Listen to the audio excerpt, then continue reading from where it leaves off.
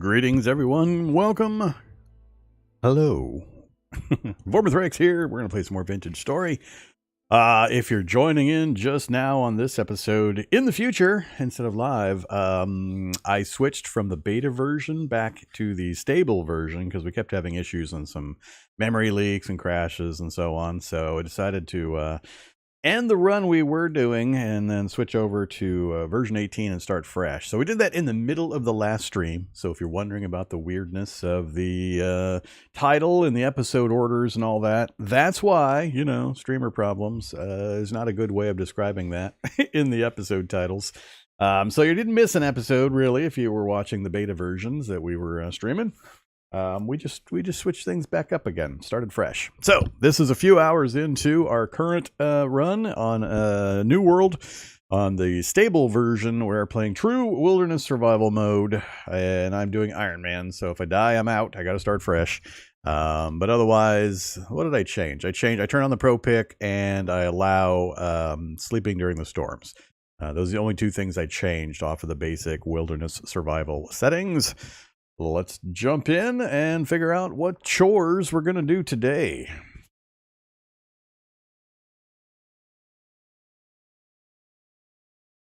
It's nice not having to restart the game every 5 minutes because of the memory leak. That's nice. I miss the deer, though. The deers and the mooses.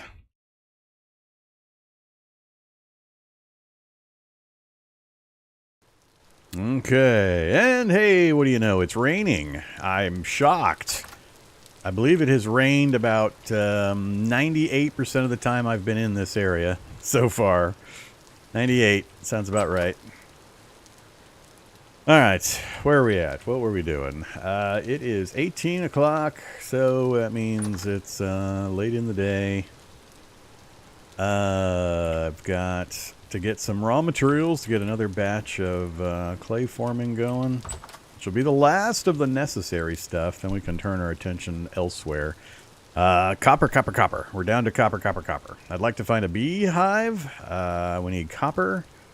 And, we got lots of chores to do. But we're much better organized this time out than we have been previously. So I think we're ahead of where we've been earlier.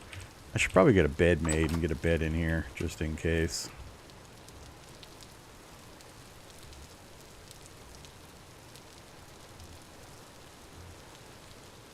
Let's, I tell you what, let's just store it somewhere for now. We'll throw it down when we need it. Okay, we have food in a hole underneath that hay grass.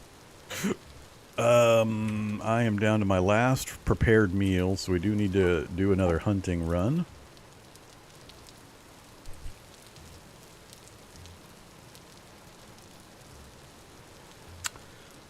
Let's see.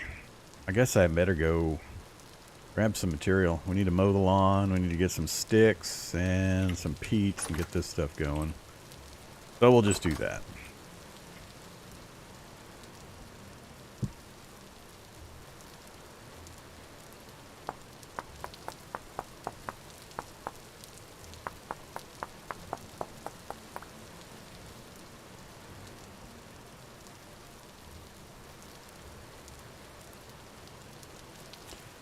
Alright, let's grab some sticks before it gets too dark.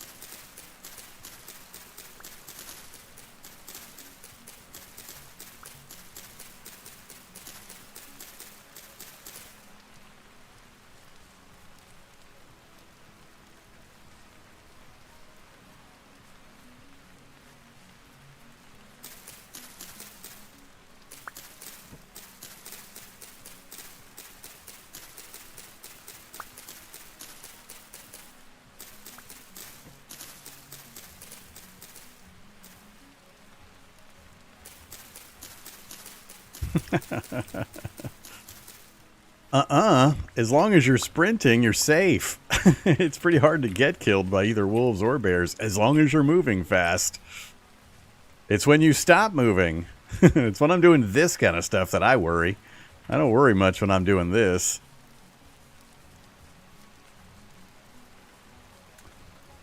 I don't often get killed by the bears when I'm starting to get settled. I've already pretty thoroughly checked the local area. They could spawn again, but I doubt they will in the near term.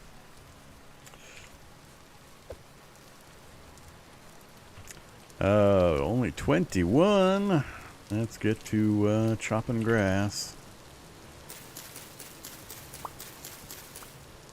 This will be the last big clay run that we need. Once we get this batch done, it'll just be light maintenance work, more more crockery, and not a lot else. We've got a pretty good supply of most of the clay stuff done now.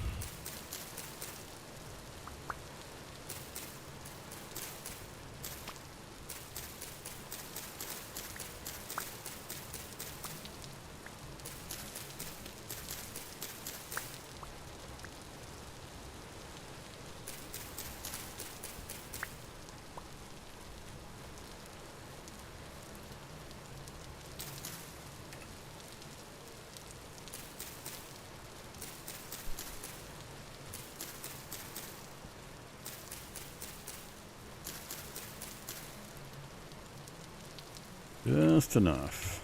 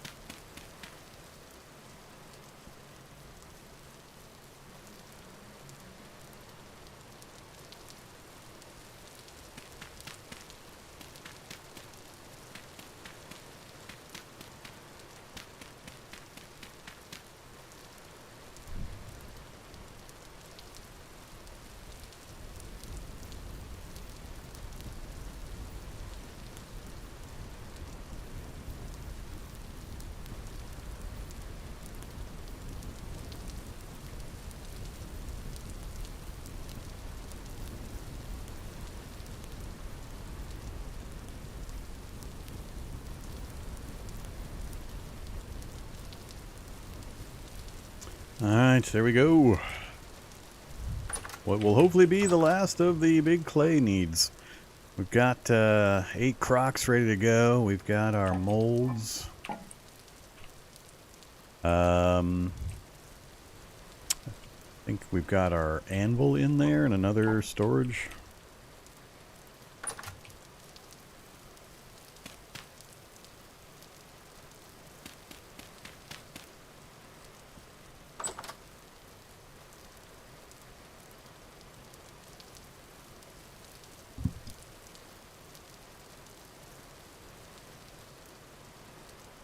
I don't usually hear the bears before I encounter them, or if I do, it's right when, you know, they're on you. But I'm not joking about the running thing. As long as you're moving fast through woods and stuff, it's not likely that you're going to get killed by a wolf or a bear. The problem is if you're in the wrong kind of terrain where you get stuck, like a really heavy forested terrain with the bushes and the leaves way low, so you don't have any clear pathways and you get blocked. That'll kill you, but as long as you're on the move, it's pretty rare to get killed by wolves or bears. Just stay on the move. Don't stop to turn and look around. Don't try to figure out where the thing's at. The instant you see and or hear it, you need to be still moving quickly in some other direction. And they tend to lose track of you really quickly. They used to follow you for a long, long way, but nowadays I'm always surprised at how quickly I lose their attention. So, but yeah, the times I worry is when I'm just gathering sticks. I'm standing still gathering sticks or reeds or whatever. That's when I get a little nervous. Because if they do their ninja bear attack or their ninja wolf attack, you're screwed. You won't be able to get up to speed and get away in time. Alright, need more grass, need more sticks. Get those restocked and we'll be in good shape. So in the morning we're gonna go... I need to get some meat. I need to get another batch of food cooked up. Meals, full meals, so I don't have to worry about that for a couple of days. That'll free me up to do the traveling we're gonna need to do. I might do a little bit of panning, get that started in case we continue to have problems finding the copper.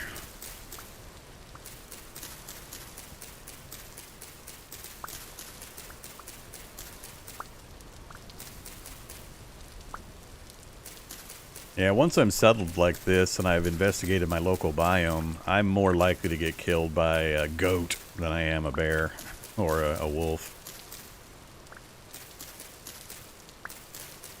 I've been murdered by goats by more than I think anything else.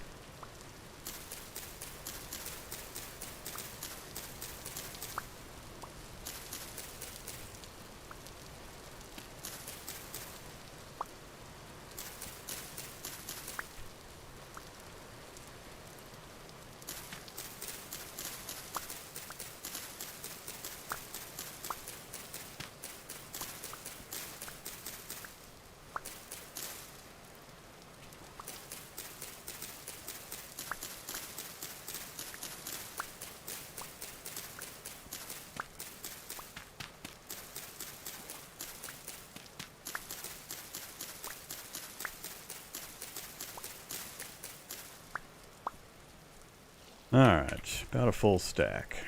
I hear you, goat. I think that's still the baby goat, though. I don't want to do sticking in the dark. Let's see. Let's go get... Oh, we got some drifters.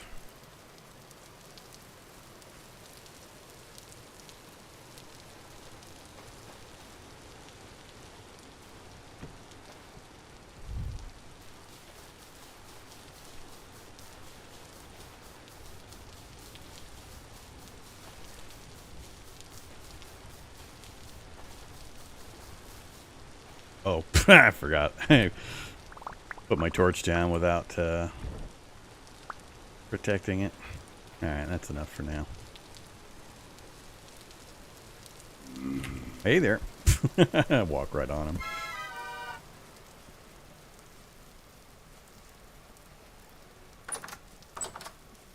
Alright, do I have any tree trump? I have not saved any. Alright, we gotta go chop a tree.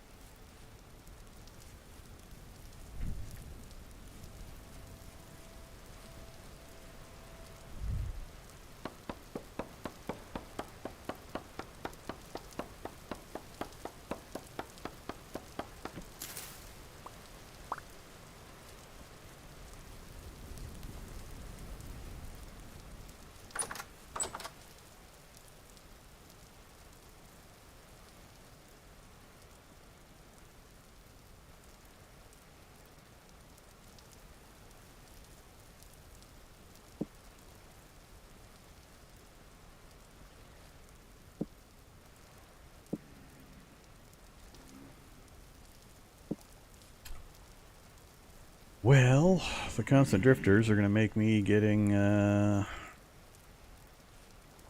anything done with panning a little difficult. So, I guess we'll put that away for the moment. Go keep killing drifters, see if we can get some more more fiber.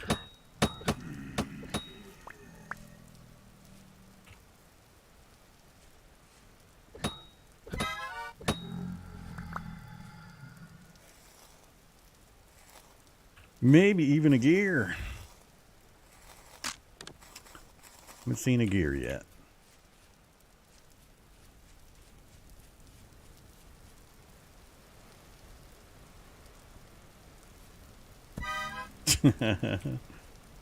These guys and their rocks.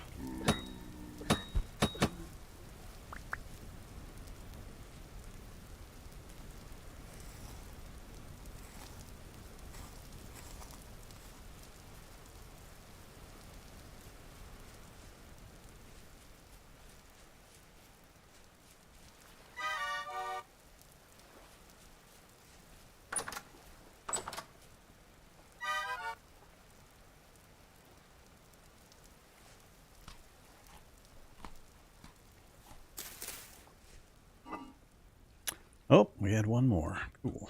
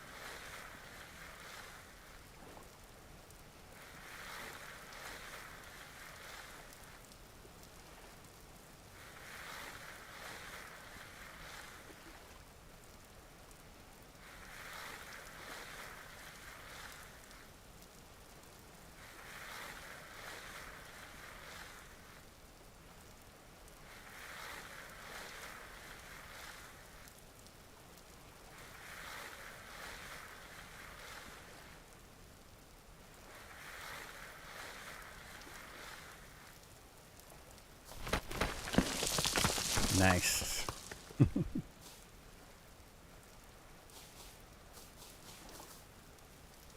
I messed up my water.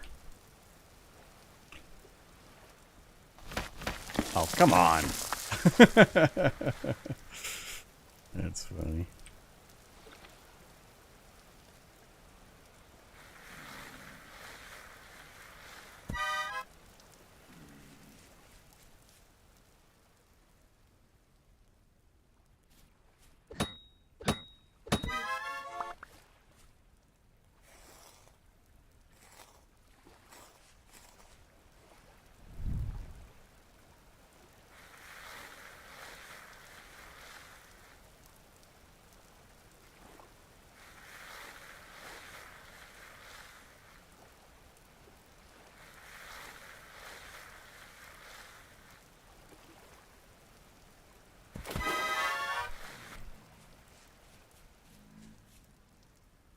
Zero copper so far.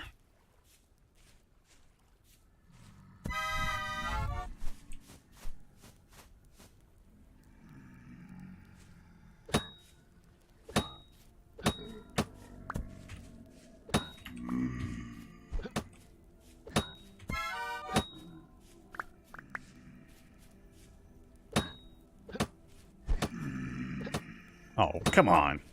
Really? Ridiculous.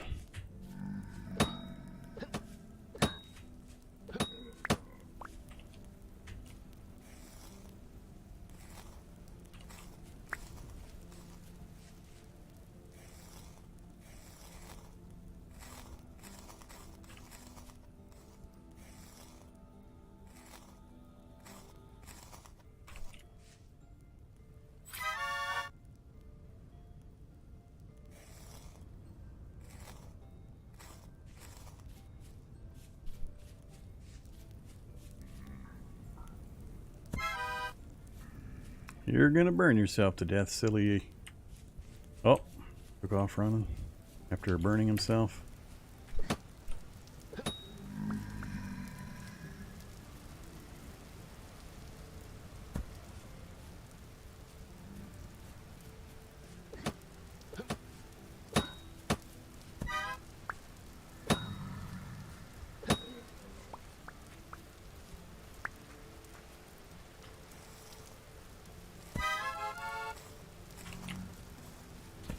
2 gears.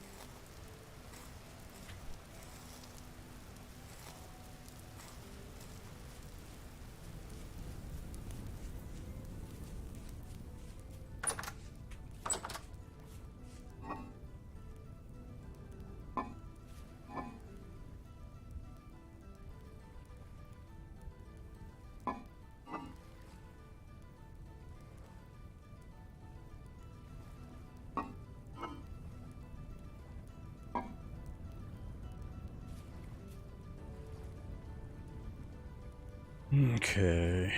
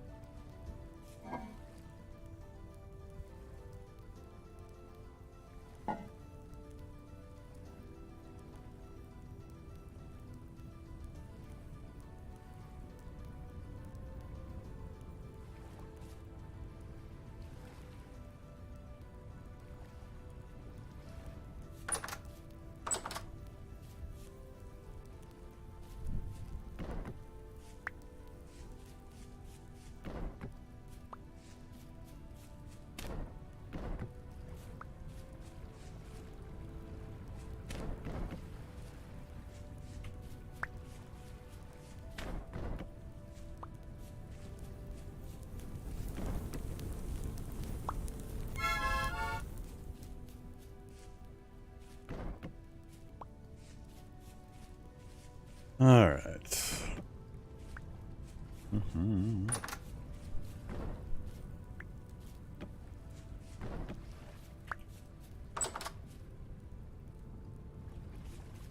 Time to take a trip.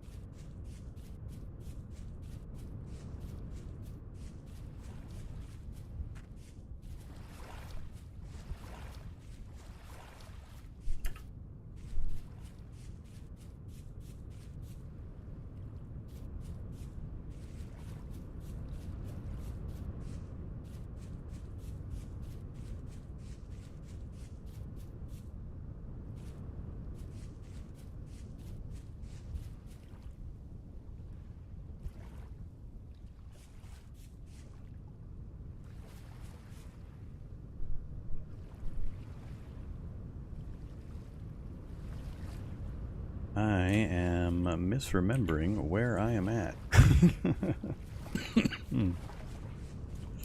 I'm remembering the last map. I'm going the wrong way. Or trying to go somewhere that I don't have access to.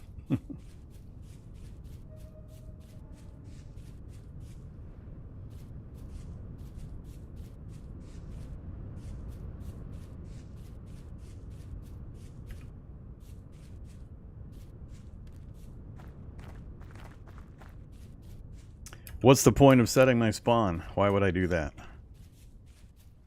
Let me give you a clue. I'm playing Iron Man. If I die, I'm done. I restart. So I ask again. What's the point of setting my spawn?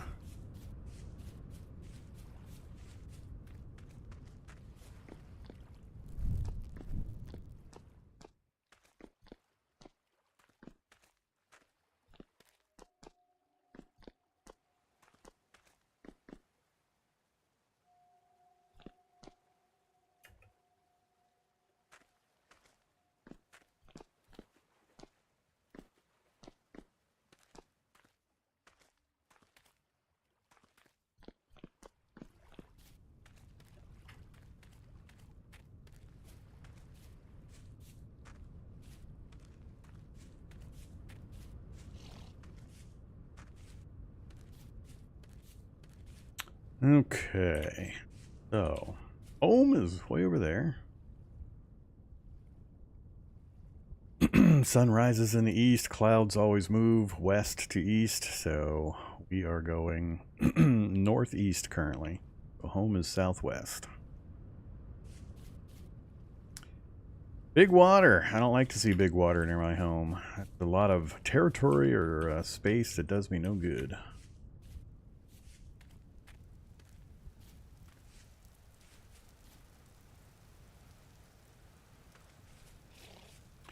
I see bears.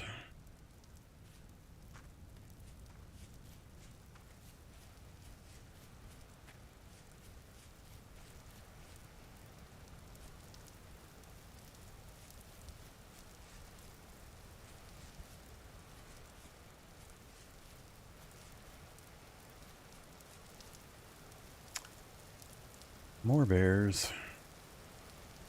Man, I got so much dead territory near me. I really like the immediate area around that spawn, the base area, but all of the surrounding biomes are terrible.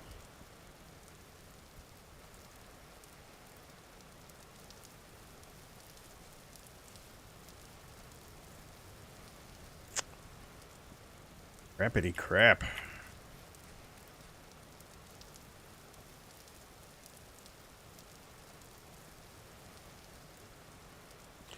Alright, I'm not going to explore more of that direction this trip.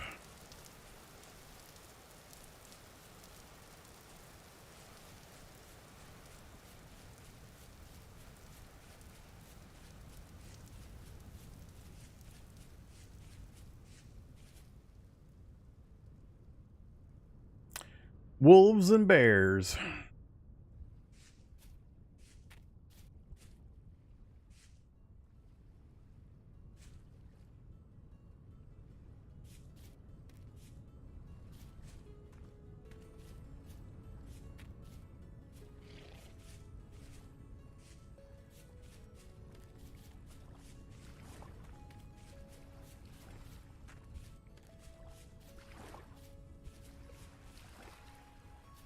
Quartz.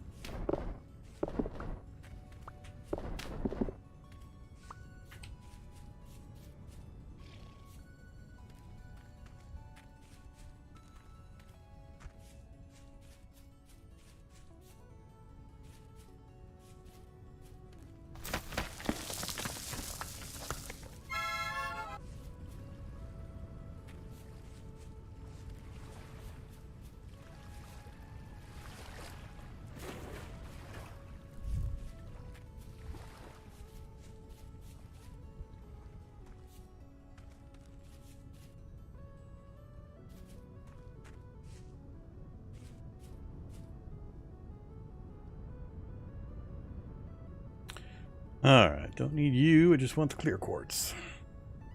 You.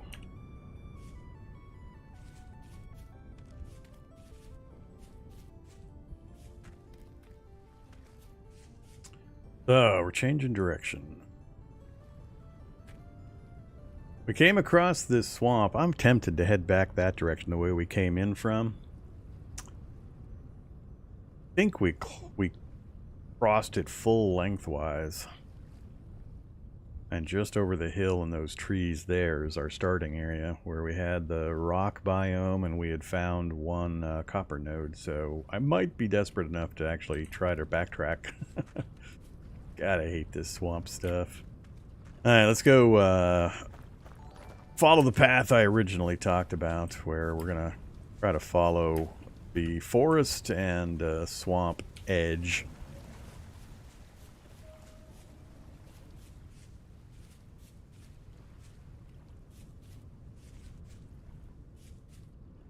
Hopefully without getting it.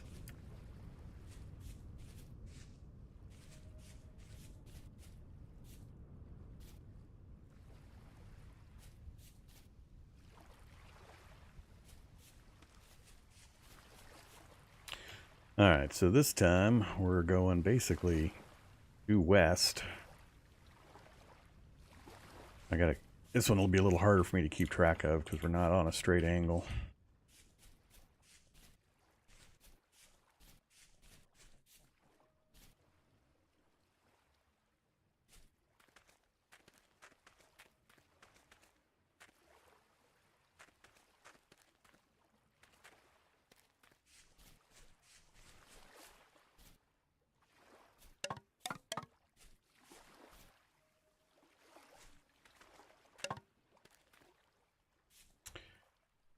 Mushrooms.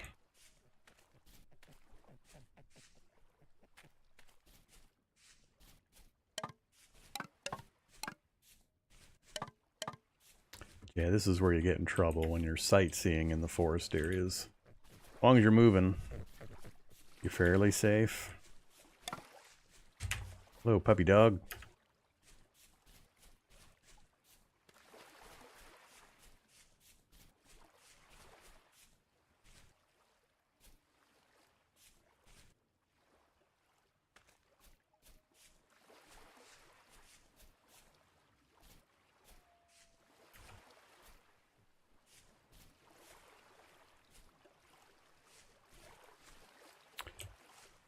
He really doesn't want me to find any copper this run.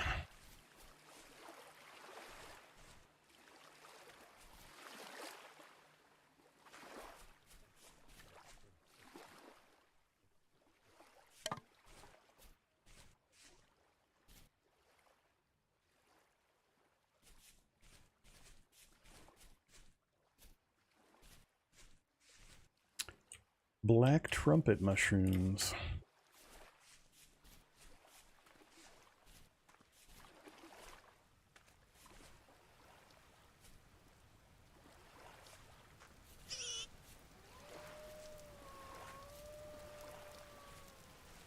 Yeah, we already know about you.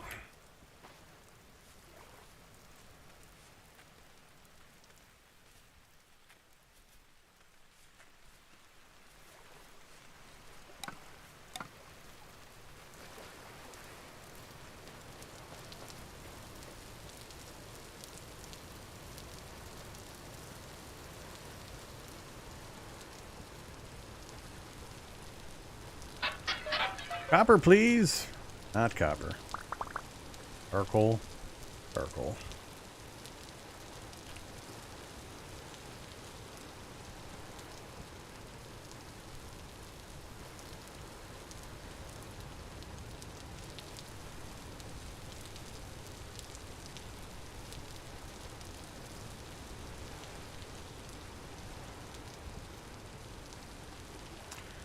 Bony soil.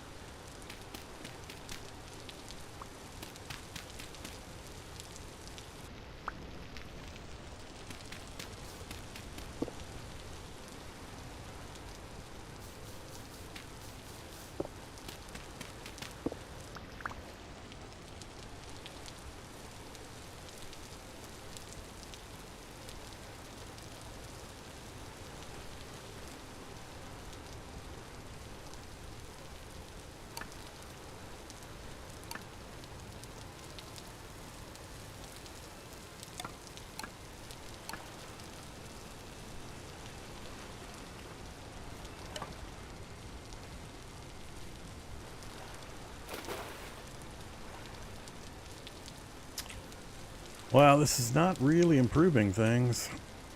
We're skirting around the edge of this forest area and it's just staying pretty much forest.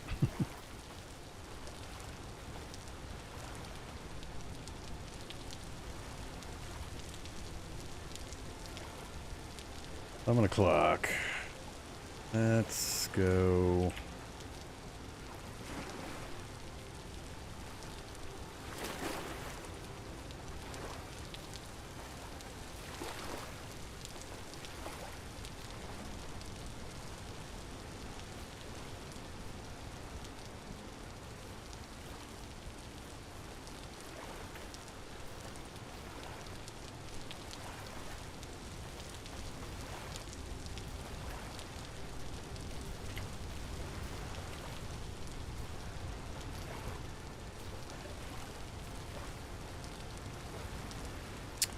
This is actually a good opportunity right here.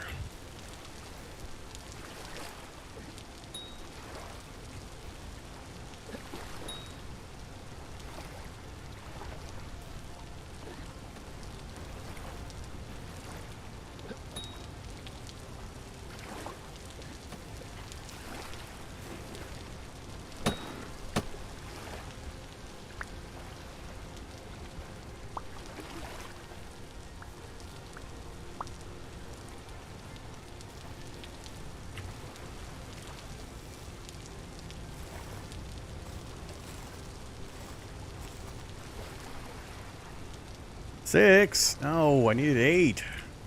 8 is the number, not 6. Billy Goat.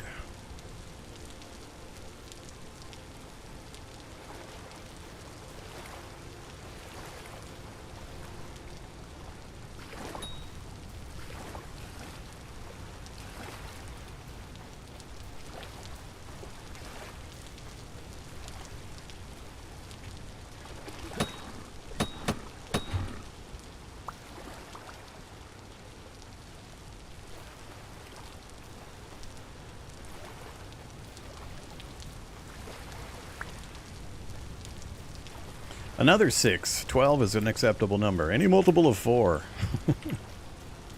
The bigger the better, but any multiple of 4. That's okay. Alright. We've got our food for the next few days. So for reference, home is over, wrapped around the edge of the forest over that away.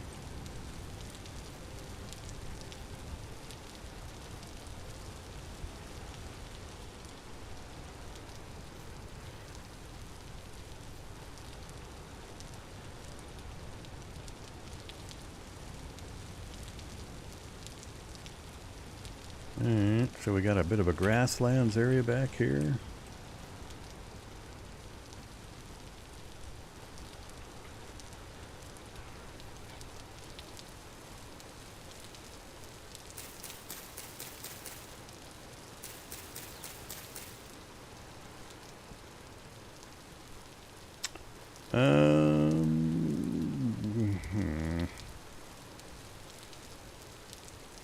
I don't want to give up any of this.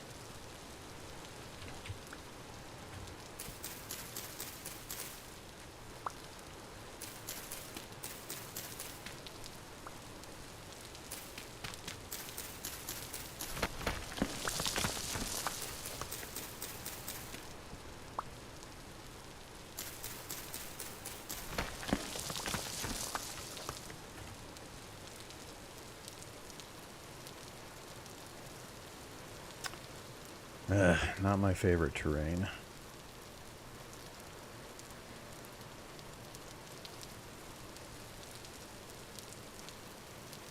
I try to get to the high points so I can look down and see the nearby stones. Just scan to see if we have any copper.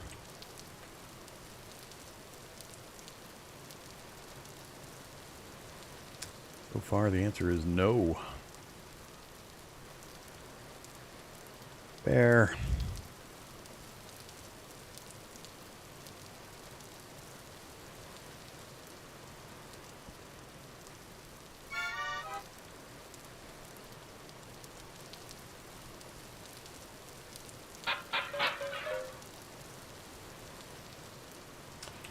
That's what, onion? I think that's onion.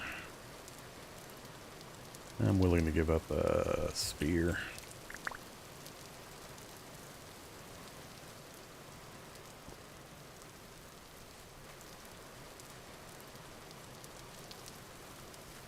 Hello. That's not good.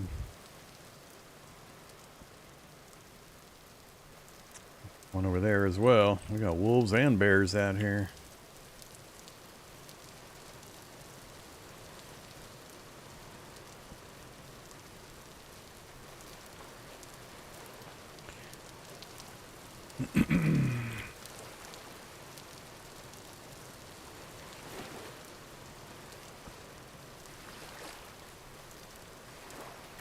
Time to cross the swamp again.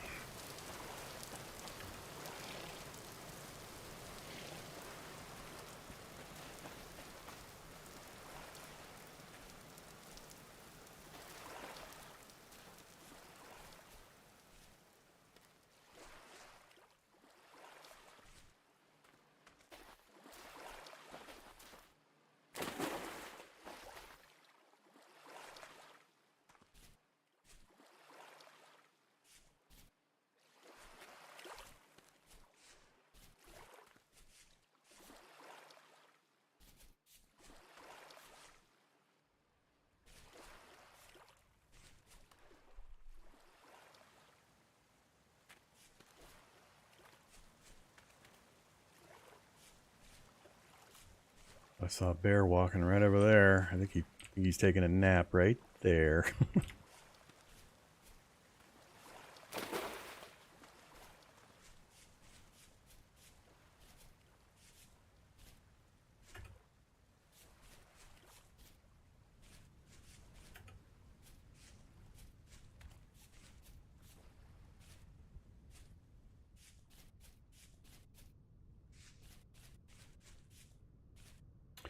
All right, let's go back home, drop stuff off, and think about what misdeeds we performed in the past that made the game hate us enough to not give me any copper in this lifetime. Why no copper, game?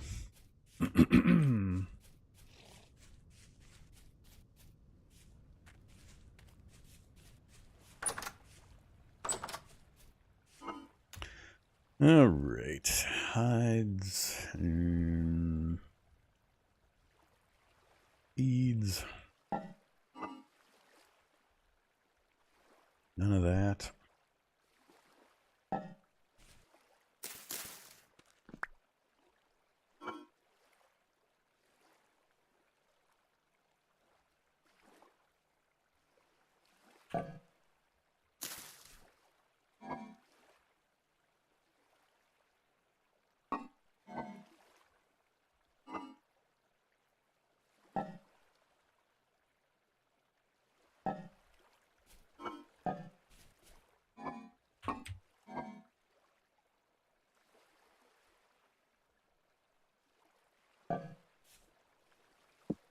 Done hunting for a while.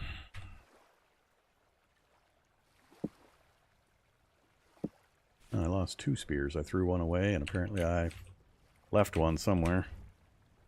All right, let's just nibble on these. We got... I thought I had... What the hell?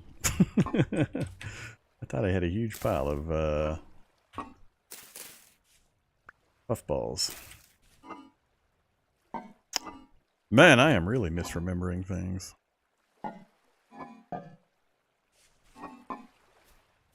Okay, then. That's all right. We got more than enough. I'll cook when we get back. I still got a full bowl, so we don't need to worry about that. 21 hours. Yeah, that's fine. Combine them.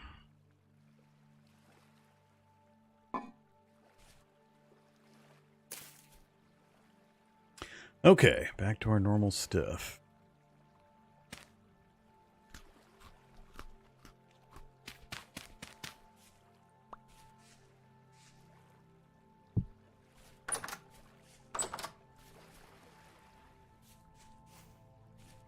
Yeah, I think I'm going to make an expedition, try to get back to where we started. It's almost due north of here.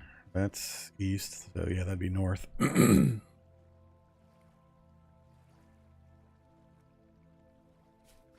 But we don't have enough time today to do it, so what do I work on? I haven't yet made a good trip out that direction. Need to track down a beehive sooner rather than later. I should always carry a skep with me. Come back here, skep.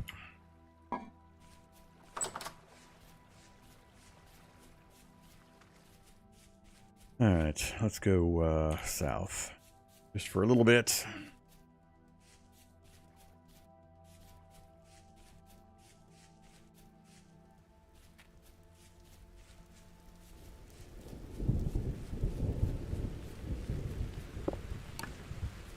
A little hard to hear the bees during a rainstorm.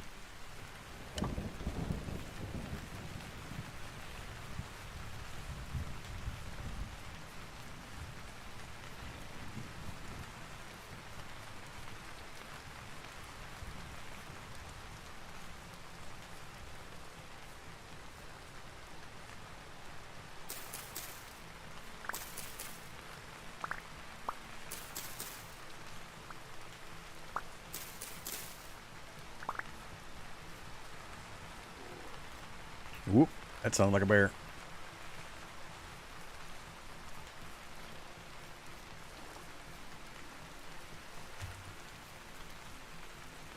Sounded like bear noise.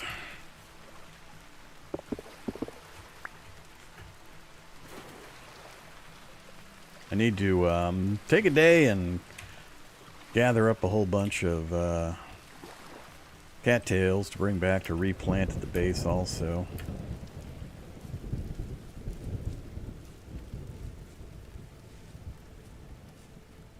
Alright, we diverted a bit from the south. We changed to southeast a bit. Alright, so the forest stays right along the edge of the mountains, wraps around.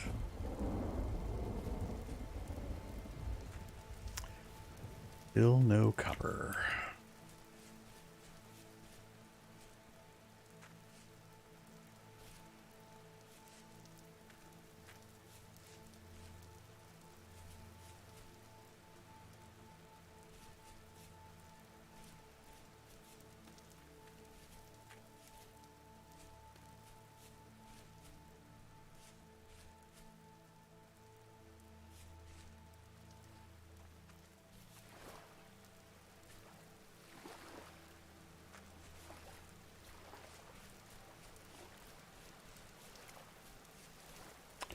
Still looking for some red clay.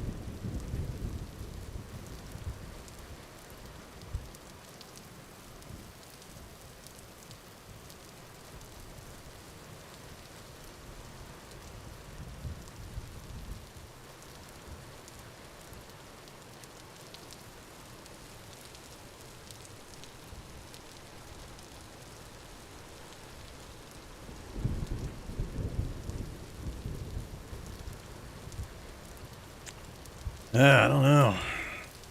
Really liked the little foresty grassland area there, but total absence of copper and terrible biomes nearby is really souring me on the location.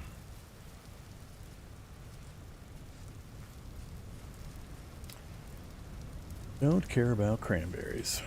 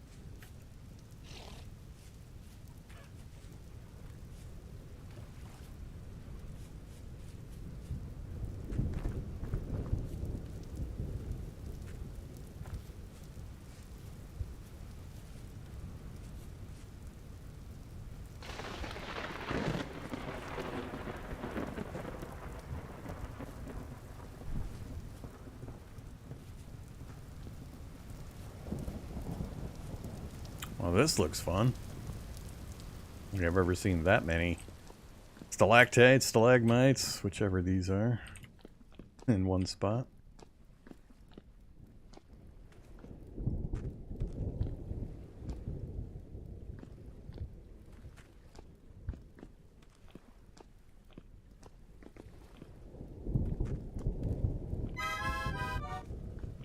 Hello. Nope. Not with no armor and no weapons.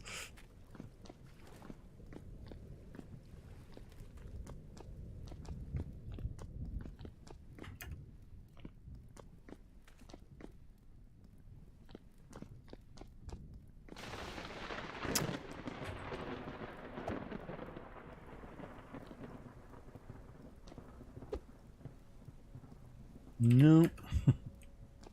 Not that either.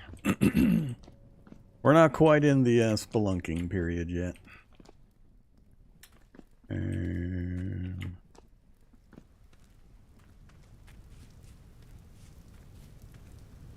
Whoa! Is that your cave, Mr. Bear?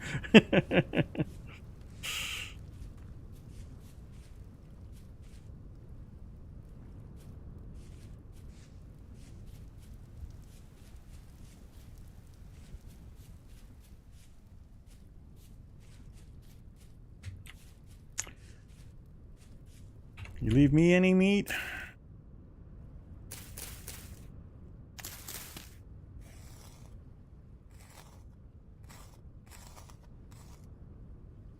Feathers.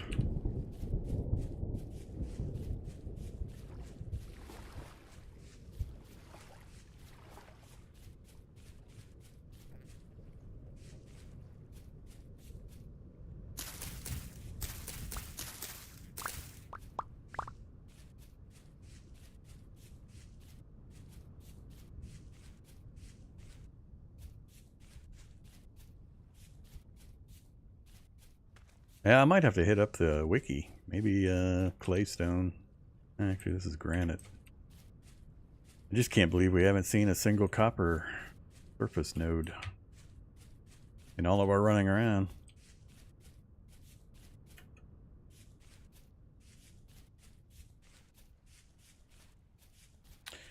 Alright, well. Our latest pottery is done. Let's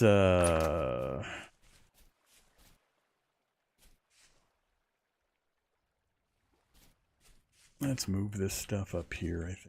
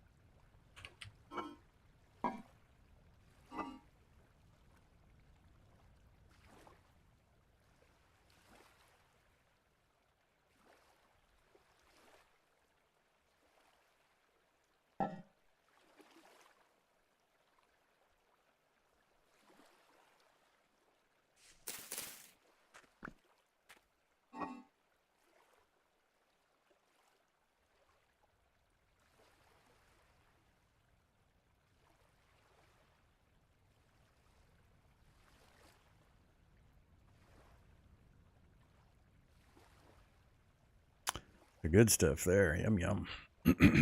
All right. So we've got meat. We got veggies. 1.1. 1.1. You're up. Damn it. I hate it when I have that in my hand.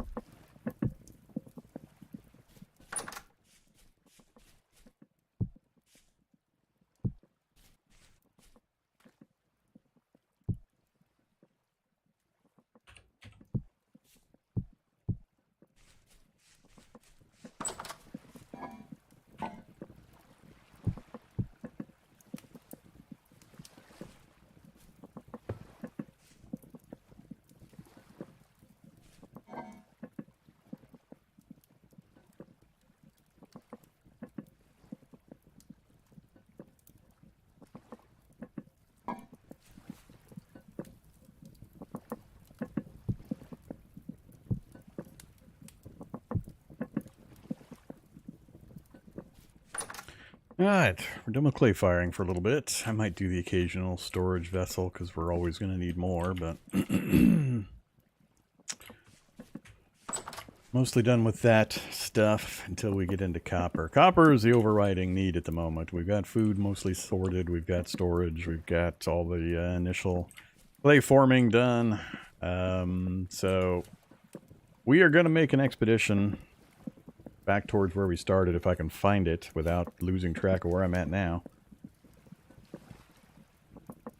And we're going to see if we can get there because it was a stone biome like I usually look for.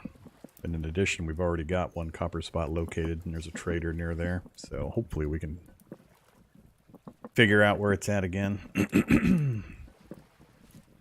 I should probably make some more compact dirt because we're going to need to make some marker piles and also some more torches.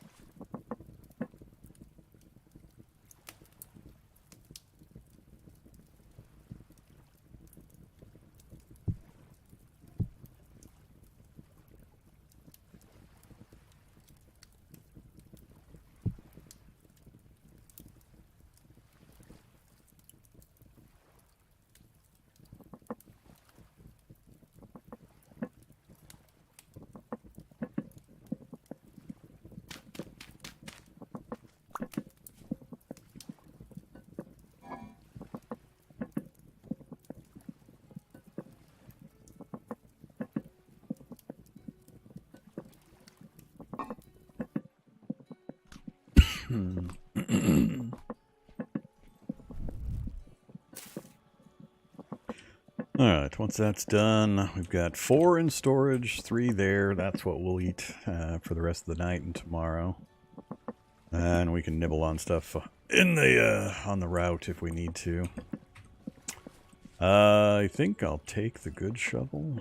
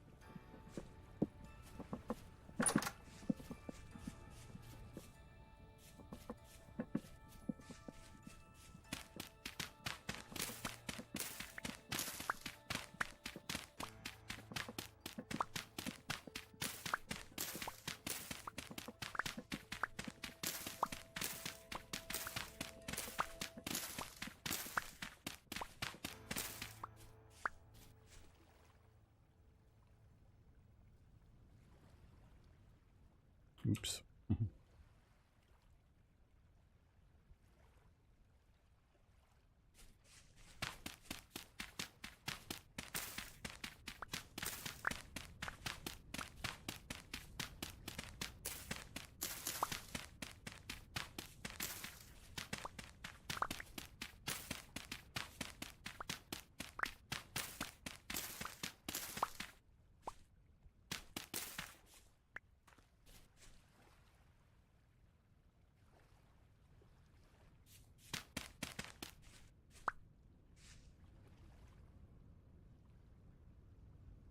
Alright, close enough. 2 full stacks.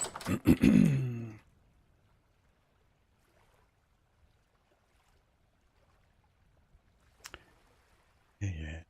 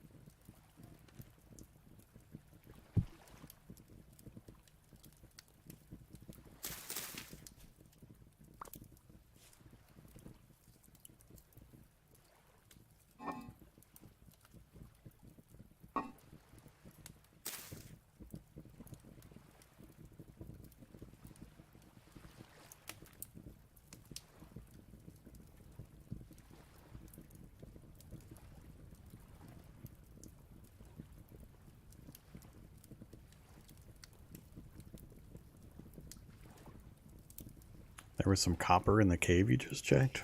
Excuse me? Which cave? How did I miss copper in the cave? You mean the cave the bear was in when I popped back out? I didn't see any copper.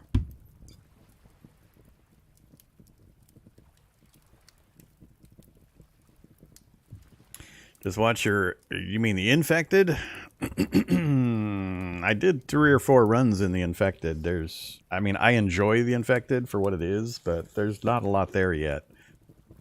So, there's just not a lot there yet. I can't keep playing that one over and over again.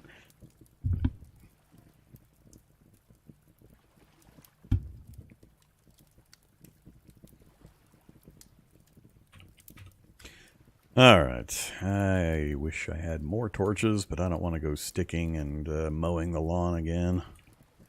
About 2 o'clock, we'll be able to get moving here pretty soon.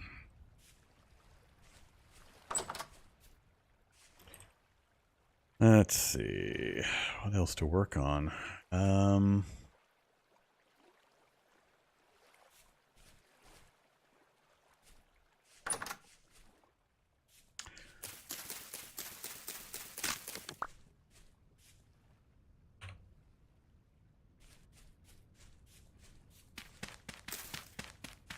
Ah, well, never mind. Crap. There goes that day. I hate the timing on these temporal storms.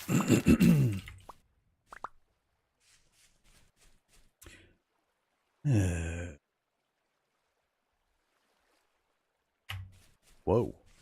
That thing can fire off in 19 seconds? Did I miss the message?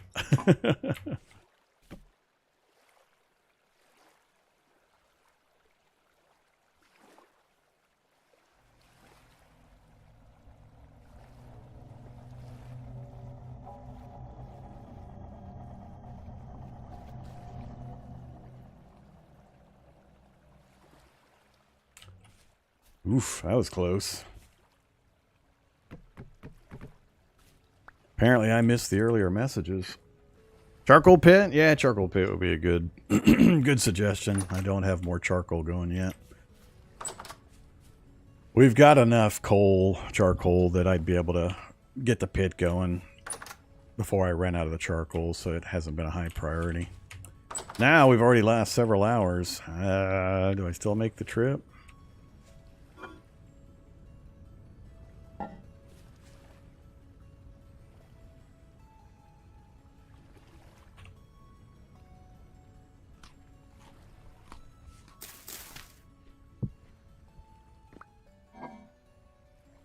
Where are you?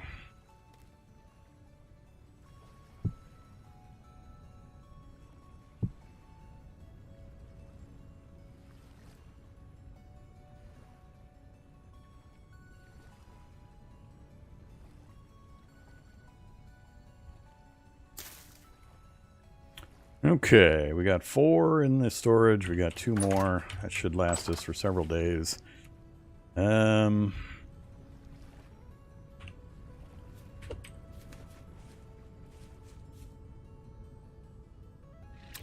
I've yet to build a marker here.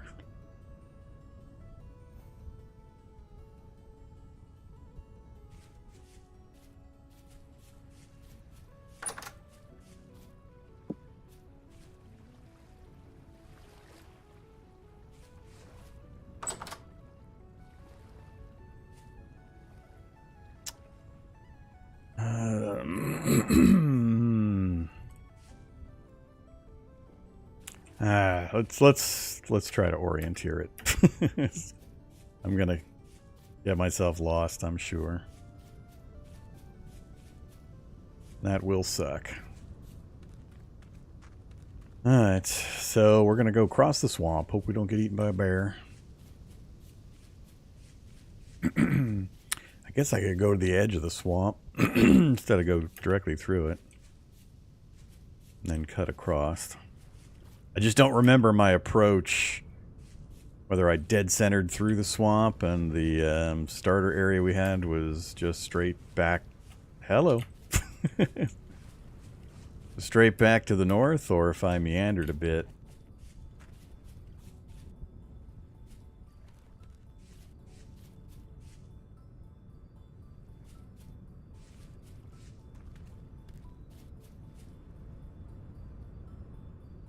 So we'll try to use that as a reconnoiter point when we come back south.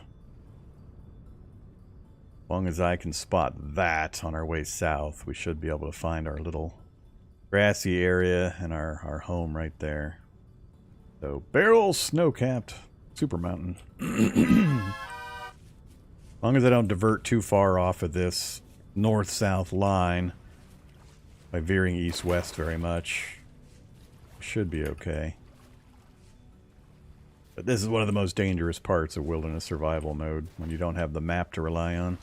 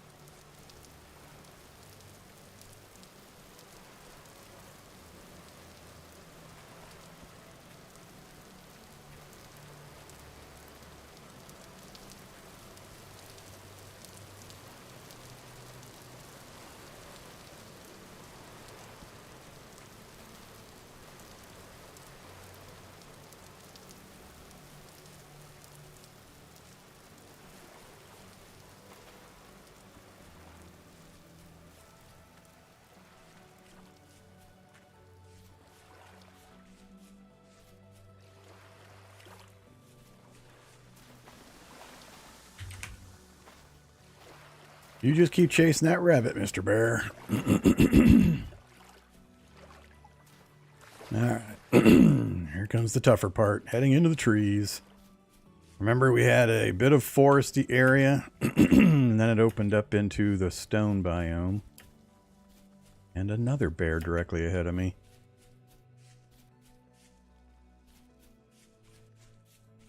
One of these might be a good spot to put the tower up. Well, never mind. We found it! There's our original campfire. Alright, so it is literally due north-south.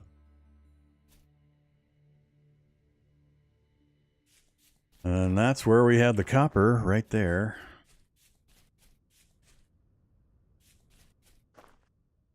Alright.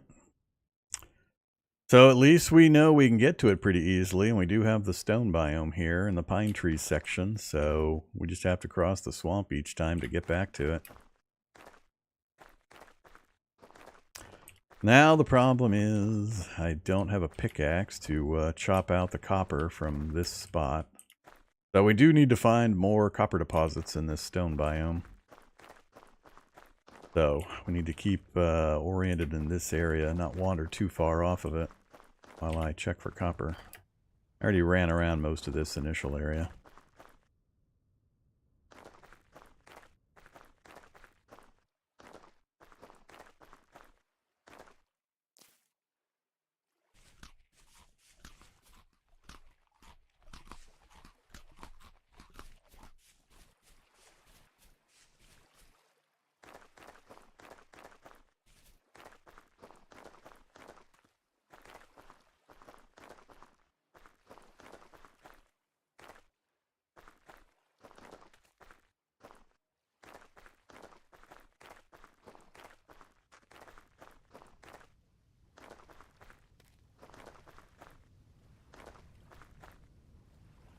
Alright, so we're just running around looking for these accumulations, trying to find copper nuggets.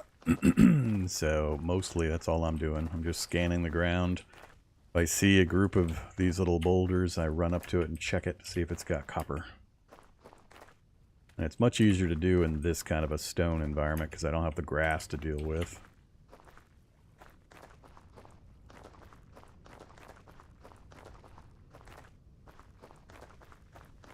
If I could find one more good quantity.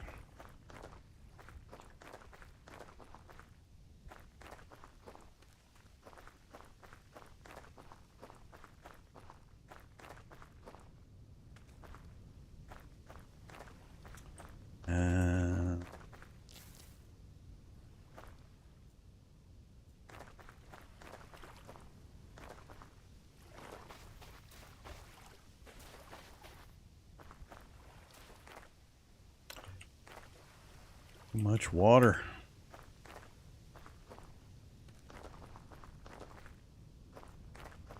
There we go. Oh, it's a tiny one again. Damn it. Why you gotta do this to me, game? That's what we're looking for right there. This is kind of an ugly spot to mark for us to come back to.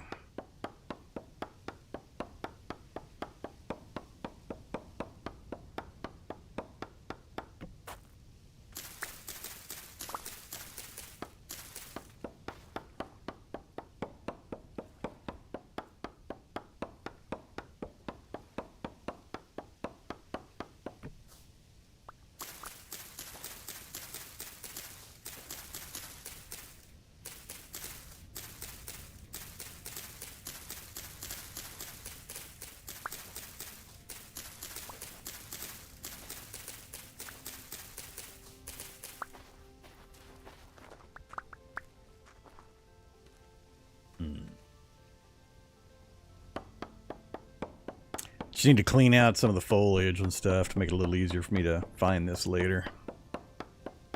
With 2 nuggets on top are indicators that there's below ground more copper, but I need the surface nuggets in a larger quantity. We got to get to 40, and we're not at 40.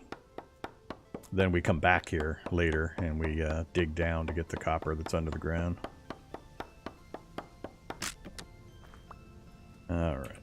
Didn't quite get it all knocked down. So the trader should be right over there.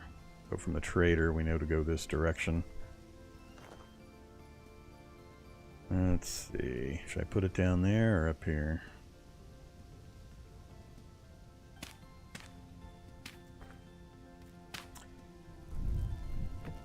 Do that.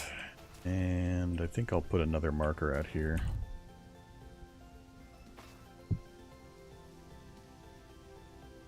At least now we know we can get over here to get to 2 different copper area sections underground. So worst case, I just got to do a bunch of panning to get to 40, and then we can come back with the pickaxe and dig out the stuff.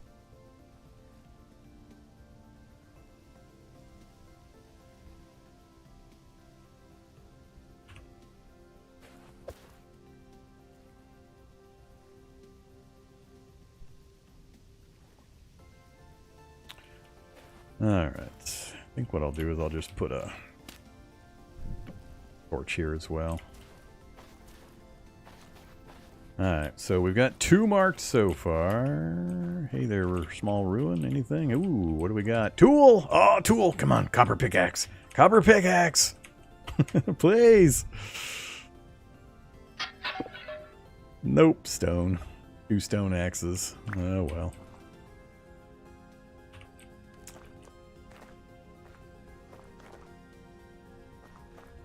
We can catch sight of the trader wagon.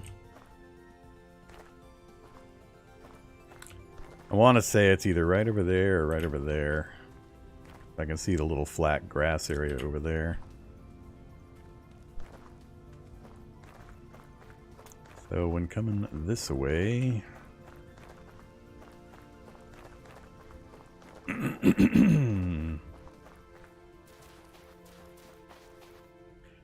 the joys of not having a map. Yeah, there's my marker over there, so the trader's right there. Alright, cool. So we're not quite due, what is that? Due west of the trader.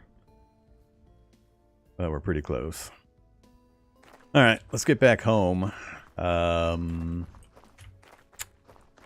I need to go grab those nuggets real quick. Might be 4 pieces, we'll get 2 each.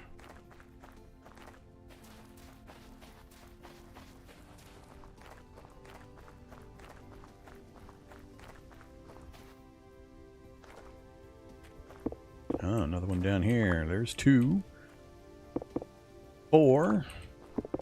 6. Nice. Alright, that gets us a little closer without too much effort. Alright, we gotta get home. 1600.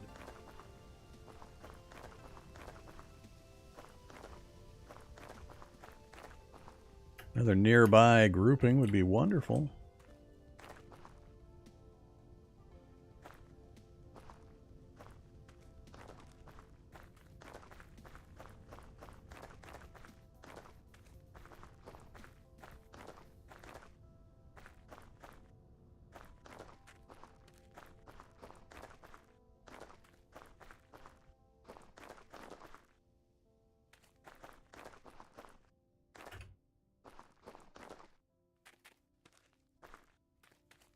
Hello, bear hiding in a under the edge.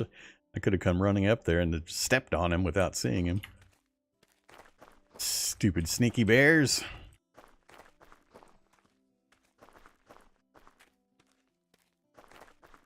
Ah! Oh boy. All right. Basically, I just got to move along the forest and stone section, and we'll find this.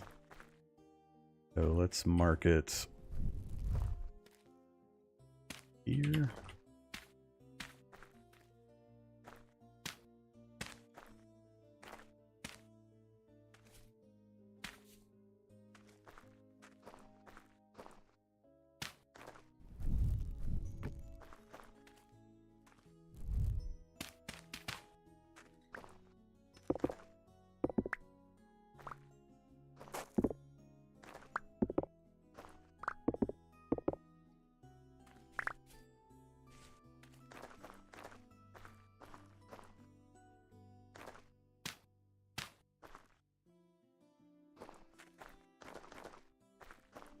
Okay, now we got 3 of them over here, if we can find them. First one, no problem. Second one, no problem. This one might be a little more difficult to relocate. You guys will have to remind me. Now we just need to get back out of here. I'm getting eaten by bears.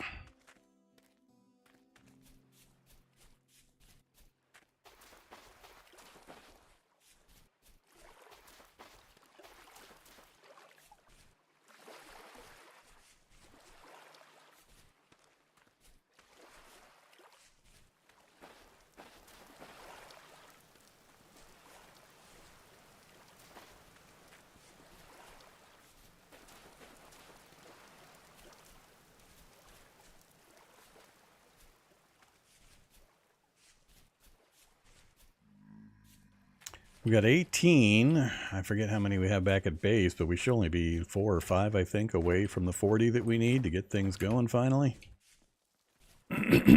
So, very, very worthwhile trip. Do a little panning tonight to get the last few pieces we might need, and then we'll head back tomorrow with the pickaxe. Try to mine out all 3 sites.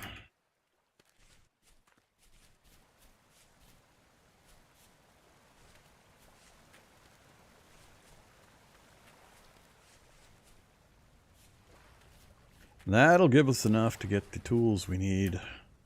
Maybe even get the anvil up, depending on what grade of copper we find. Alright, there was a bear over here earlier. Oh, I saw him standing up right over there.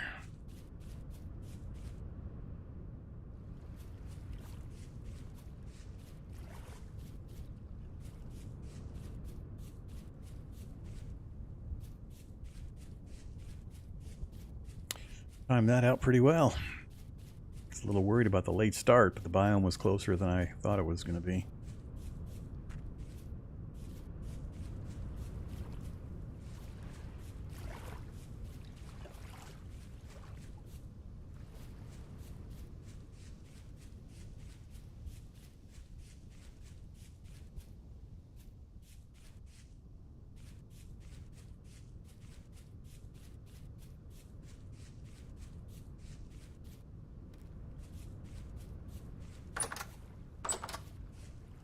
Okay, let's see.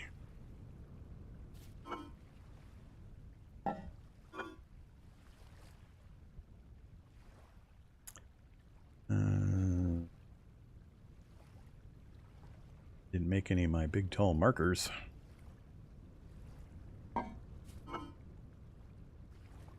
to get organized with our stuff here pretty soon.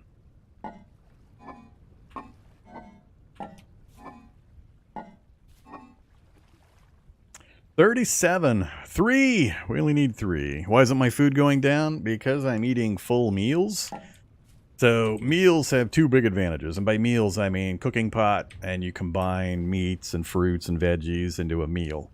When you eat that meal, the sum of the parts is less than the whole, or the whole is greater than the sum of the parts. You actually get extra calories added on to the base ingredients that you combine. But in addition, it puts a temporary stop on your hunger meter going down. So it puts a hold on it for a period of time, depending on how large of a meal you ate. So it's a huge benefit. Always, always, always try to get your meals going as quick as possible. So do the clay forming to get your bowls and your pot, and then put effort into getting a combination of foods. My preference is meat, veggies, and fruit all combined into one meal. Gives you a big old whopping like 800 satiety, as well as it stops. See, now it's finally starting to go down again. It puts a stop on your food meter going down for a pretty good long time. So you get a double benefit.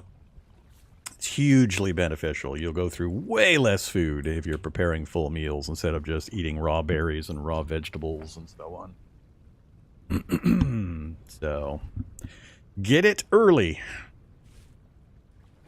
And you'll save yourself a world of time and effort of trying to gather food. Because at this stage, all I got to do is go kill 1 goat every 3 days. Well, 2 goats.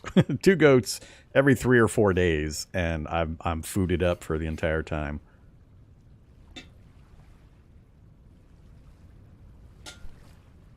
All right. So yeah, 37. We're so close. We just need 3 more nuggets. So, give us the pan, give us our sand. We'll get those last 3 nuggets going. Assuming we don't get visited by drifters again. Alright, let's do some more panning.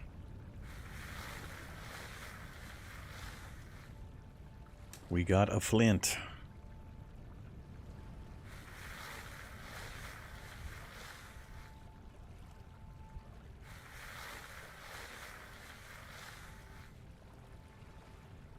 So far I haven't gotten a single copper node from this sand.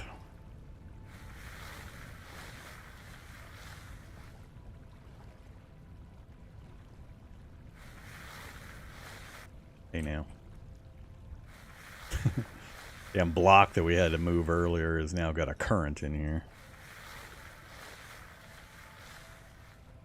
There we go. 2 more. 40's the magic number.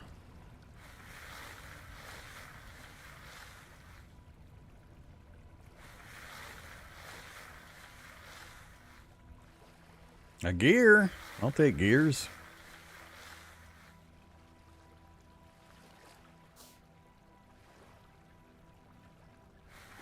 And now their stupid currents pushing me the other direction.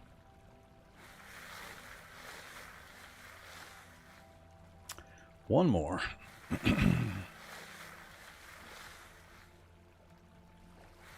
Try to get a good early start to head back across the swamp in the morning if we can manage it. Have lots of time.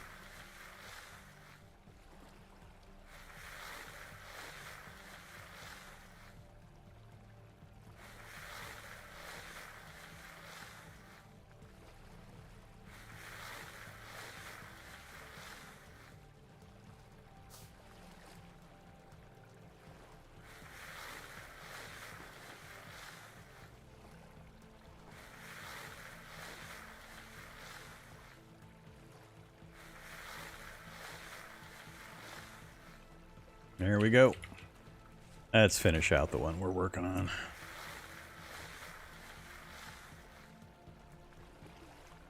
Move over to that side, please.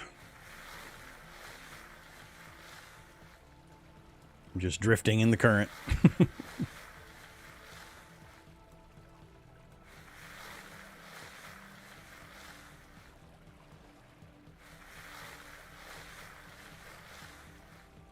All right, we got 5 out of that. Not too bad. Get rid of you and you. Alright, so we've got the crucible. Onto the fire with you, crucible.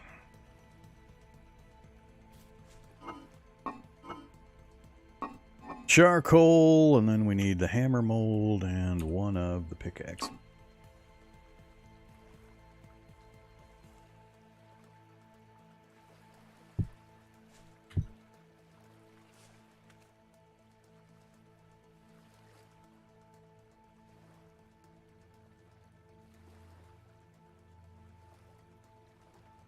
Alright, 200 units of copper, 5 per ingot. And, or per nugget, I mean. We need 100 units per tool, so that'll make our hammer and our pickaxe. Those are the two things you need absolutely in order to proceed with copper production. You got to have the pickaxe to go dig it out of the ground, the underground stuff, and then you got to have the hammer to crunch the chunks that you bring back into the actual nuggets that you can feed into the crucible. So always have to build those two items. So 40 nuggets, and you're good to go. Hopefully we bring back enough copper to get a bunch of extra tools formed, as well as maybe the anvil, which would be huge. Getting the anvil is the next really big thing. All right.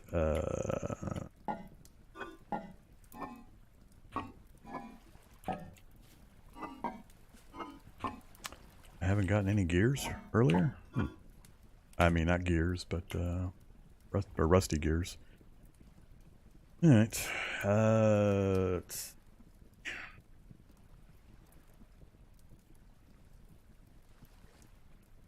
Save the black coal.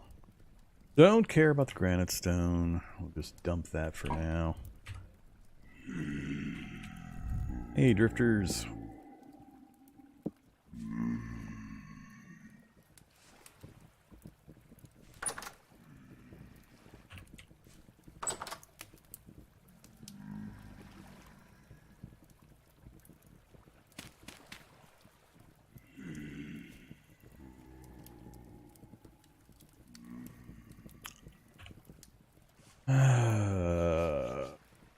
Alright. Yeah, we should be okay on time. Might need to take another shovel. That copper shovel hopefully will last, but we're going to have to dig through a bunch of sand and gravel.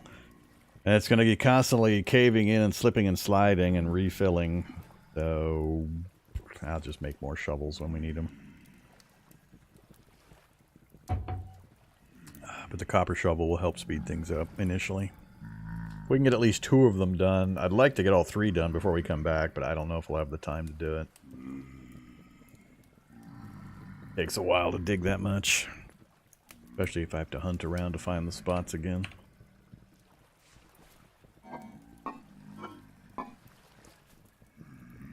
If we can manage to get back with enough copper to get the anvil up and the tools,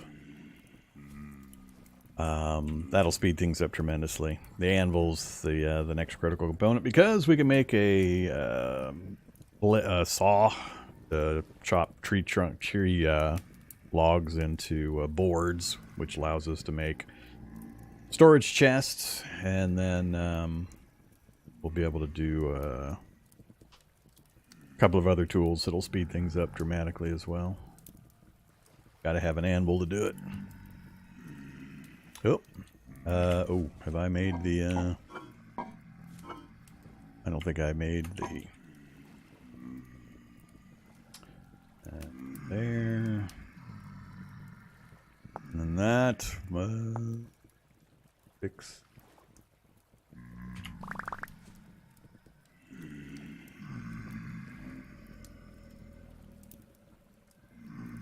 Gotta have tongs. Otherwise, you burn yourself. Hey, give me the coal.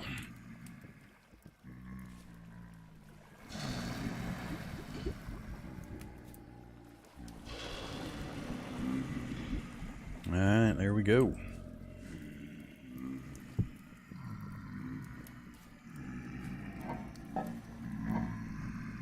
Well, let's put all of the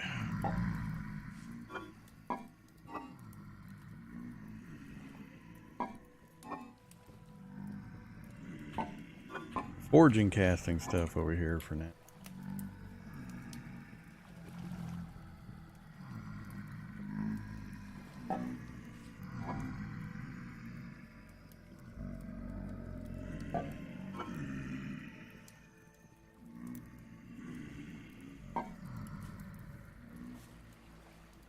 Alright, we got not much else we can do until morning time, so let's go ahead and go kill some drifters.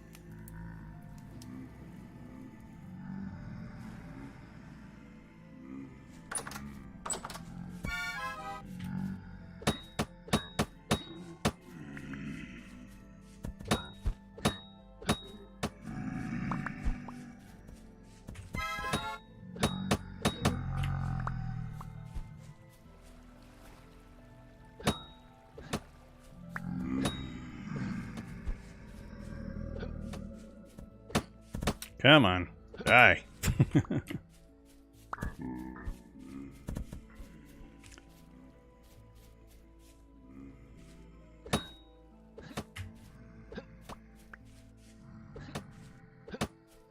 The hell?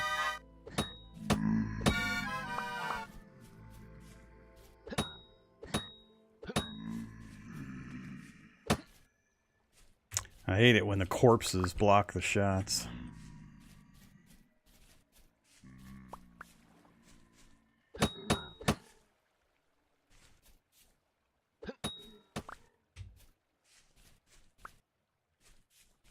All right.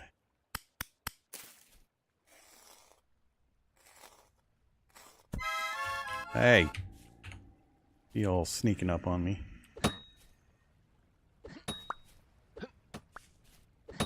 Comes the next wave. Didn't get a chance to chop these up.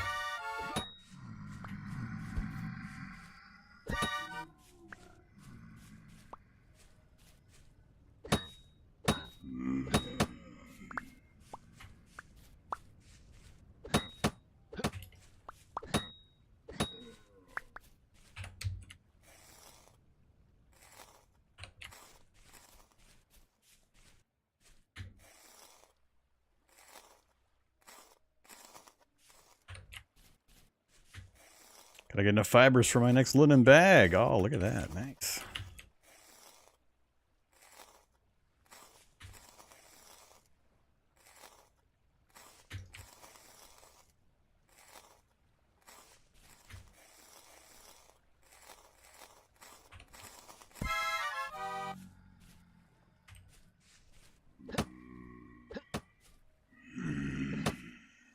The hell?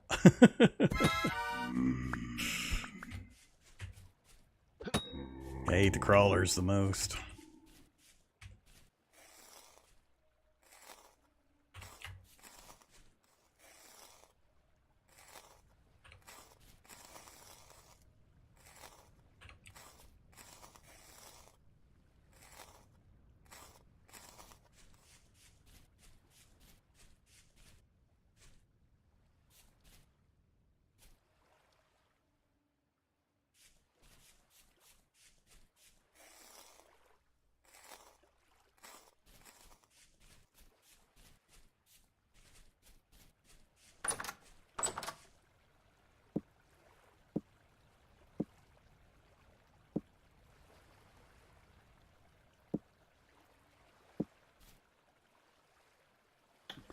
Okay.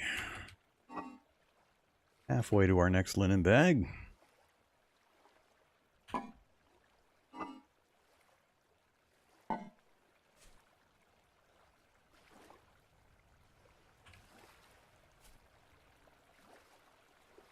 $331 Celsius at about 300. Be able to pick it up.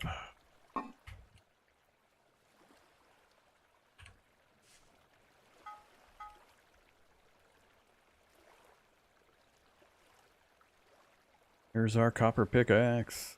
Our copper hammer.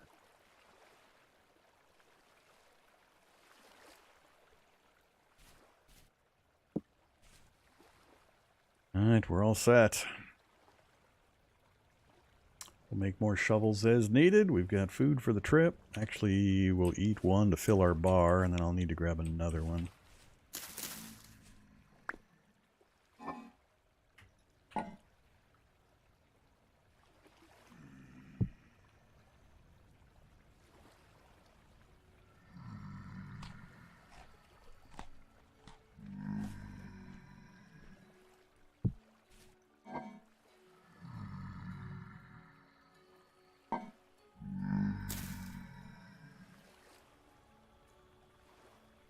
Alright, now we're looking good. Given where we're going, I think I'm going to go ahead and leave the skep here for this trip. We're not likely to find any bees between here and where we're going and back again.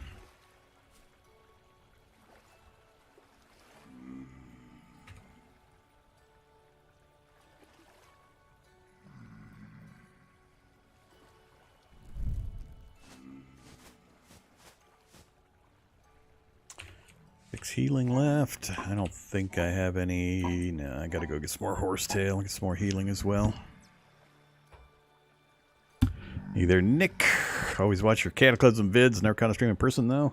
Welcome to the carnage. Minecraft has an ending. You mean the dragon? Sort of. I guess that's an ending. I don't think I ever bothered to even go visit the dragon.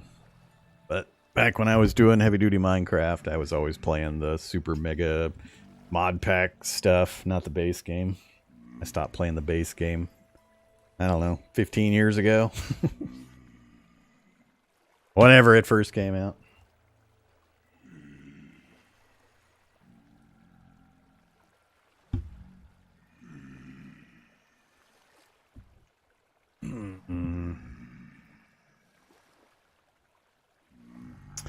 No, pretty much all crafting survival games are just open-ended sandboxes nowadays. Almost none of them ever have an actual endpoint, storyline type of goal. You either enjoy the experience or you don't. You don't play it for the bragging rights, telling your buddies, hey, I killed the Goblin King and saved the world in 5 hours and 46 seconds. Can you do better? There's none of that. You either like doing chores and digging things and building things and such, or you don't. It's all about the journey. There is no destination. And I did restarts because we were playing the beta V1.19, and it was pretty buggy and had terrible memory leak and was constantly causing me to reboot and crashing. So I had to get out of the beta and get back over to the most recent stable build, so we could have a proper playthrough. And I replay it because I enjoy the experience, and lots of new viewers who have never seen it before might be interested, so I'm always happy to play and demonstrate. Okay. Let's see. Yeah, we're pretty much all set. Let's go put this thing away again. If I stop consuming more food than I need to, I think it's time to get moving. 4 a.m. We can see pretty good. Out of here.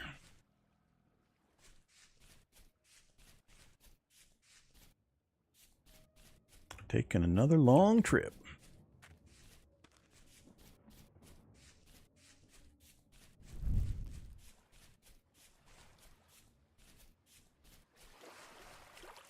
Love the sunrises and sunsets in this game. It's beautiful.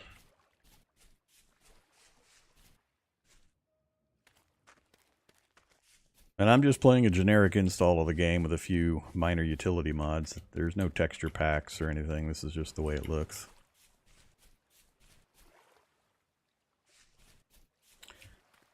All right, no bears. No bears, no bears, no bears.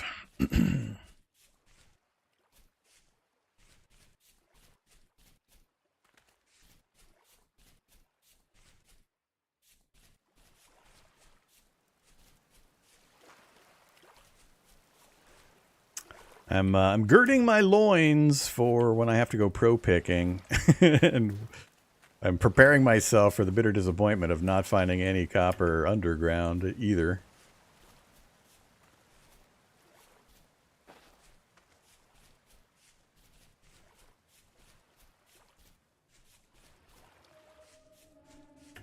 Because, oh boy, pro picking without the map or the prospector info mod is all sorts of fun.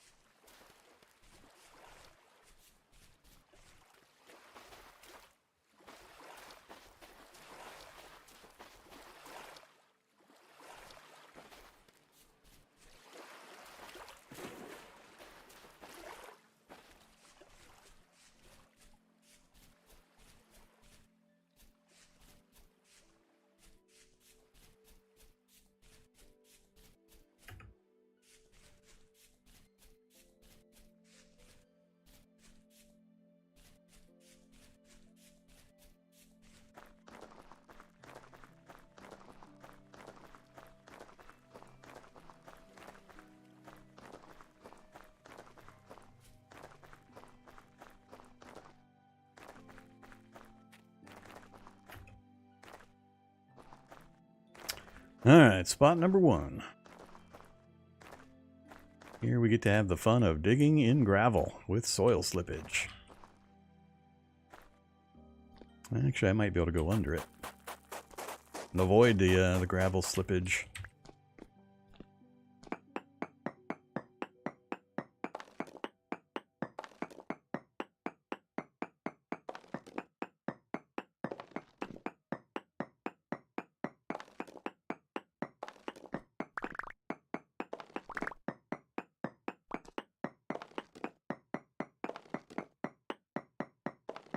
There we are, copper!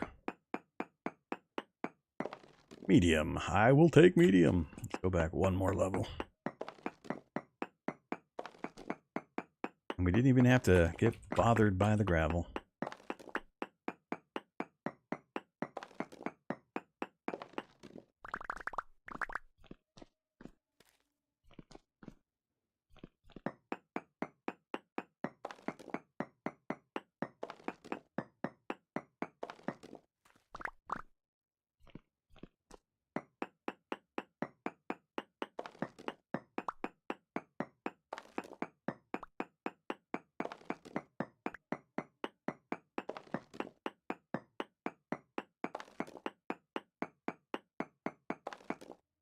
The games you're talking about are finished games, you know, complete games. And they're more in the MMO variety. Well, not Minecraft, but Conan Exiles, that's more mini MMO.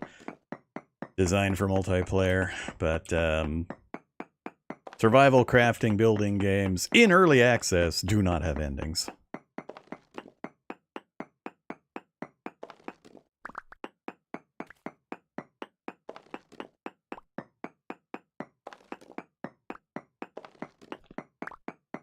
And Minecraft's Dragon was a pretty tacked on ending, just so he could get people to shut up about the game not having an ending.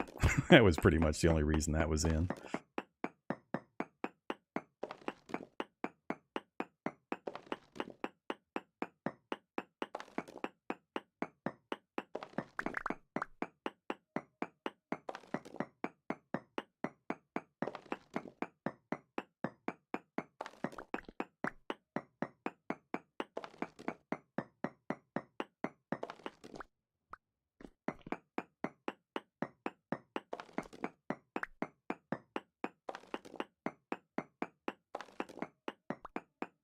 Looks like we'll have a pretty good initial deposit.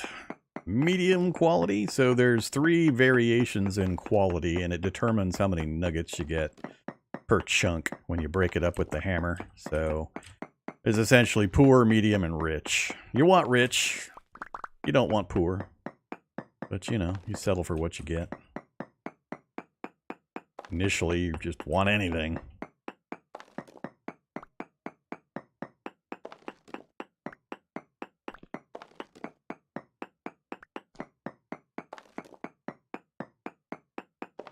Now that we've got copper secured, as soon as I can get the all the stuff back and smelted and get the anvil and get all the tools put together, I'm going to have to start looking at actually putting a house together instead of a mud hut. Something that looks nice.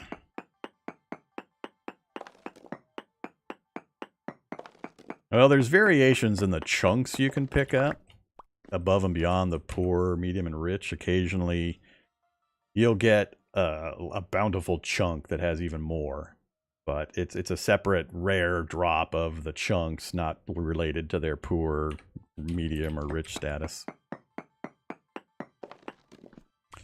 All right, that was a good deposit. We got a full stack. Usually about 40, 45 or so is pretty common.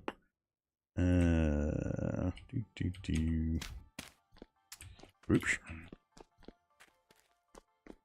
All right, number 1 is done. Go ahead and take down this.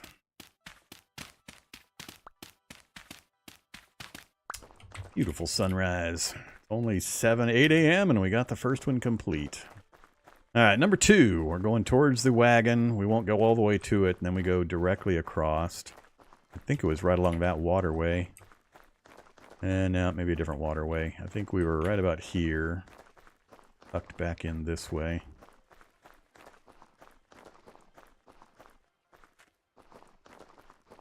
Yeah, there's those ruins. It's right along the hillside right there. You can see my torch.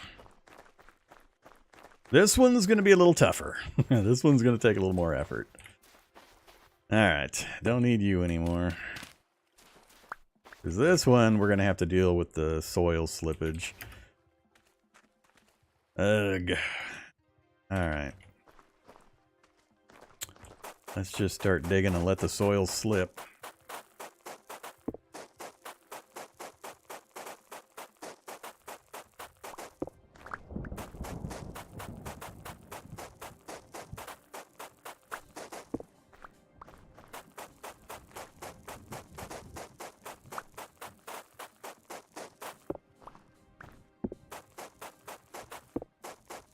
It's also going to be a little tough because of the slope of the hill that the deposit was on. It's going to be weirdly placed and kind of vertical for the seam.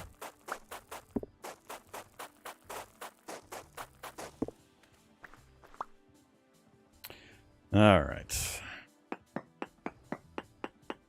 This will be a little easier if we can go right in under here and not have to mess with the layer that's holding up the gravel. Going to depend on how far... Oh, there we go. What do we got? Medium again. Alright, no problem. Medium's fine. So I don't want to mess with these because they're holding up this sand and gravel that'll cascade all over the place. So we're going to go down one more layer.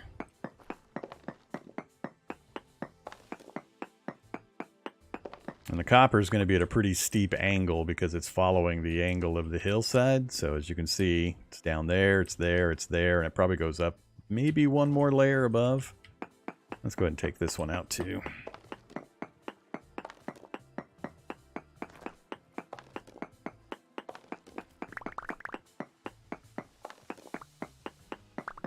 Yeah, it's at a pretty heavy slant.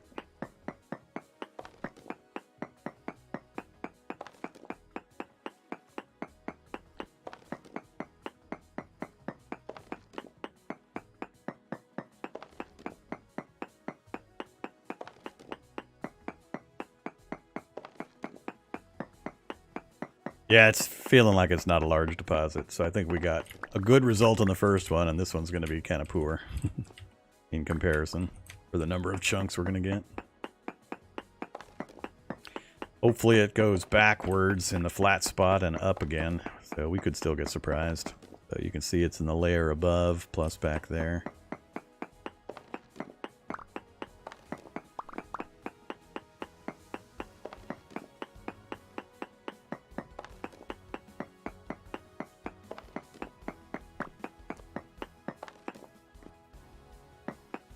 Gotta hope we don't take out one that's at the layer where there's gravel above it, because we'll get a cascade of gravel into the pit.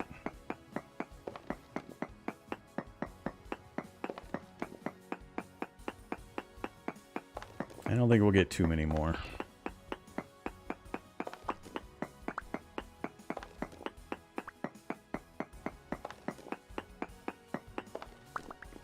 Alright, so... Oof, 24. Ouch. 64 in the first and 24 in the second.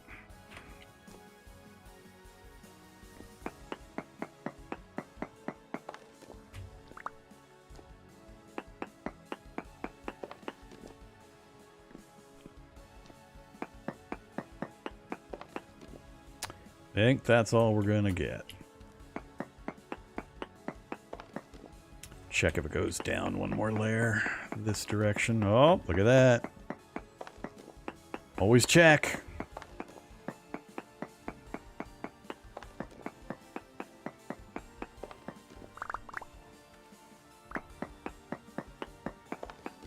Alright, now I think we've got it. Go ahead and go track down that third one. Take down this marker. There you go. Come on.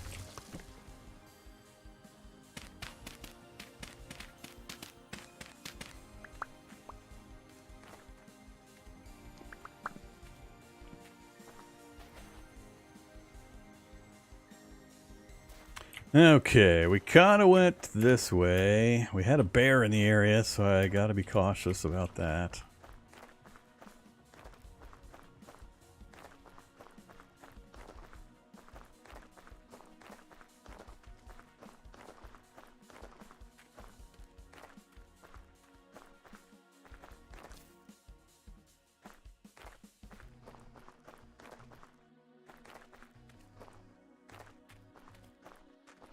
There it is.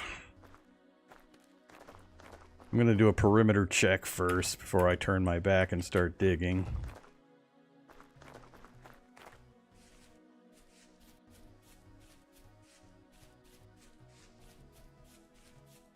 There's a bear. So, we're digging in proximity to a bear. And there could be more than one. Oh boy. This makes me a little nervous.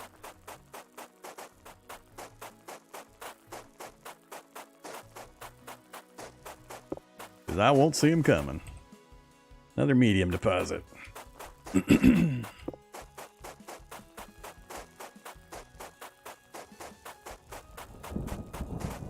Maybe I'll seal myself in the hole.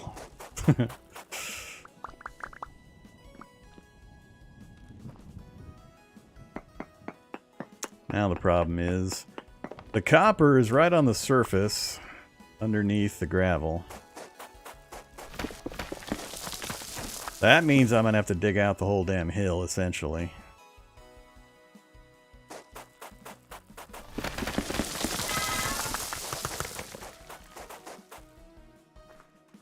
And I am nervous about that bear.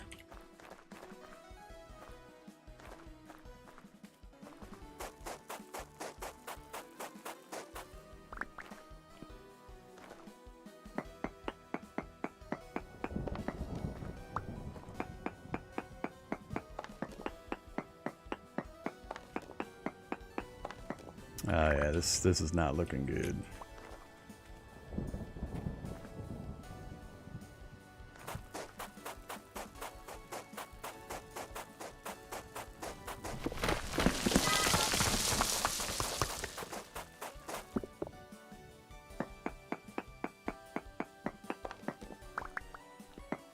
That's kind of a weird single deposit. Hope there's more in this wall somewhere.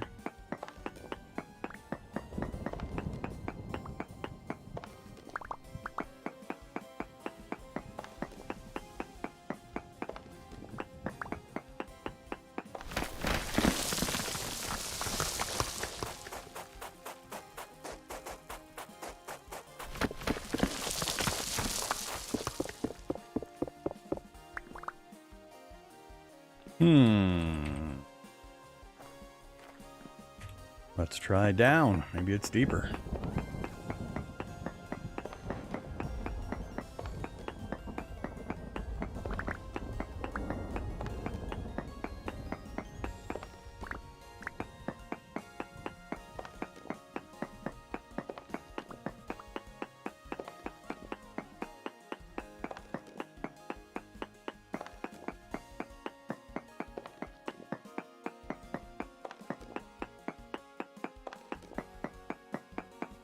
I might have to come back with the pro pick on this one. Yeah, we'll try the other direction. I put my marker right in the middle. By habit, I put these markers right in the middle. I put a secondary marker here because it was kind of also scattered out this way. So probably I'm going to find it's back this direction.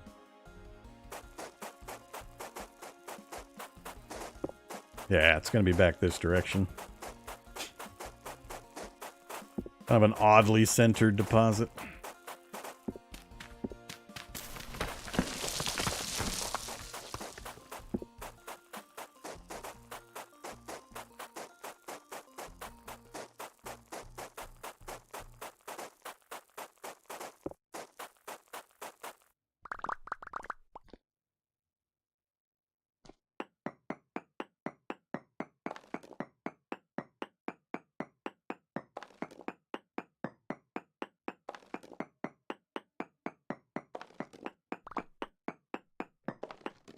And it disappears again. Very oddly centered deposit.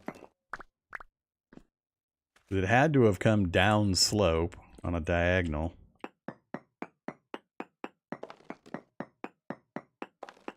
Yeah.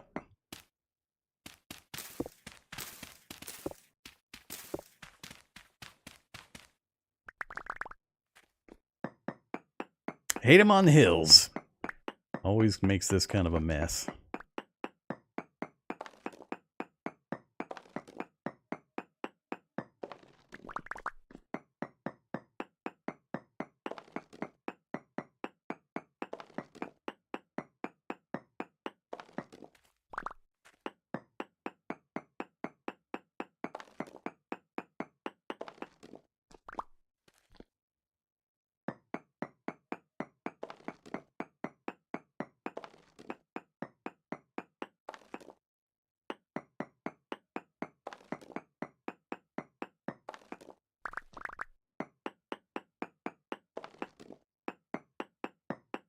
Well, I think I'm going to call this one good. I'm too nervous to stay here. We got not quite 2 stacks. That'll give us enough so I can get pro picking our local area closer to our home.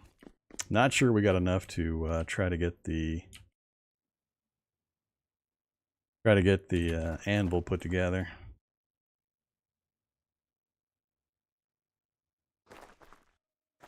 All right, let's get out of here.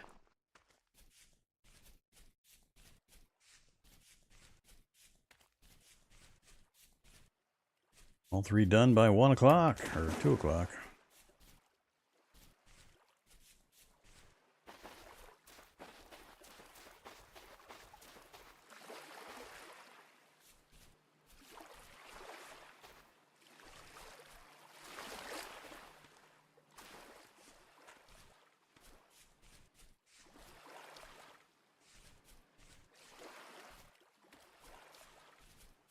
Now we just gotta hope we get some good pro pick action.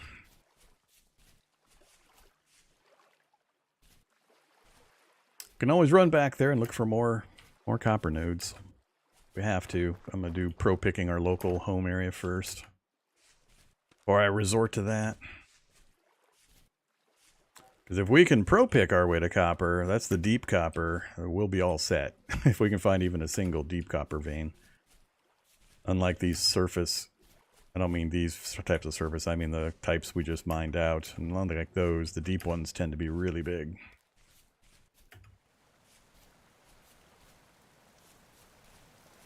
So we'll be sorted if we can get that. I also have not seen any sign of limestone, chalk, etc. to get leather making going.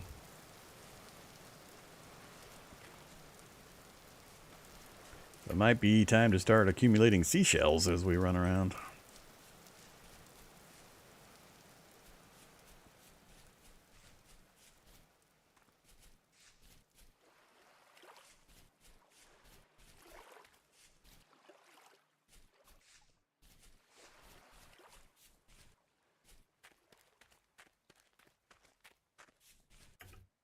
Still no fire clay. I'd like to get my oven set up, get some grain into bread on occasion, but still no fire clay. Lots of blue clay. There's no cave-ins. We're back to the 1.18 stable. Cave-ins are new in the beta, which we just stopped playing.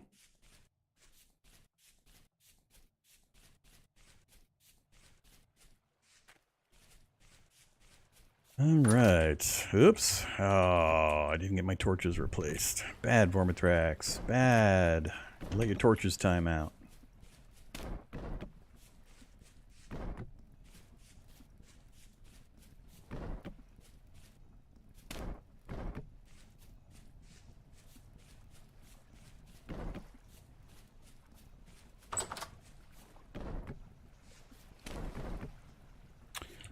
Okay, home sweet home.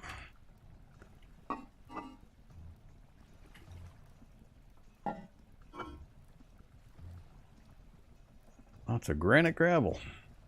I need...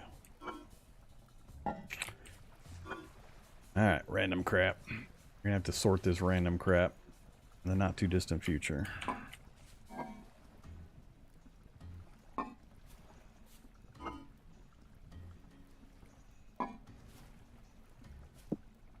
So, you take your hammer and your nuggets, or your chunks, and you bash them down into nuggets. So there we go. That's our haul.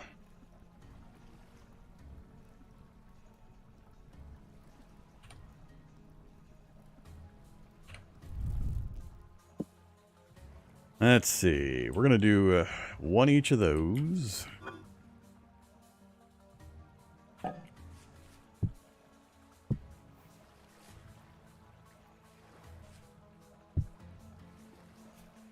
One, two, three, four, five. So 500. So 100 of these.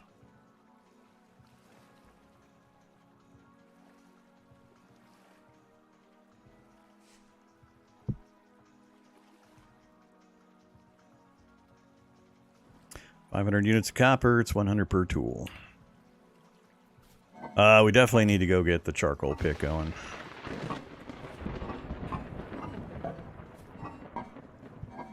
Alright, what did I do with my charcoal?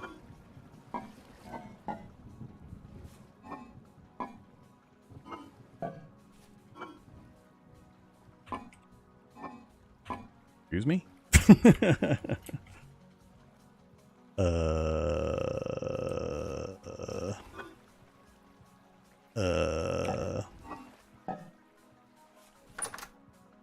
Have I not done a charcoal pit in this run yet?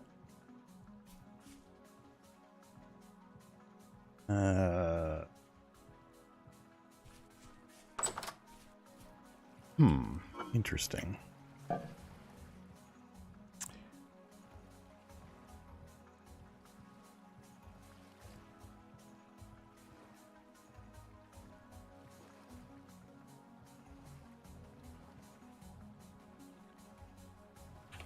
Huh.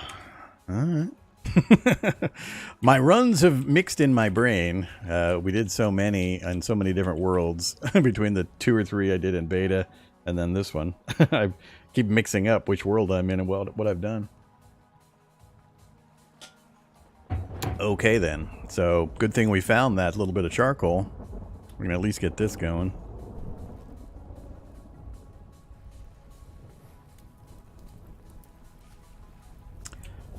And then we need to go chop a whole mess of trees.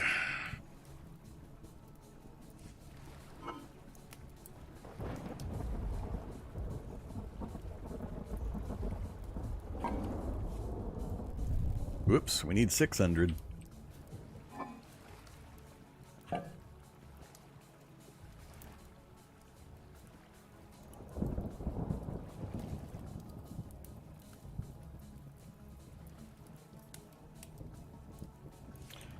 1, 2, 3, 4, 5, 6. Yeah, 600. That'll get us a spare pickaxe and hammer. Always got to make sure we have those. And then we'll have one each of the primary tools extra. Oh, that's right. I have 2 pickaxes. That's fine. We're going to do a lot of pickaxing. And then the clay. So let's put... no.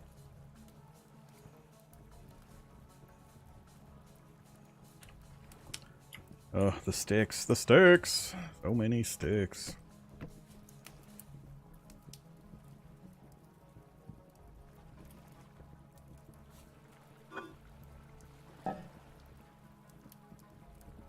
Oh, we have enough. I'm just not convinced I want to put it into the anvil quite yet.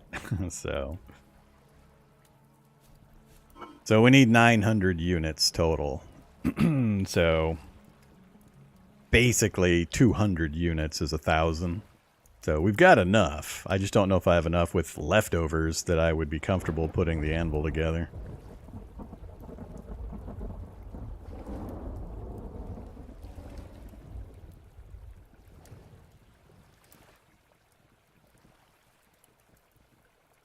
What is it, 180 we need?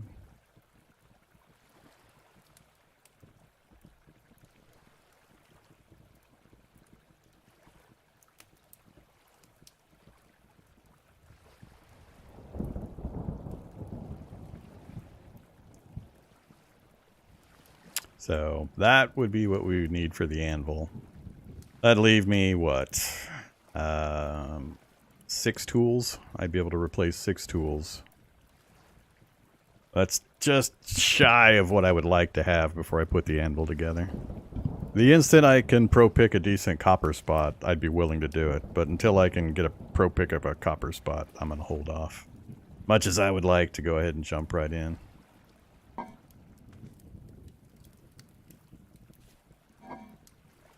Alright, so we'll get these molds poured, and then I gotta get to chopping wood and getting a charcoal kiln going. Can't believe I didn't do a charcoal kiln this run. Silly of me. Guess we'll just do it in this corner over here.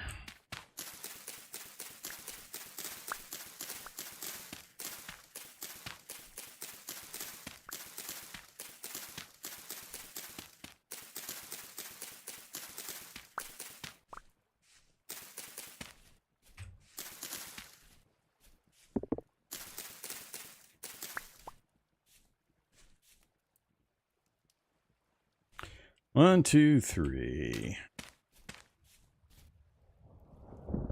Here we do 2 deep. Let's go for 2 deep. There's a lot of tree chopping. So we'll have the copper axe. We'll do a 2 deep pit for our first one. So 1 layer, 2 layer, yeah.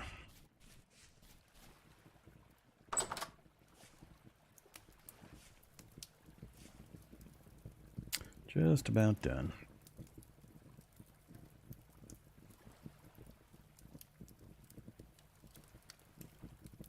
Save the coal. Oof, it almost got it.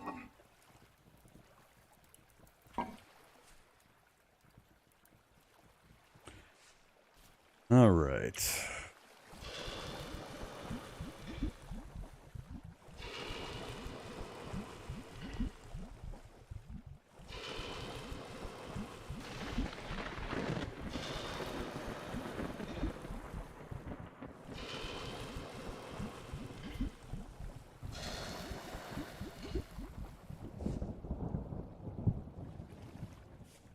Gonna wait for those to cool. You can go start chopping trees while we wait. Gonna be chopping trees in the dark.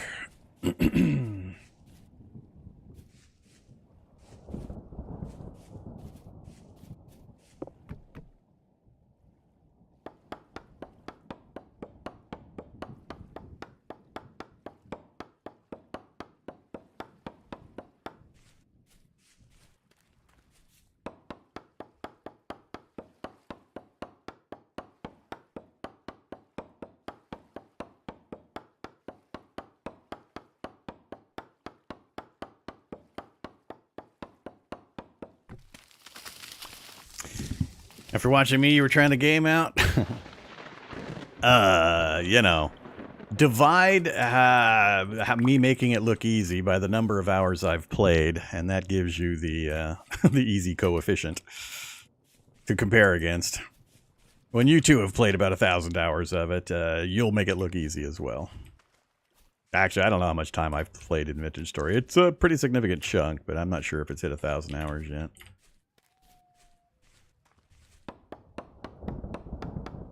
But, you know, with knowledge comes power. And yes, you avoid wildlife in the early game. Then you also avoid wildlife in the mid-game, and you avoid wildlife in the late game. There are ways to handle some of the wildlife. I should be checking these for resin first.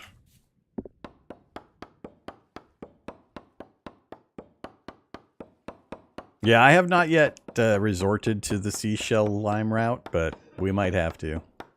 Just given the biomes I've seen that surround us in this area. Barring me making long-range trips, which is always dangerous with no map.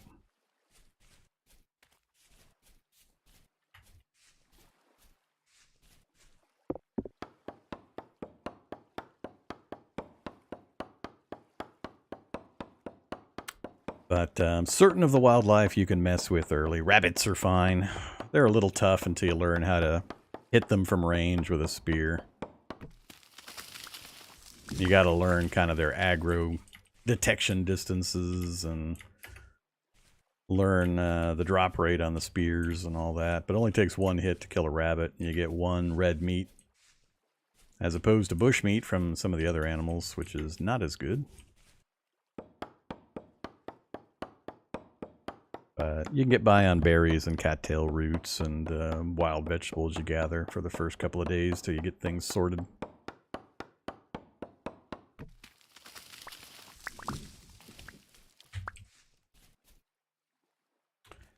Alright, I want all trees, at least all-ish.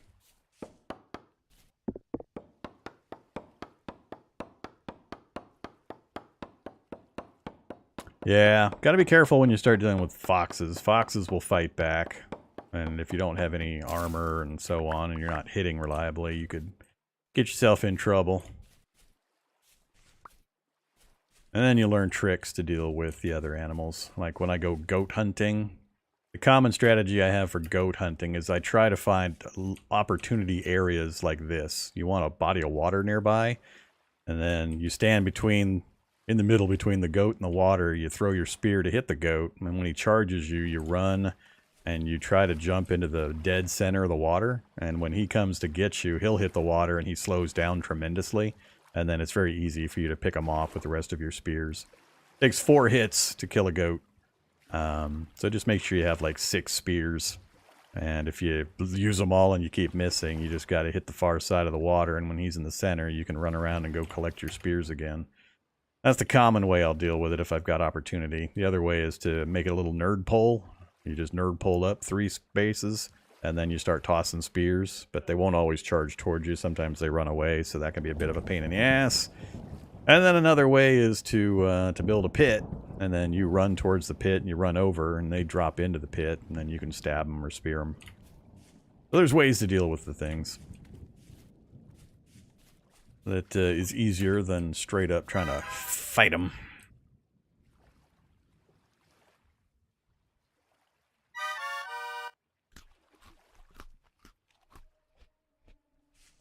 Alright, we're about to break this axe. Let's go see if everything's cooled. 395, not cooled enough yet. Let's just break the axe by making firewood.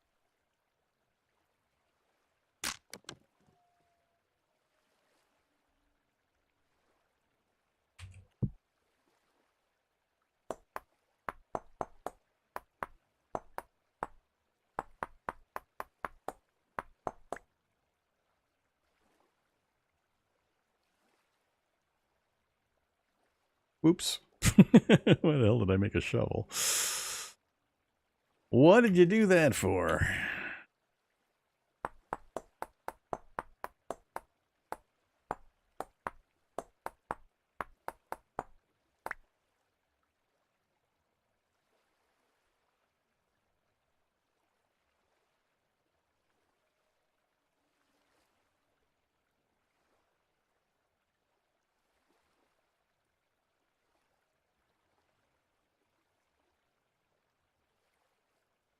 Just about burned that axe, just making firewood.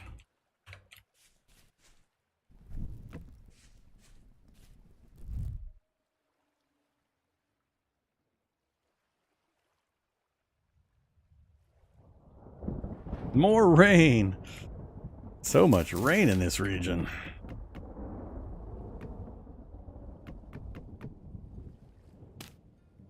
Damn it.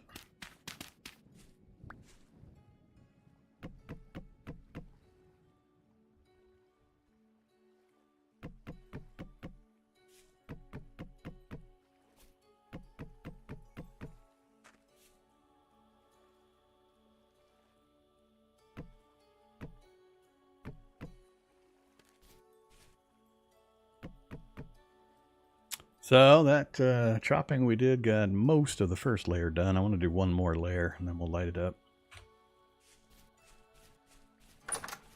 How we doing? 77. All right, we're plenty cool.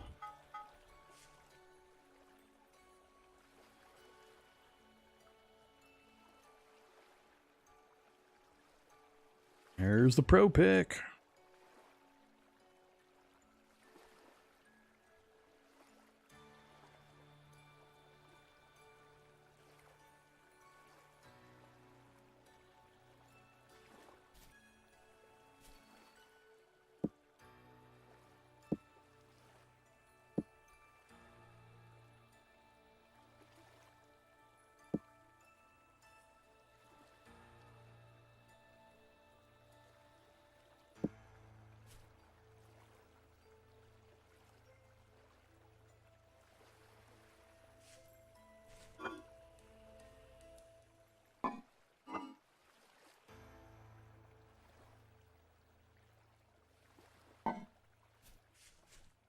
All right. Nighttime tree chopping. Never a good idea.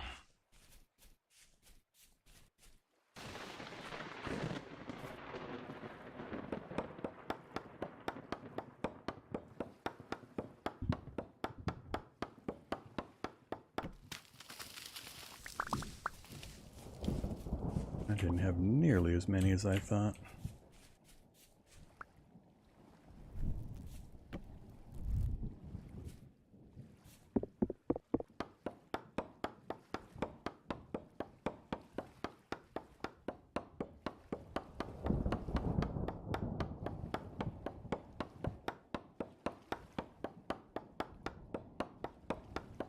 Yeah, I haven't seen any coal bits when running around. That's more like it.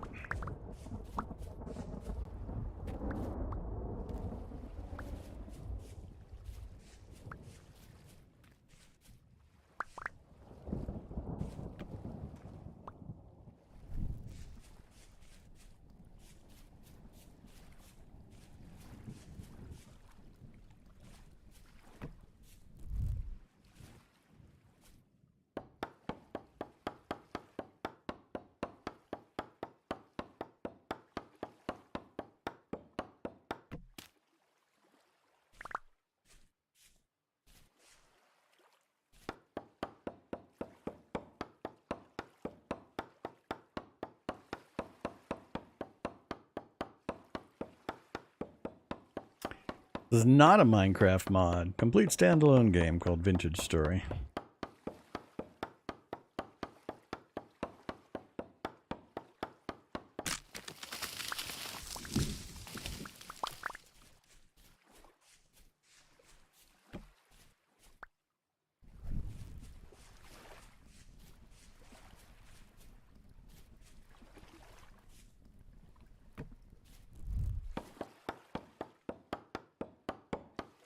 Oh yeah. Well, we've got the temporal storms enabled, but I turned on the option to sleep during the storms because they're just dumb. When you know what they are and how to deal with them, they're just dumb. If they ever put more attention into the enemies and the storms and how that all works, I'll revisit it. But for now, I just sleep through the storms because it's dumb. And it's really boring for you guys because basically I make myself a drifter-proof little enclosure, and then I go make a sandwich in real life while you guys sit here and watch the screen do absolutely nothing for 10 minutes while the storm passes, and I'm completely safe. So because of that, and it's boring to me, it's boring for you guys, I just let myself sleep through the storms.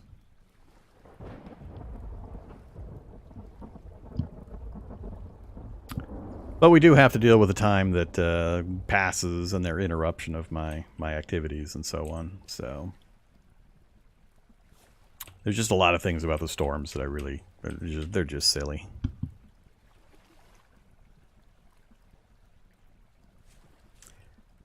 I just wish, the one thing I wish they would do is limit the enemies that can appear during the storms and scale them up as time passes, so there's some difficulty progression for the player, so that we have an opportunity to maybe get out and survive in a storm and fight the enemies and have a good time. But no, it's day 4 storm, your first storm ever, and 2-headed drifters of 400th level that can do 1,000 points of damage, teleport 2 steps behind you and insta-kill you. So there's so many things wrong with that. The teleporting on top of you and swinging instantly killing you. The difficulty level of the goddamn drifters that show up right from the first temporal storm. So there's just a whole bunch of problems with it. They can pop in anywhere unless you go to extreme efforts to drifter-proof your enclosure and so on. And there are ways to do it, and I've tested and demonstrated them during live streams. But yeah, the fact that you just have absolute zero chance of surviving out and about during a storm, because they literally will teleport right on top of you and insta-kill you. No matter what you're wearing, doesn't matter. You have no access to anything that's going to protect you against the level of drifters that they that shows up. So, I mean, come on. Why? How hard would it be just to set it up to increment the level of the drifters that show up? Give us just more of the normal surface level drifters for the first storm or the first week or two, and then go up to the next level and then the next level, and, you know, just escalate it. But no, it's day 4 storm. Here, have 20 drifters teleporting on top of you that are all super high level and can all kill you instantly. So yeah. Therefore, I will play with as many of the features for it as I can, but I am avoiding the actual storm part itself because it's just silly. It has no real gameplay function. It just forces you to turtle up and do nothing for 10 minutes. Depending on your settings and such. You can make them last longer and shorter if you're doing server settings and all that. But yeah, that's a simple HUD info mod. So I'm running 4 mods. Here, I've got it. I think I have them. Where are you watching on? You're watching on Twitch. The YouTube folks can check the description, and I have all the mods that I'm using, all 4 mods linked in the description. Not so lucky, you Twitch folks. I can link them in chat as soon as I go grab them.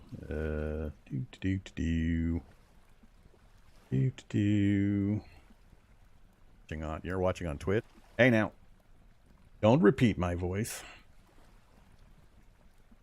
Uh-oh. It's cutting them off. Damn it. I hate it when the description cuts them off. Now I can't just copy and paste it. It's annoying. Oh, well. I'm using that mod. All it does is repeat the information that's down here. And the only thing it does in addition is it puts a clock down here. When you have a storm about to occur, it shows you exactly the time that you have before the storm kicks off. But otherwise, it's just the info here, just presented so you can always see it. I'm using the step up mod, so I don't have to hit the space bar 400 bazillion times just to go up a block every time I want to move forward up a block. I'm using the soil mod that lets me break and recover my farmland soil. So if I put down a bunch of terra preta and later I want to move it, I can break it and get my terra preta back, because you can't do that in the base game. You just lose it forever if you break it. And I forget, there was one more. What was the other one? I have forgotten.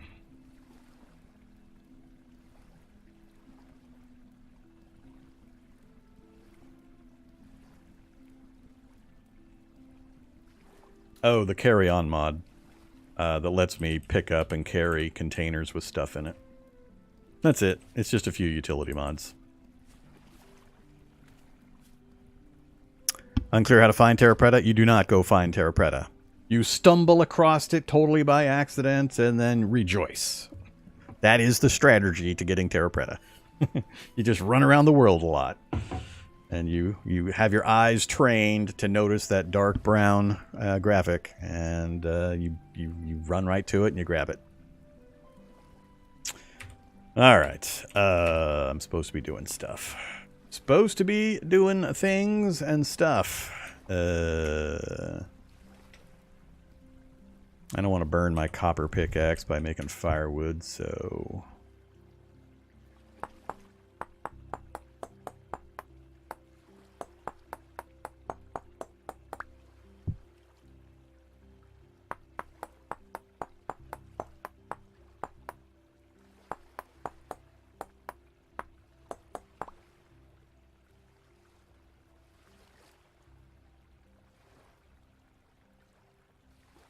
Now, the TerraFirma does tend to appear in certain biomes more than others. So, I mean, there is, I guess, a strategy in that knowledge of the biome types and what you might find where is somewhat important.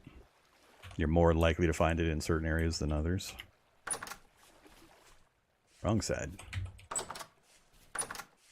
That's about as strategy as you can get.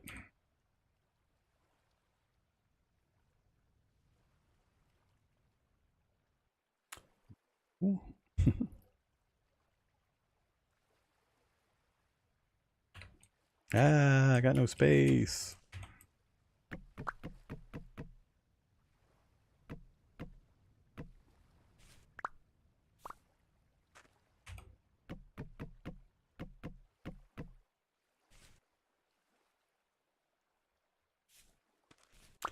Yeah, their axe. Hey.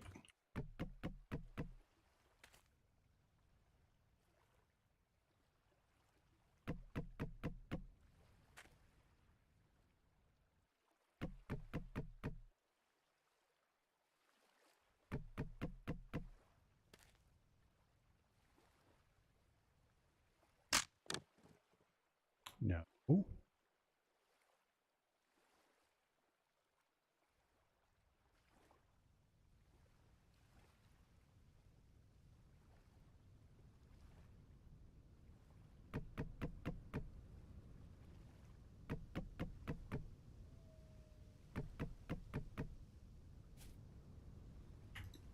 Two, three. We got just enough.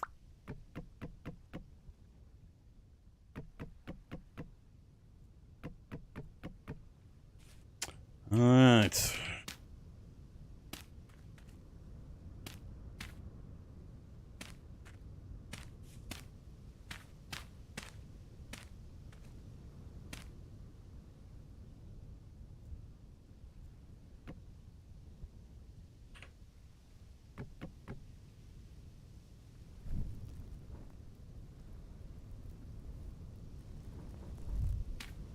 Circle pit is good to go.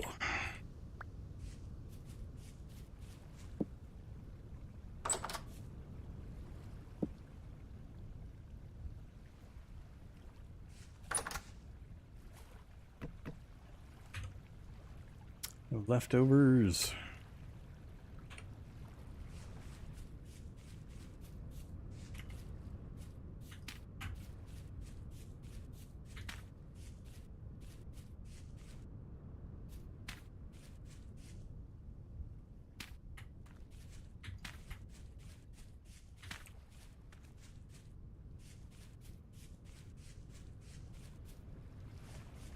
$5:30. What is the plan? Plan is to go pro picking. So, got the charcoal kiln going. That'll give us enough charcoal for a while. We'll get another batch going eventually. I don't feel like I need to get any clay forming going. We're going to grab the pickaxes.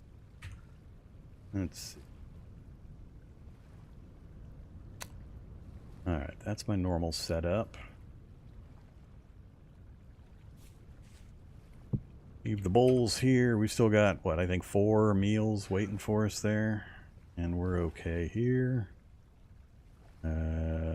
Pickaxes.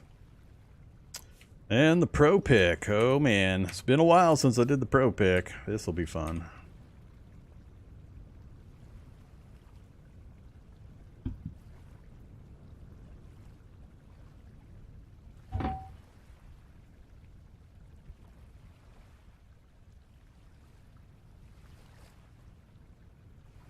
Uh,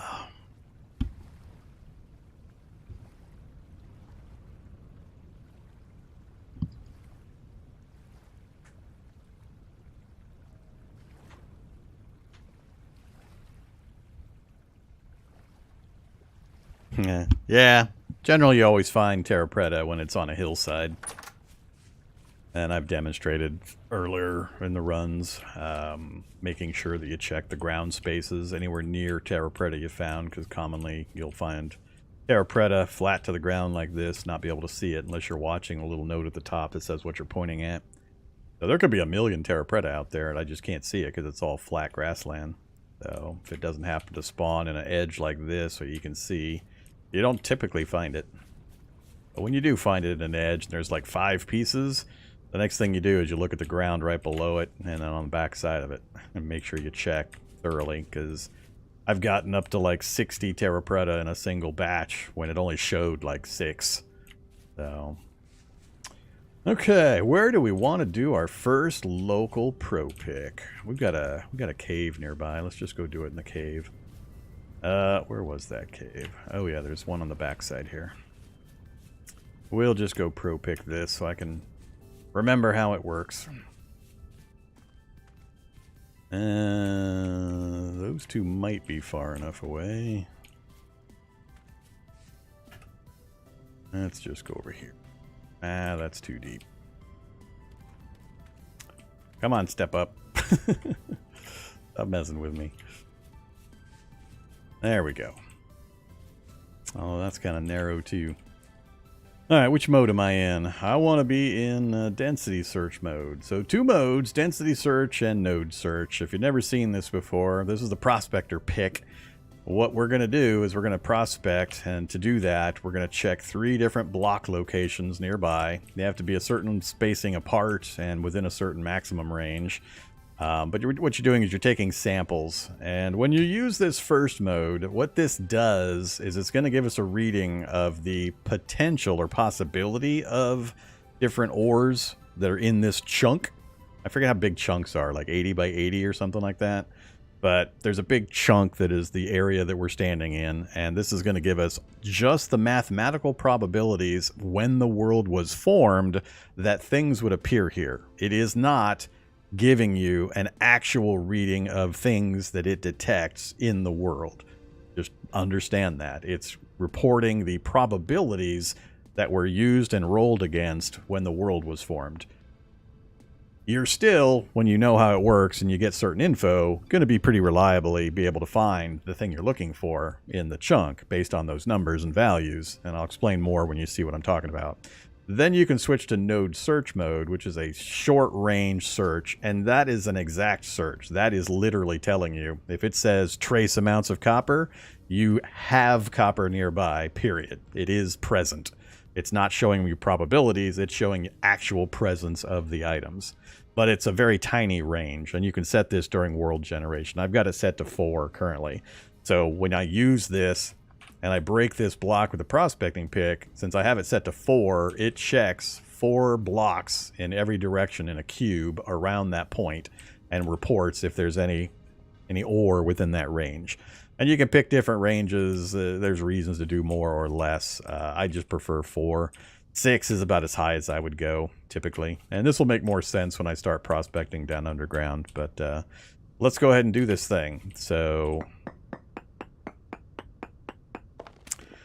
okay, need 2 more samples. Sample 2 and sample 3. Survey says, found traces, very poor bismuthnite, minuscule magnetite, and cinnabar. So that's about as bad as you could get. Those are terrible. Bismuthnite's fine. And you can click on this stuff and see bismuthnite, bismuth ore bits. So bismuth is part of bismuth bronze. So, I mean, it's not bad to find bismuthnite, but a very poor bismuth sample. Magnetite is for iron. Iron blooms. But minuscule, so pretty poor result. So we're definitely gonna have to move around a bit. So let's go to the far side of our camp, check the other direction. basically we just got to move and check, move and check, move and check, and just keep doing it. If you had a map, you could you could do some interesting things to mark stuff, but we don't have a map. Alright, so if I don't have a cave nearby, I gotta dig holes. I'd rather not dig holes, but I will if I have to. Don't remember if there's a cave back here. Kind of dangerous here in the woods.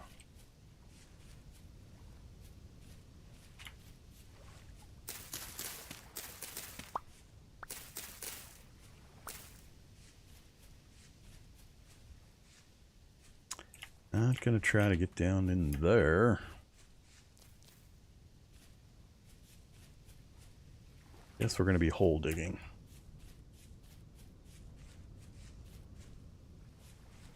I haven't actually gone very far back here. Let's go ahead and roll back here and check this area out. Finally, fire clay. Alright, so we do have fire clay. Just a little further back in the woods, right next to the peat. All right, change of plan. Let me grab some fire clay. We've been all over this area, and this is the first fire clay I've seen.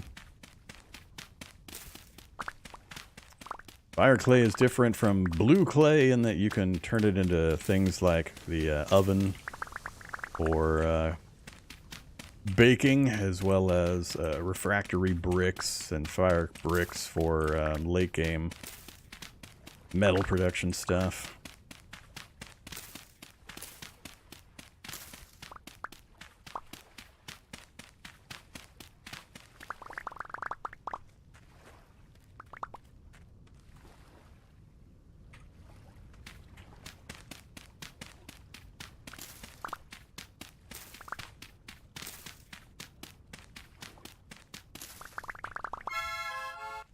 Alright, that'll be it for the moment.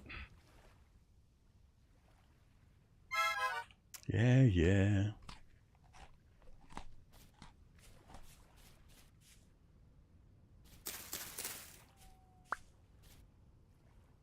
Always be flexing.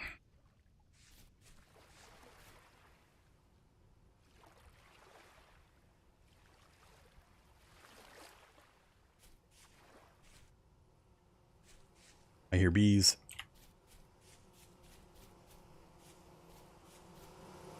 Yes! Oh, that's awesome. That's a perfect positioning, too. Nice and low to the ground, easy to plant flowers. And I don't have it with me. Alright, we're going to hold on the crow picking. So, we should be on almost a direct diagonal home. So we got the clay, and then just past the clay, directly towards the mountains, we've got the beehive. I'm going back. We're going to load up on red clay here. And I'm going to go back and we're going to get the skep. And we're going to get this thing going because I need to get the bees going as early as I can.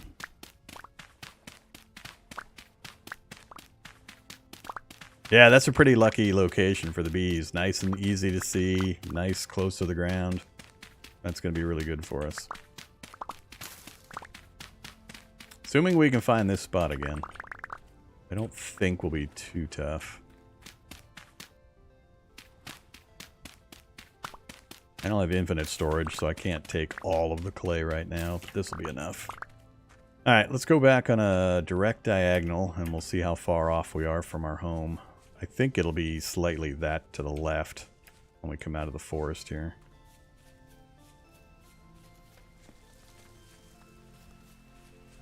Oh, look at that. Beautiful. Alright, let's make a marker right here. Basically, this is going to tell me come to the marker and then go that way. And that'll get me right to it. So perfect. This is not Minecraft. God, I have to say that so many times. It is not Minecraft. It is a game very much tailored and inspired by Minecraft, in particular mods like TerraFirma Craft. But it's a completely separate standalone game. No relation directly to Minecraft, Microsoft, Mojang, etc. All right. What do we got over here? Yeah, that's a good spot. Let's throw the red clay in there. You there. Toss some more berries into storage.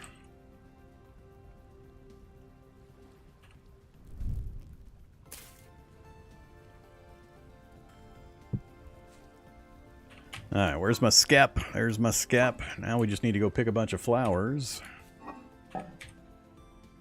Oops.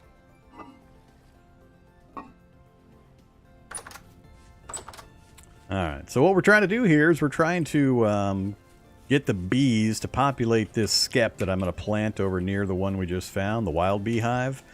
It can sometimes take a few days depending on the timing with the bees and when they're next going to have an explosion in growth. So we're going to set the skep up right below the beehive. We're going to put flowers all around our skep to make it attractive for the bees. And then hopefully in a few days I'll be able to come back and we'll have our own skep be populated. And I can pick that up and bring it back to our base.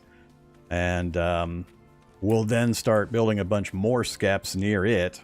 And the bees will just keep hopping to the skeps. And then eventually we'll just start destroying the skeps so that we can harvest the honey and the wax.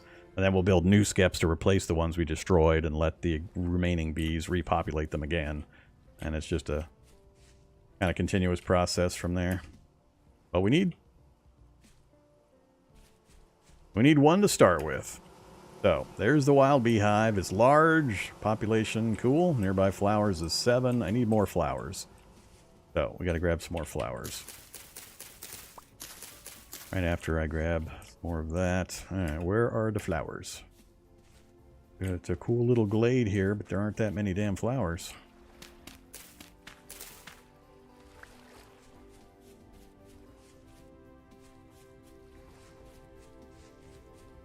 Nope. There we go. Doesn't matter what kind of flower, any kind of flower will work.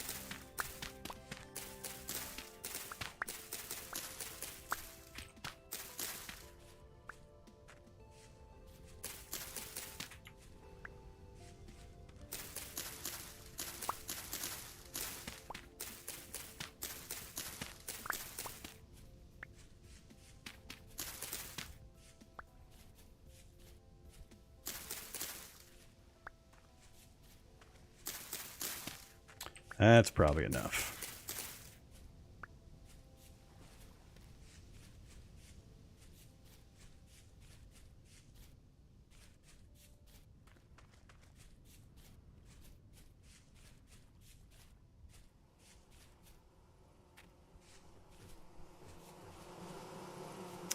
All right, I'm gonna go ahead and put this here. Close enough. Put our skep on top of it, and then we're going to plant a bunch of flowers.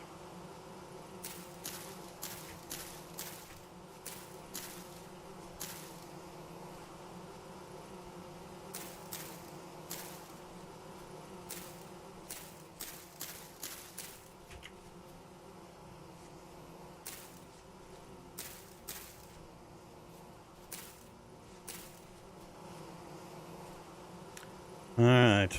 Still says nearby flowers 7. There's more than 7. Now we leave it alone. We'll come back in a few days and check on it. Guess while we're over here, we'll go ahead and do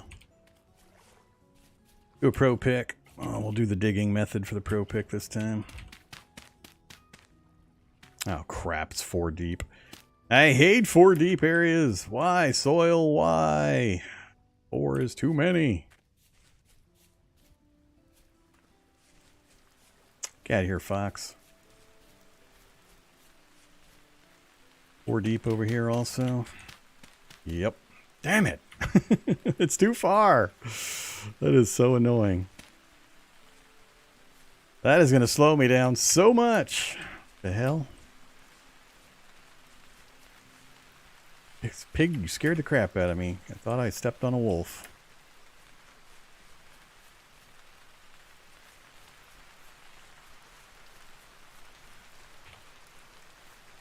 Hey, what? Grab some more of this while we're here.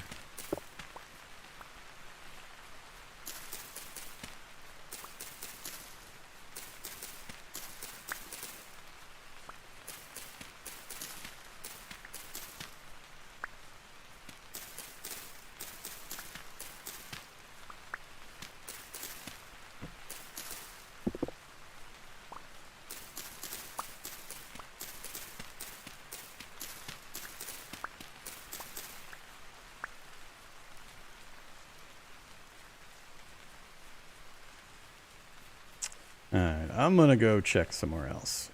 This place is annoying. I hope it's not 4 deep soil in all the places nearby.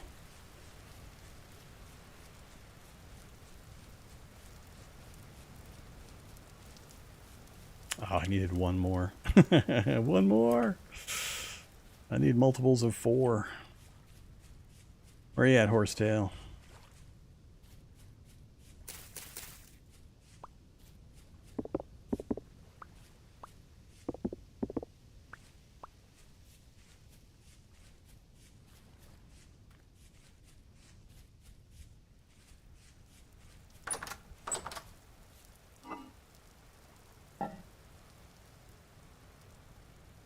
So we're making some more horsetail poultices. I'm down to 6. Alright, 14 is good enough.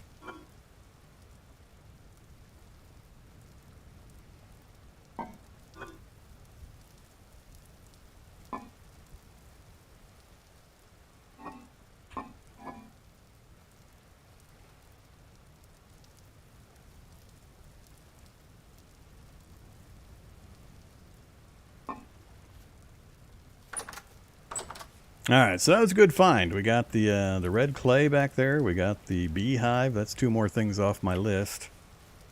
Really important to try to get the bees going as early as possible. That means I'm going to have to spend a bunch of time cutting cattails. And one reason I like to always put my base right next to some water is I'm going to transplant cattails. We're going to cut them up to the roots, and we're going to plant this entire thing with cattails. And that way I can harvest it over and over and over again right here local. Now we got 1 or 2 other little water sources nearby, and we can seed with cattails. Because we're going to need a ton of them.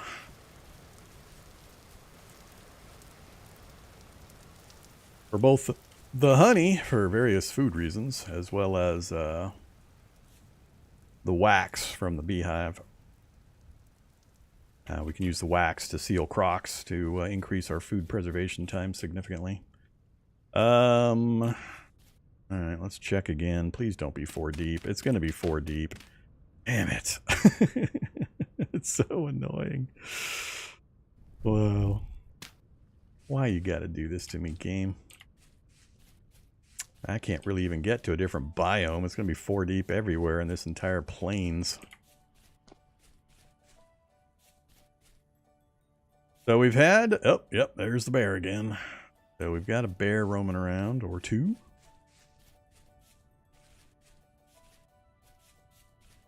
The reason it's annoying is because I can't pro pick stone or dirt. I have to pro pick stone. So if it's only 2 blocks down of dirt and then a stone, I can pro pick it from standing up above and crouching. But if it's 3 deep before I get to the stone, I have to actually drop into the damn pit, or it just takes more time.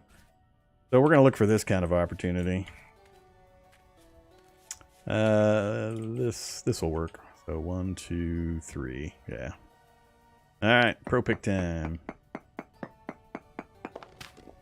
2 more samples. Hopefully we get better results. Survey says, oh my god. This region sucks. Oh, that's terrible. Terrible, terrible, terrible.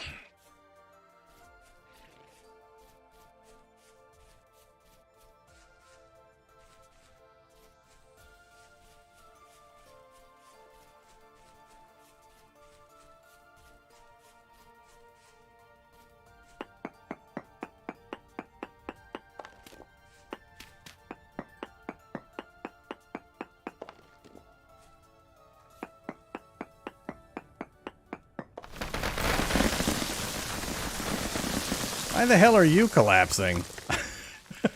I understand that collapsing. Why are you collapsing? That's kind of funny.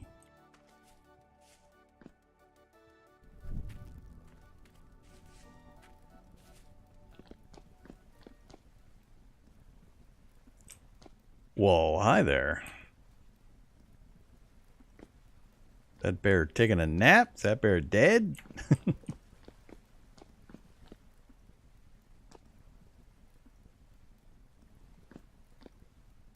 I'm not going to try to find out.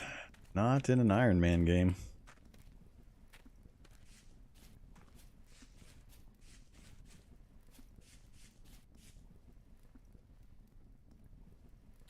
So, hey look, we got an increase. Magnetite went from 0.4 to 0.5.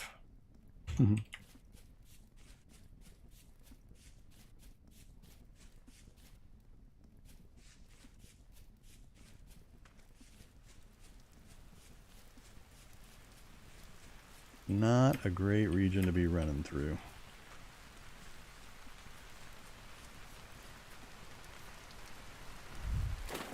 Back.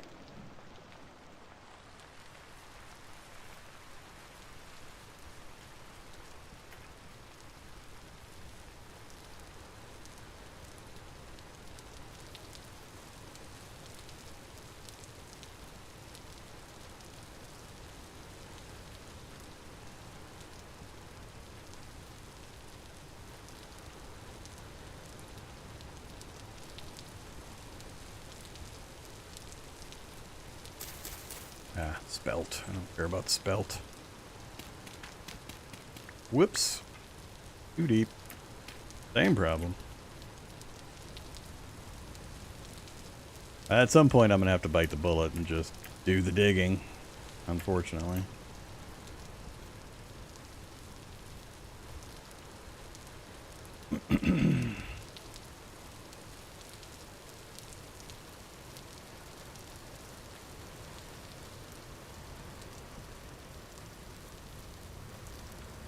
Angry interdimensional gate.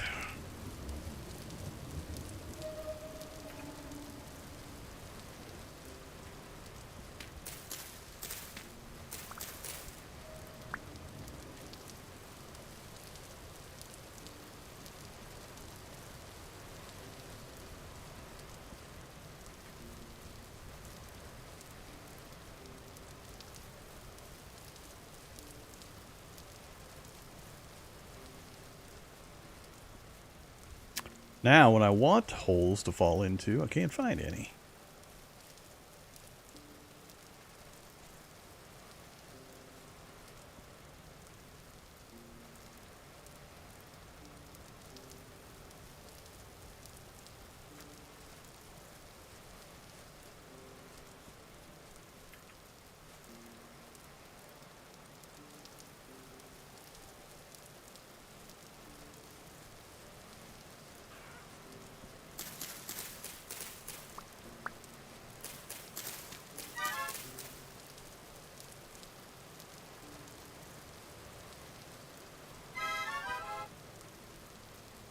I got no bowls of food with me. Guess we'll have some turnips.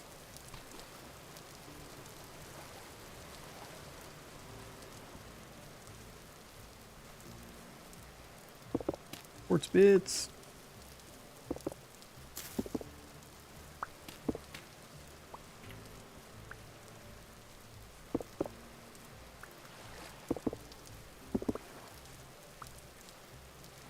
We got no clear quartz. Oh well.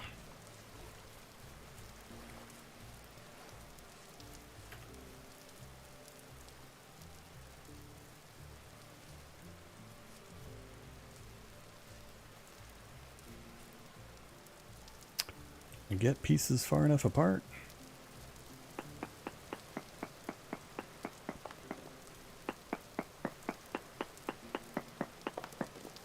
Nope.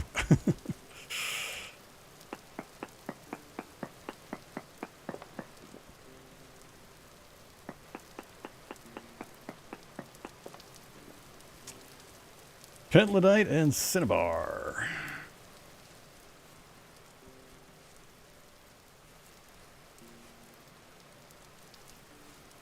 sure if that stuff's safe to eat or not. There's the piggies. I don't need meat yet. We'll leave these piggies alone.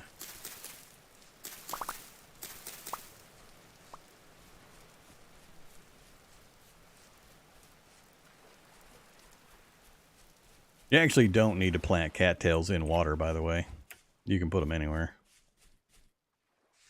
I just like it for, you know, visual and thematic purposes. Put them in water sources near my base. But you don't gotta.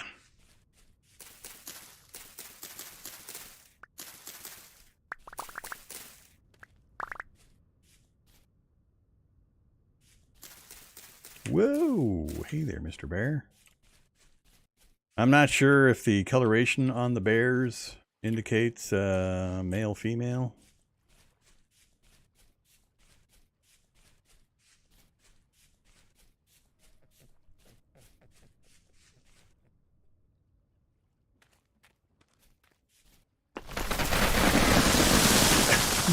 Youch!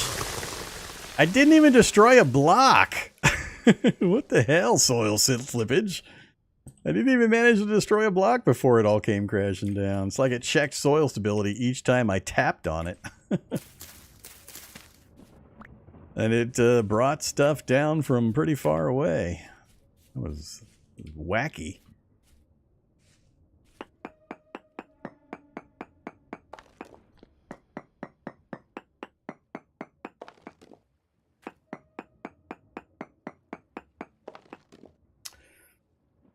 Still pretty poor.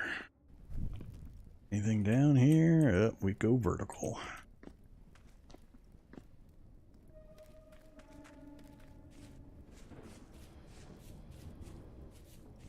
Lots more angry interdimensional nodes.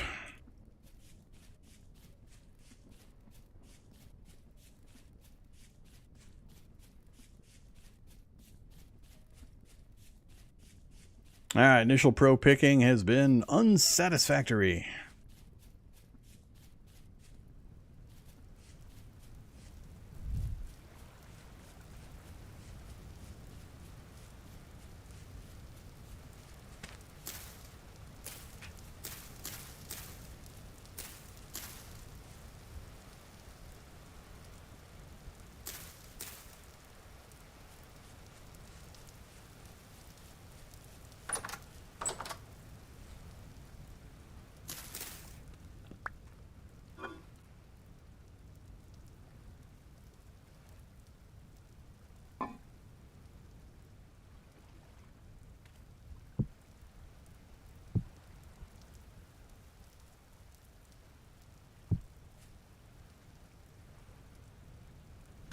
Well, it's going to be time to go get another... Oh, that's it? Alright. I guess I had taken one out earlier. Yeah, it's going to be time to go get another animal.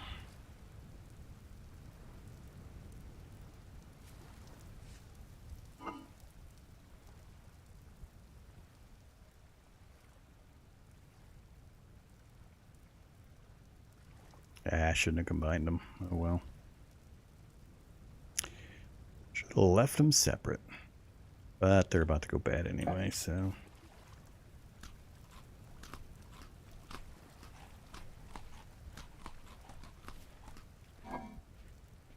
Back in you go. Alright, so we'll have to get another hunting run done.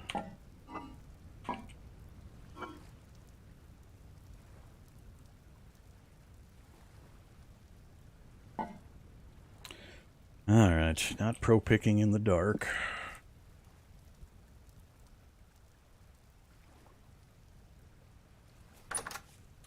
Charcoal's still burning.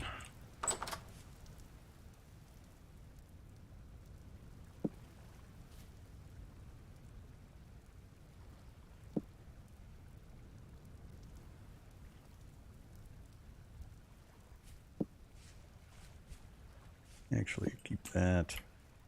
Oops.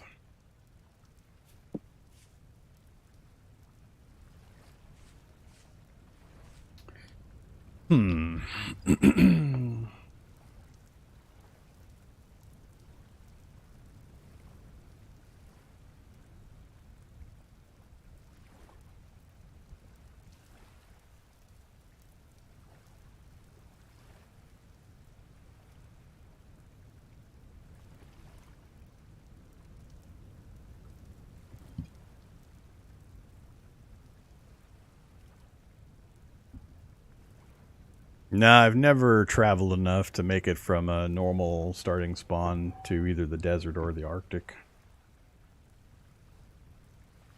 I'm going back through chat. I've been kind of focused on the gameplay. I always play as commoner.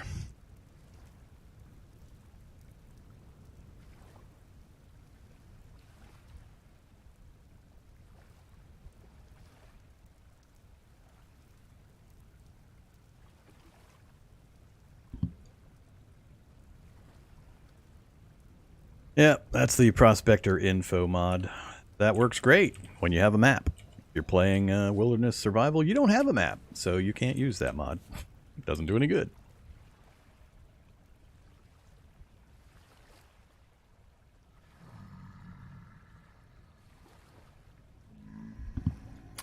The good news is the beta that we just stopped playing has that built in, so if you're playing a version, once that beta lands into stable 1.19, if you're playing a level of the game where you have access to a map, you don't need the mod anymore because it automatically records your prospecting info. So they've added that into the base gameplay once that version comes out.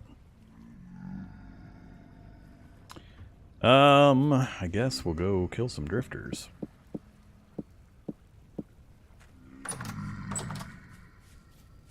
Hey, drifters. Alright. Hitting everywhere except on the drifter. That's right. Hit the drifter in front of you.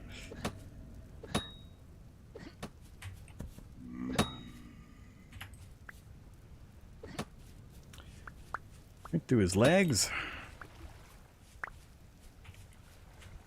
Give flax, please. No flax.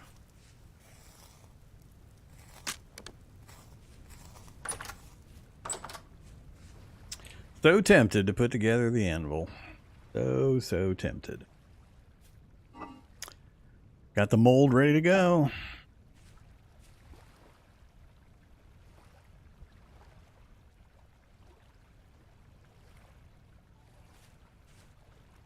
Screw it. Let's put together the anvil.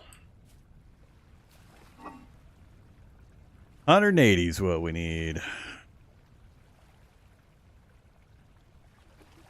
So 120 and 60, 180.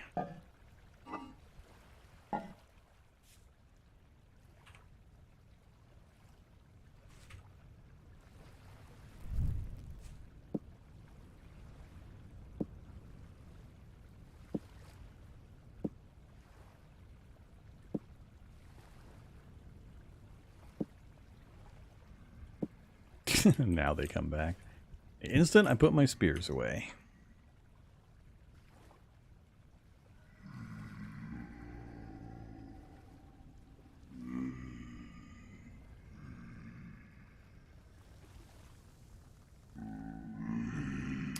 $900 units of copper.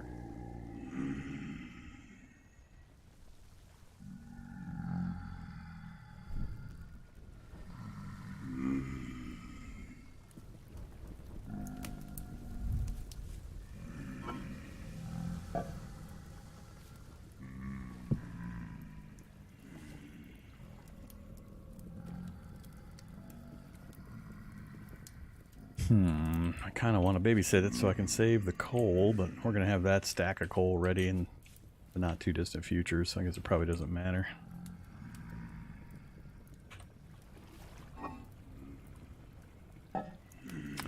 So once we have the anvil done and cooled, we've got hammers. Then I just need to smash out some ingots. So I need to pour additional copper into ingots. Do we do that now?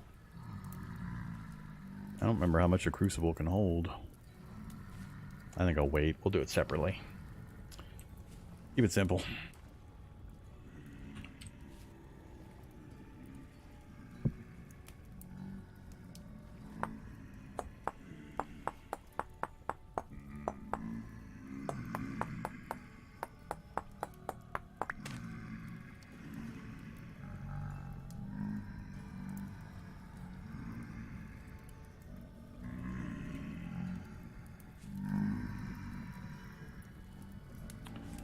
Gonna be a while.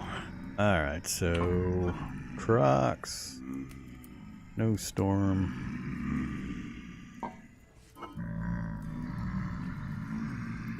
Clay.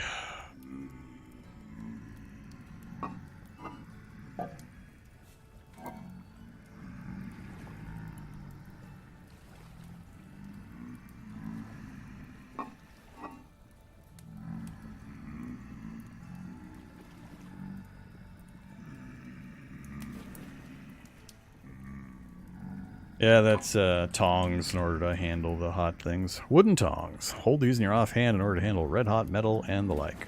In the olden days, we didn't need these. We could just, you know, hold a red hot crucible in our hands and pour the stuff. But not too far back, they instituted the requirement to have tongs. Yeah, I don't remember if they were added in, I think they might have been added in like 1.17. I think it's older than 18, but I don't remember how much older.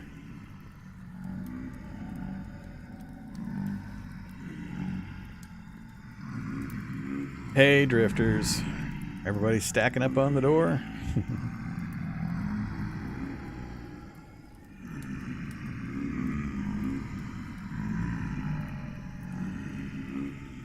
Yeah, the upper left is a mod called Simple HUD mod. Simple HUD.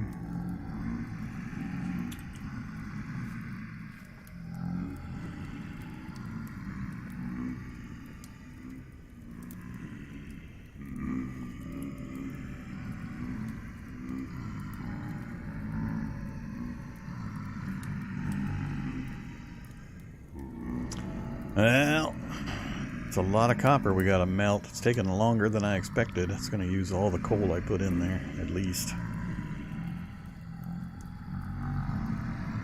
Why does it feel like the bar is not progressing? A watched crucible does not boil.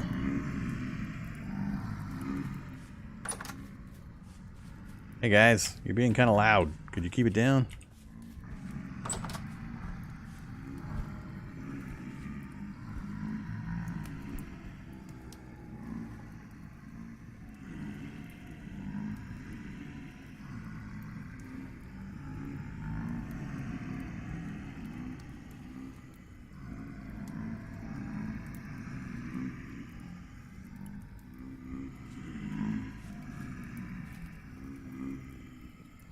Yeesh. Now I gotta have to hope it actually finishes. It's gonna be pretty bad if it finishes before I use up these last 2 coal.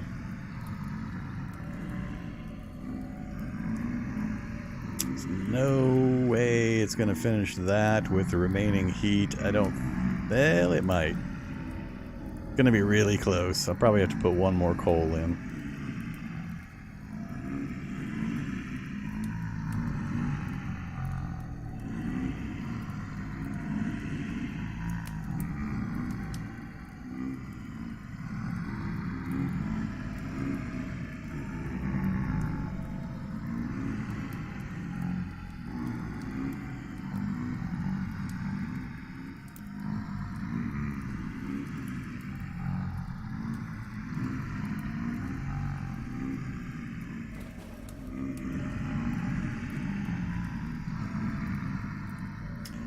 Gonna be close. The residual heat will drop below the necessary value really quickly because we're only slightly above, so you get very little progress with the residual heat once that little flame bar runs out. We'll make it. If there was more of a differential between... Oop, oh crap, oof, it barely made it.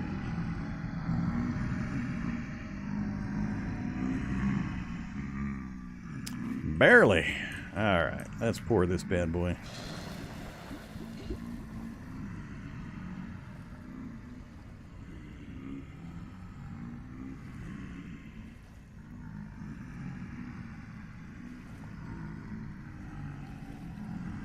There we go.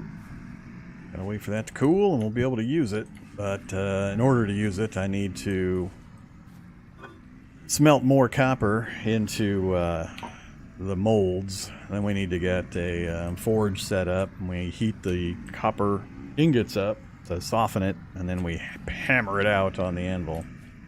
We've still got multiple steps, but the forge is easy to set up, so I'm not worried about that. Alright, you guys, you're kind of annoying. High rift activity, 2 in the morning. They won't be around much longer.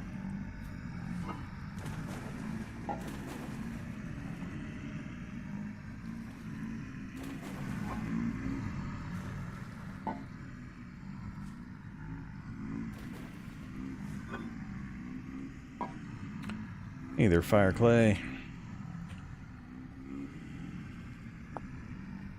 So yeah, fire clay. We need it in order to make things. Notably, fire clay bricks. And the clay oven so we can make bread and do baking.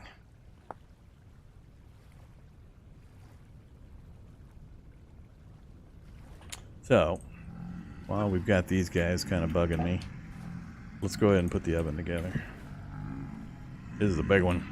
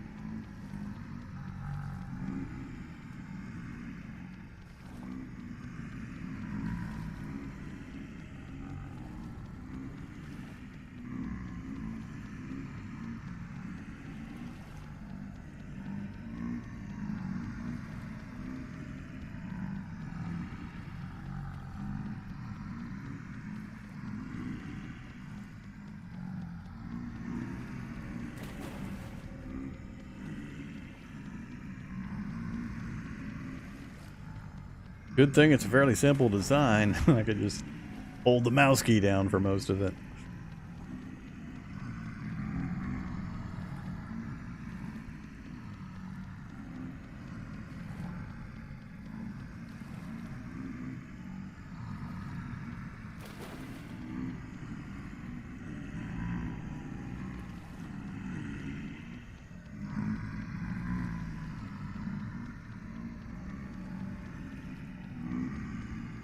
No.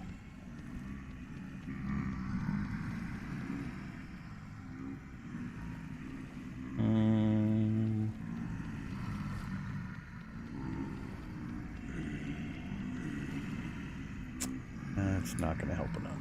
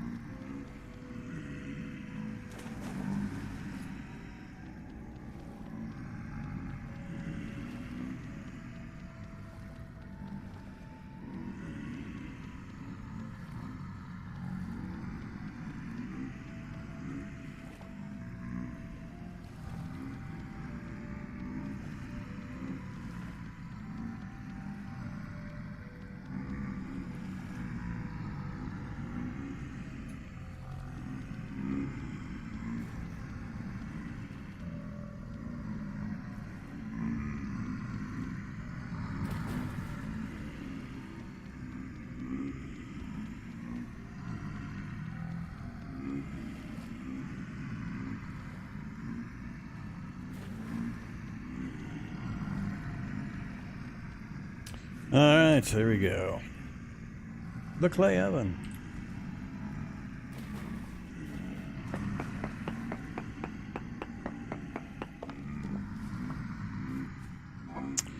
Over here with you. Eventually I'll want one more oven. I can't usually handle more than 2. But that gets it out of the way at least. Still not cool enough. 4 o'clock. It's getting light out. We can ditch these guys now. They'll despawn if we run away and then run back.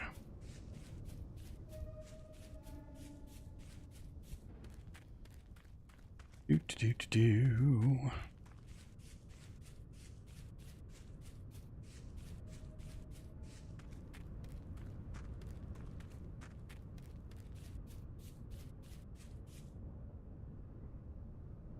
These are my food, my meals. They're bowls with meals ready to eat. That's a combination of red meat for the protein, vegetables, and fruit. Good stuff. Yeah, they randomly generate and they move around. They have varying strengths. But sometimes they're more bothersome than others. Okay, 3:30, close. We can almost pull that thing out. Yeah, we'll just leave it all down for now. Alright, another thing off the build list.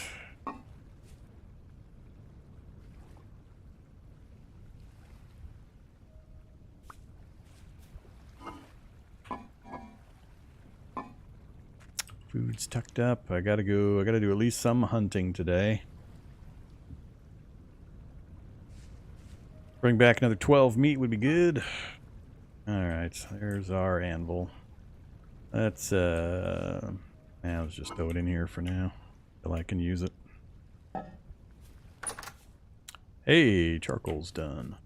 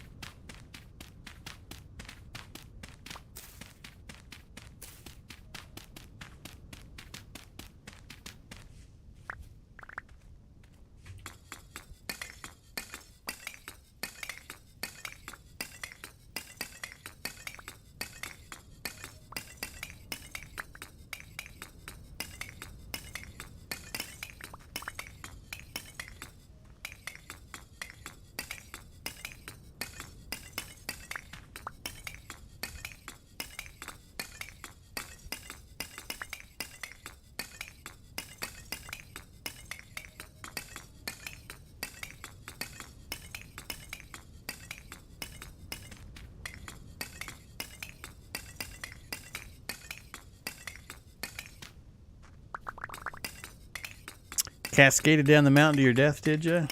Well, see, you didn't take 5 steps. You hopped. you hopped or jumped.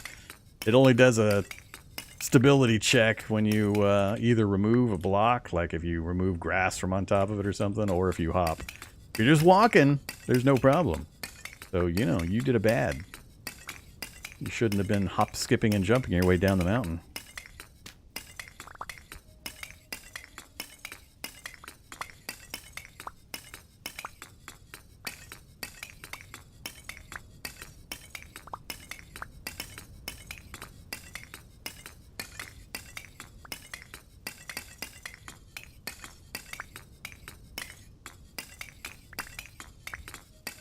Although I guess you could blame it on a rabbit. That's what I do. I always blame it on the rabbits. Rabbit hopped on a block and caused it to cascade. Uh-oh. Goat close.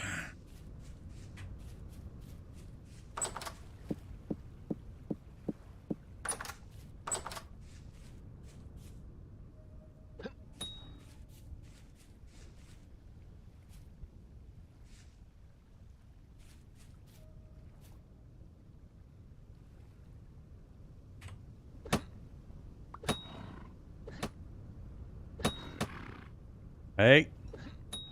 No running away. Always lead your target.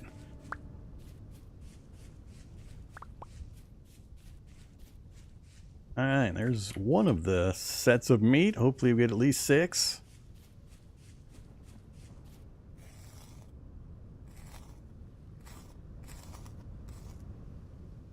Seven.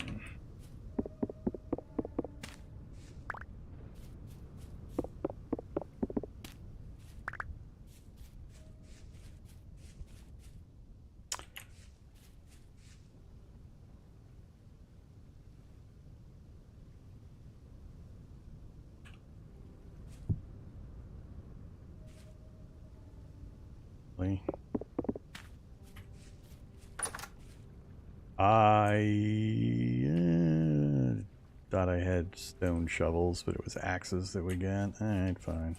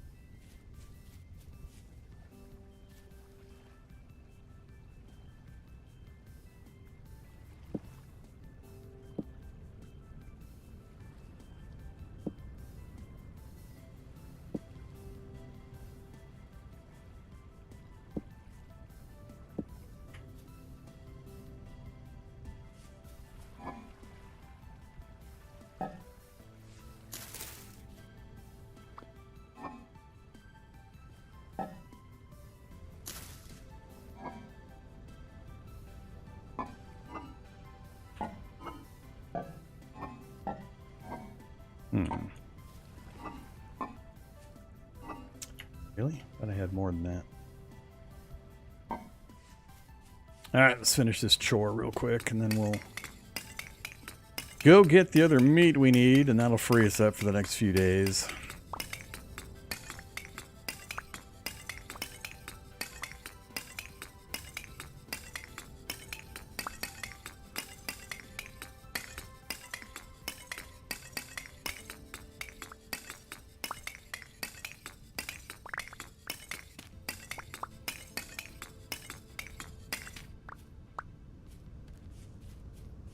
It's a pretty good haul. That'll keep us in coal for a while. Stack and a half. Need the copper. Alright. Yeah, let's get this taken care of.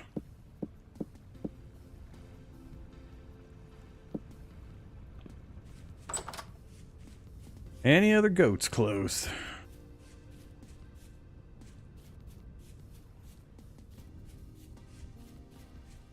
Not here in our home spawn. Alright, I know we got some out here. Oh, baby goat, you're supposed to grow up. be a big goat.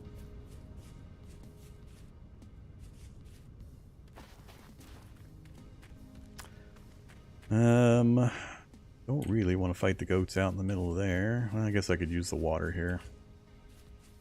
They're close enough to that.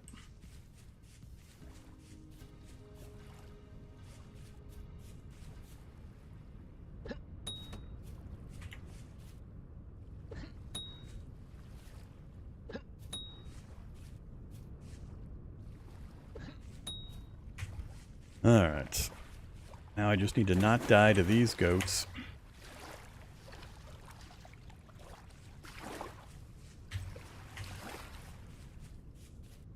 Ignore me, goats. No, stop chasing me. You got a long memory.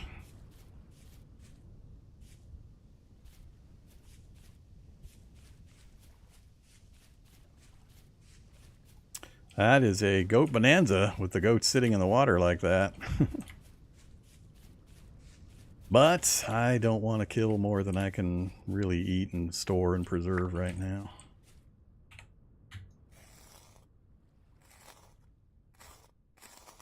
Yeah, torch refreshing is a good idea. Alright, that's all I need for now.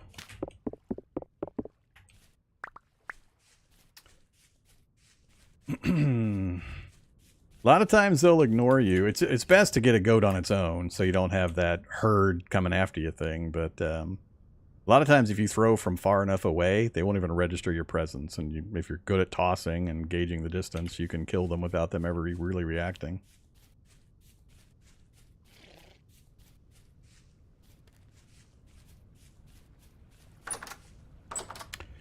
Okay.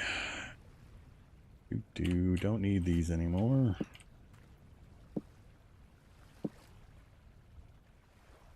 Yeah, one of them broke or got lost. I'm not sure which. That's fine.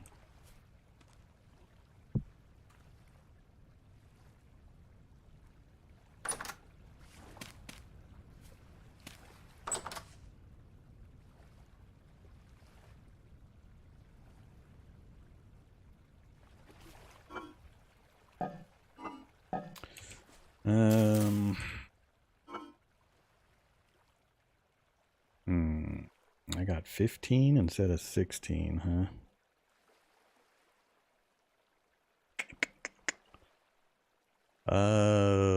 It's fine.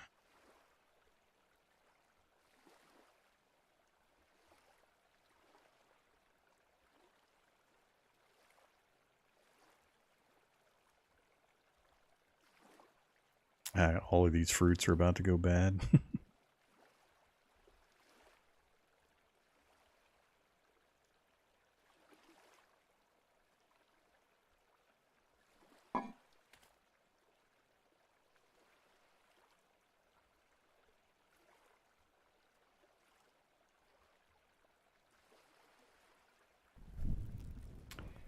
Probably get another campfire going.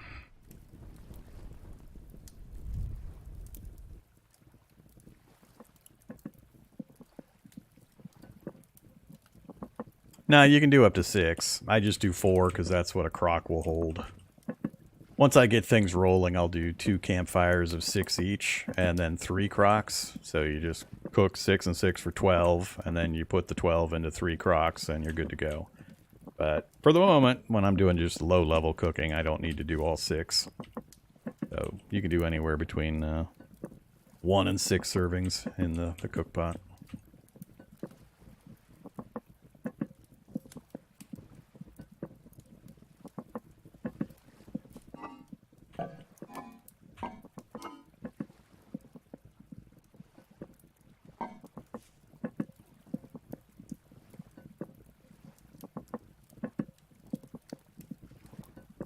Don't worry. We'll eventually get rolling, and I'll come back with like 30 or 40 meat, and we'll do mass production and mass storage of food. We'll have wax from our bees to steal the crocks, and we'll have a cellar, underground cellar for our food storage, so we get the maximum preservation possible.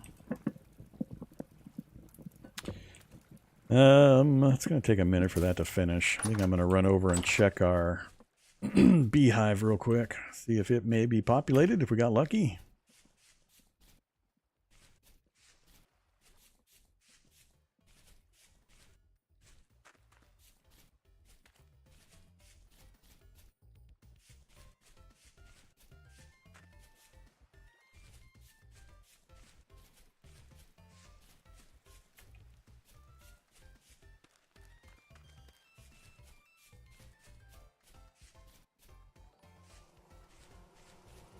Looking good. Populated scap. We've got it already. That means I need to free up a space here. Then we go... I forget how this works. There we go.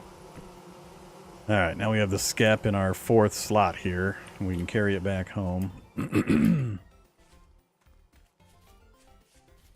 Now I got to make some longer-term decisions. I got to make some decisions regarding where I'm going to set up my actual long-term house instead of the mud hut, and or am I replacing the mud hut? And I got to plot out where the farm's going to go and where the beehives are going to go. They take quite a bit of space.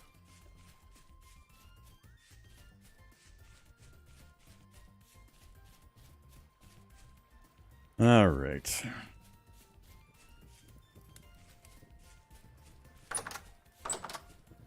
I don't want to place them in here.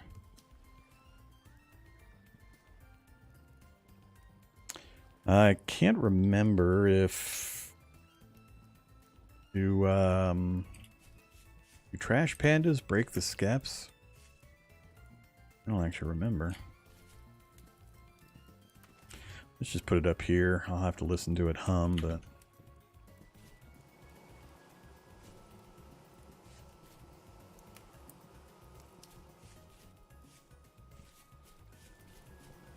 That's probably going to get a little irritating. Let's put it up on a pile over here somewhere. Just get it out of the way. I'm at the other side of the pond.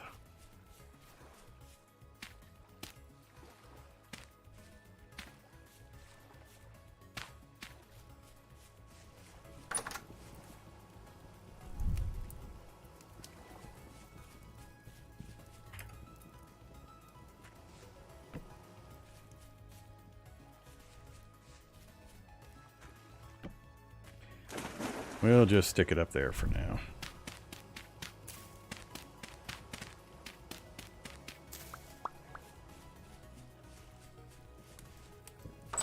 Alright, we'll deal with that later. I got other stuff I gotta do.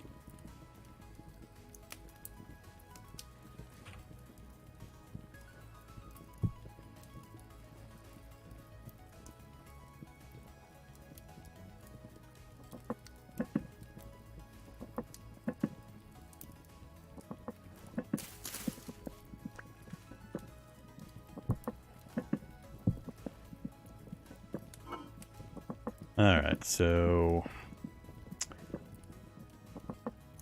we'll do that. Those away. And that's the one we'll keep for our running around food for the next couple of days.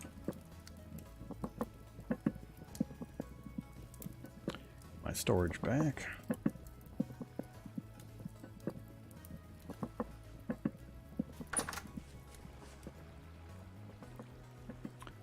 Okay.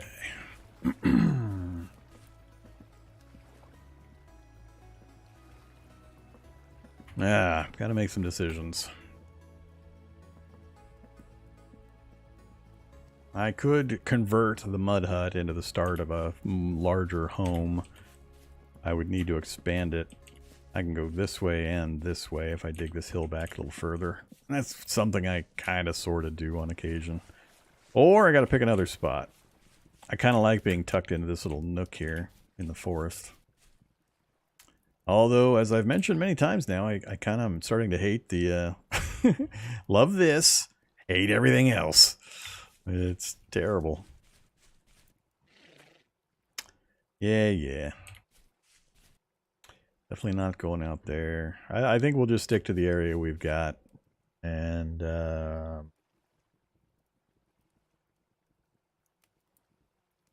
since we're able to sleep through the storms, I can do my designs a little differently. I think I'll just slowly convert the mud hut into something that looks a little nicer. So we'll start replacing dirt blocks with stone blocks of various types and wood and so on. So let's, before I forget for the 10th time, do a torch replacement. These last, I think, 2 days. So as long as you swap them out, they're infinite. But you got to take the time to run around and replace them on occasion.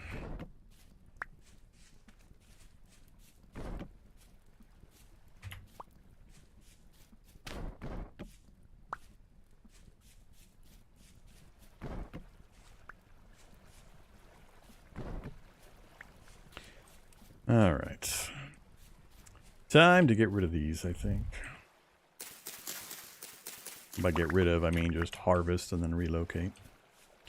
We're making a berry patch over here.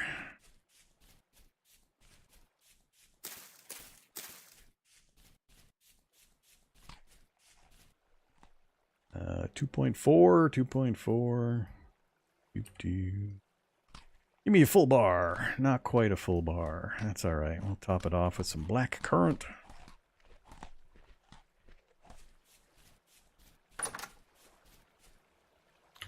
Uh-oh.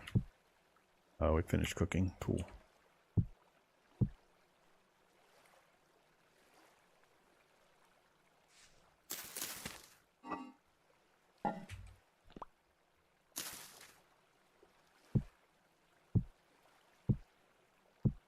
Stop it.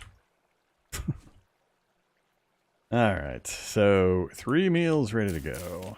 We've already full, so let's go ahead and just throw this one back into storage.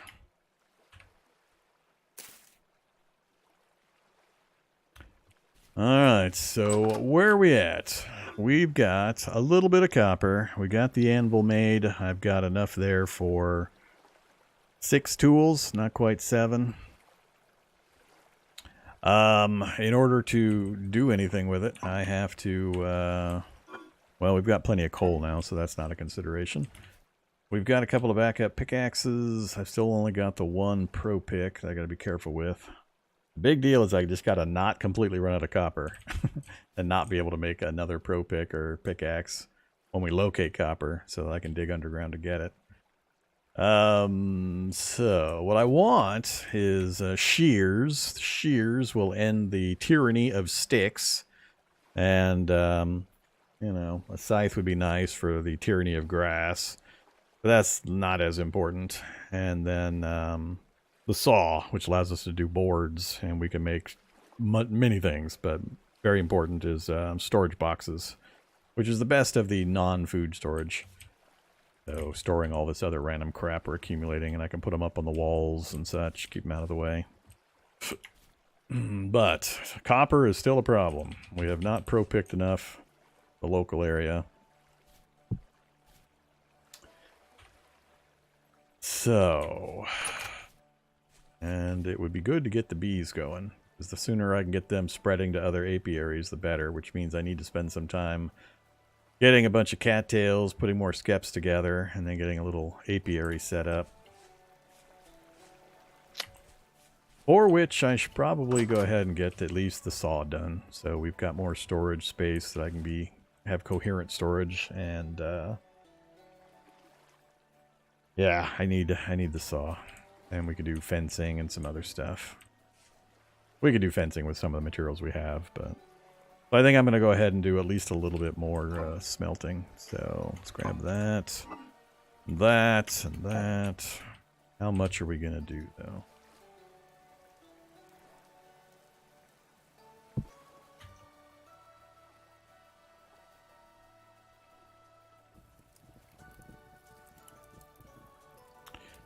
Let's do 3 tools worth. Yeah, let's do 3 tools. I think I'm going to hold the rest for my emergency fund. So we'll do 1 shear, 1 saw, and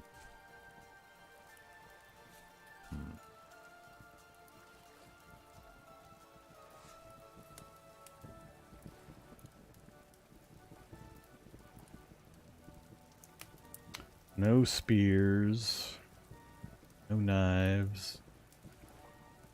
I think I'll just pour another either shovel or I'll pour another axe. We've got 2 copper shovels up there. So, yeah. Alright. Oh, yeah. It's always things you got to do. We got a lot of stuff to get done. A lot of stuff. So I need to go hit some of the farther ponds. Harvest up a ton of cattails and get them planted here closer, because we're going to constantly be harvesting, regrowing, because we're going to need to be replacing skeps constantly. And these take like 16 cattails or something per skep. You get some back when you break them, but it's a lot. You need constant refreshing of the cattails, and you don't want to be running farther and farther away to get them. So it would be good to relocate some cattails to the nearby ponds and stockpile a bunch, so I can get like, I don't know, 6, 7 more skeps up. And then we'll pick up a piece of flat ground somewhere nearby, and we'll set up a little apiary with a fence around it to keep the raccoons out. And we'll let the bees spread and spread and spread, and once I've got a bunch of apiaries full, we'll start harvesting them for honey and wax. And that's the point where we start doing long-term food preservation in preparation for winter.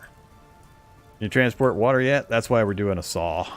The 2 big things the saw is going to give us is the boards that we can use in a lot of things we can manufacture, one of which is the bucket, the water bucket. So we'll be able to move water around as soon as we get the saw done. Getting the anvil down and being able to make the saw and the shears is a huge, huge deal. It's a massive upgrade in capabilities that you can do. I just need to get pro picking to find at least one underground copper. Most of my problems are solved at that point. So we might have to go back over across the swamp, back to that stone biome where we found all those ground copper nodes. This area with the granite rock layer and all this grassland is so far being terrible. So I might take a trip back towards the swamp, do a few pro picks on our way, and go back to that rock area and see how it is over there.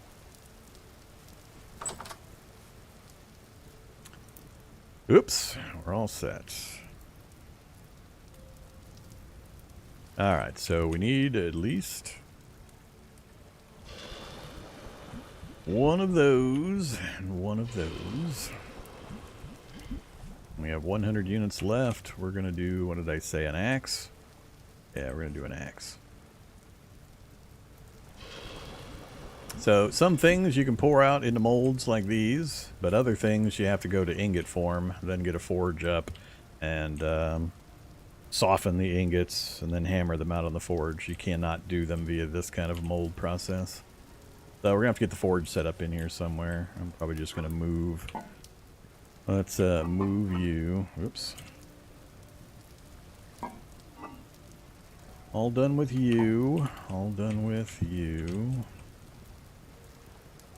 Pick you up and move you over here.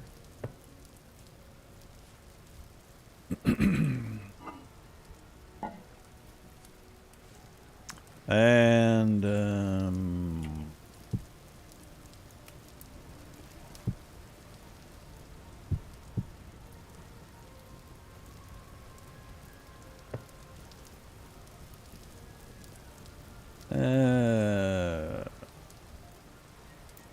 that's fine.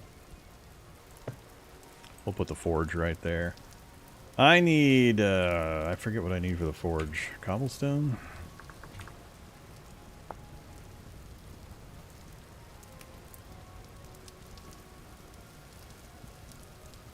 Why do they not show me that?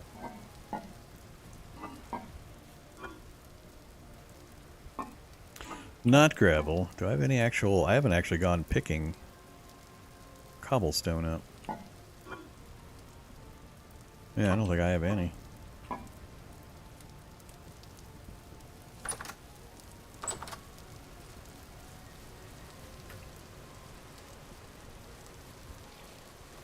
If I could make some.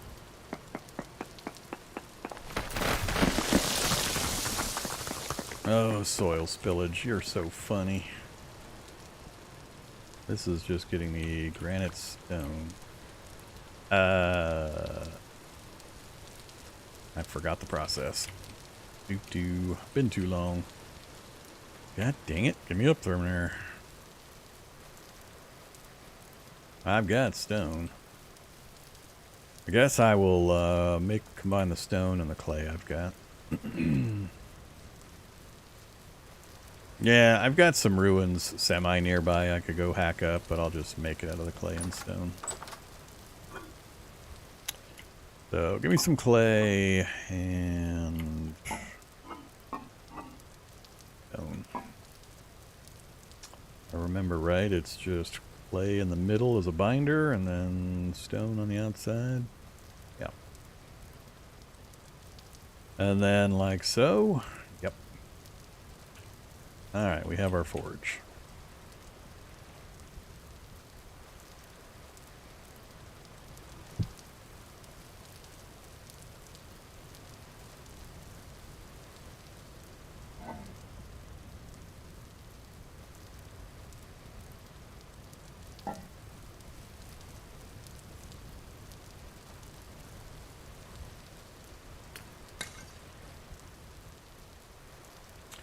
Gotta wait a little bit.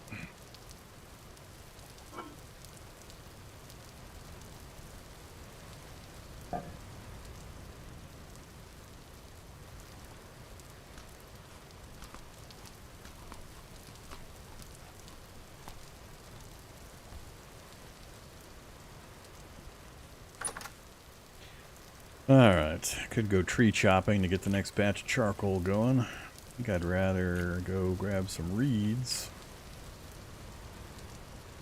So the local pond here, I mean, like I said, I can put these on the ground. I don't have to put them in the water. I don't... yeah, let's just work on filling this up. Let's go relocate these. I need the cattail parts anyway.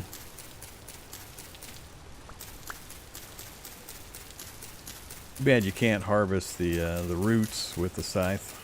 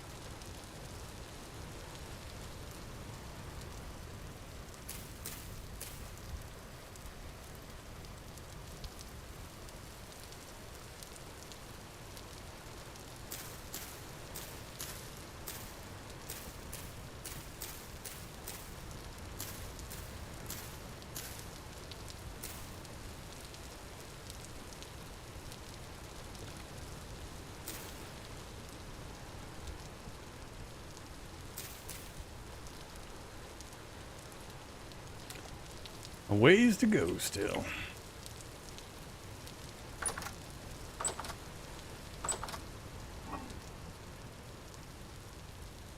Oof, we need a lot more than that. A whole lot more. Alright, now, hilariously, we have to heat them back up again.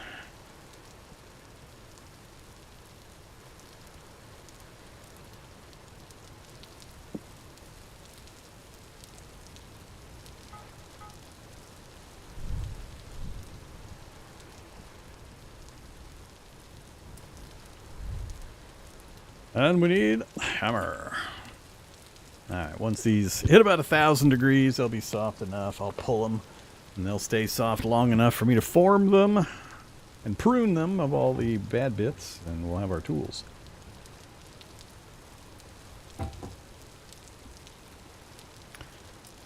Before I do that, though, I need to step away from the computer for just a minute. Be right back.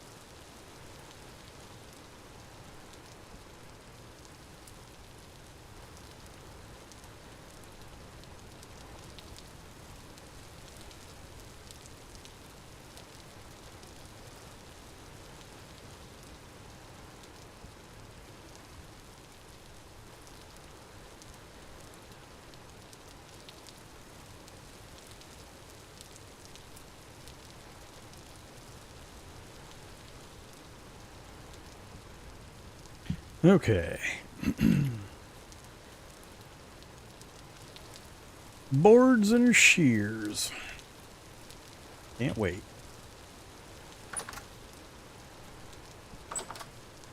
Saw and shears, you know, to make boards.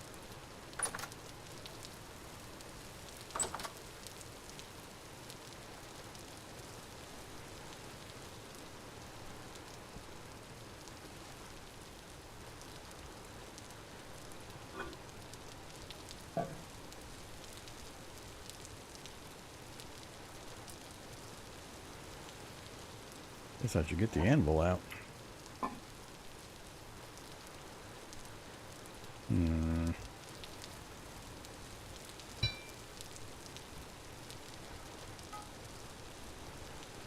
Alright, first up is the saw blade. Been a while since I've done this one.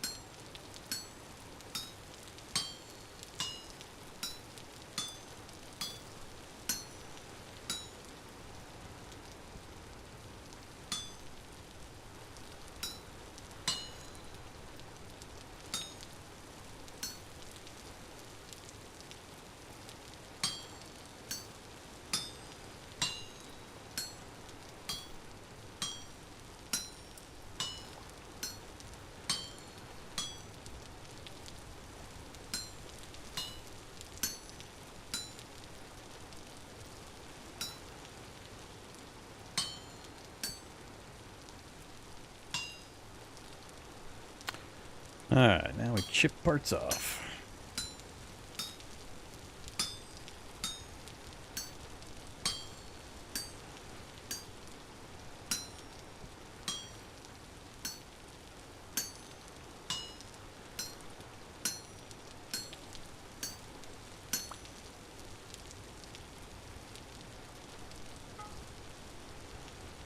And some shears, please.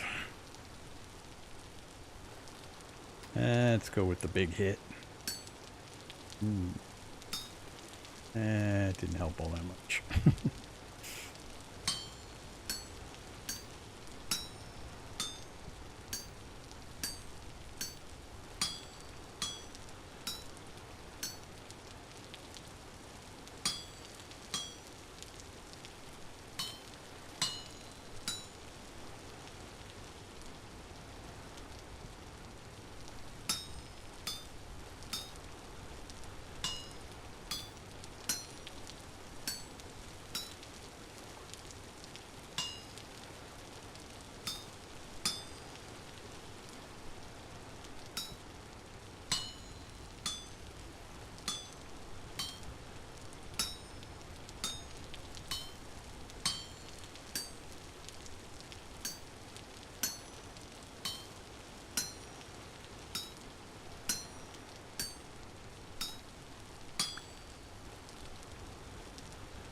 Alright, saw is done.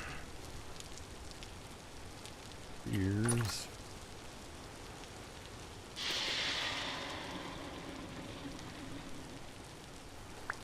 Ears are done.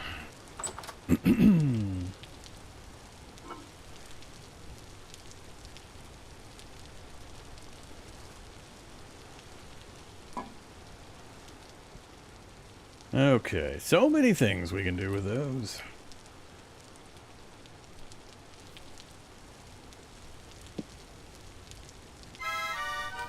Oh, come on. They are not hot. Damn you. I cooled them.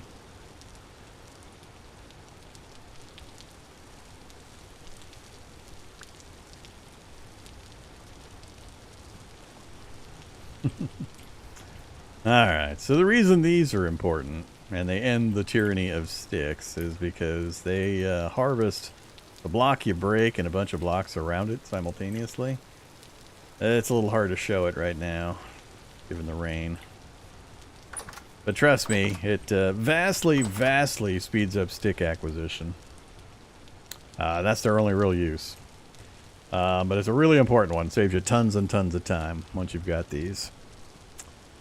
So, we'll wait for the rain to stop before we deal with that. Let's see. So, we can do boards now. So, grab that. I don't remember. Do I have any... gotta go chop a tree down. Oh, I do have some. Alright, so now we can make boards. And boards can make a lot of things. A lot of stuff. including racks for our molds. So we'll get a couple of those going. The bucket. So we'll do a bucket. So that's not a bucket. That's a sawed roof ridge. Bucket. So I need one flax twine and then boards in a little U shape. Do I have enough flax for that? I don't remember. Yeah, we do. Alright, so one flax twine. And boards here. We have a bucket. And the reason the bucket is important is because now I can move water. I can make channels and such for irrigation for crops. So that's the key piece for being able to set up your own crop farm. We have found 0 terra so far, which makes me sad since we had 90 some last run before we even got to this point. Okay, so bucket, yay. Bucket, you can go. We're starting to run out of floor space.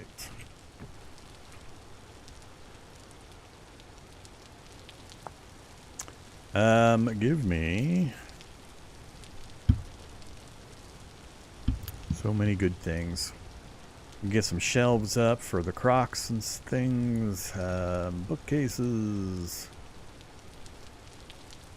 Give me a chest. Oh, that's right. I totally forgot they changed that. Oh, crap. I forgot entirely.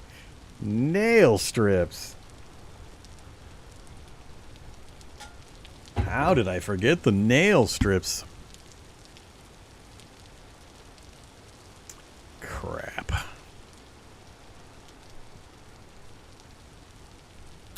Well, that's unfortunate.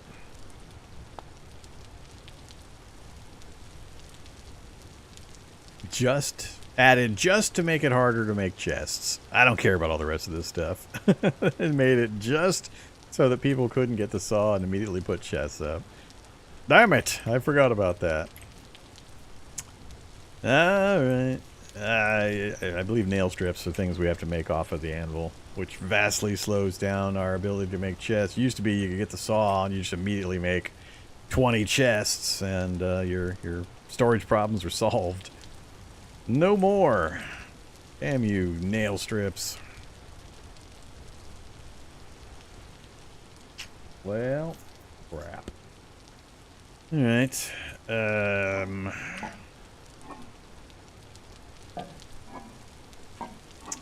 Too much random crap scattered around between multiple boxes.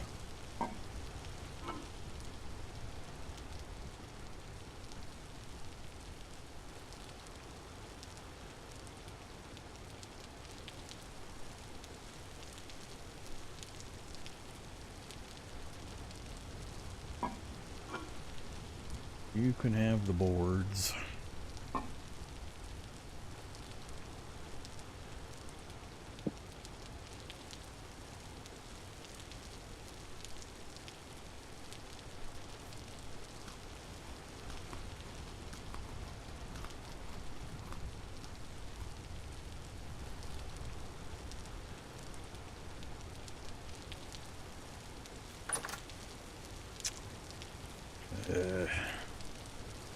Would rain. They weren't kidding when they said common.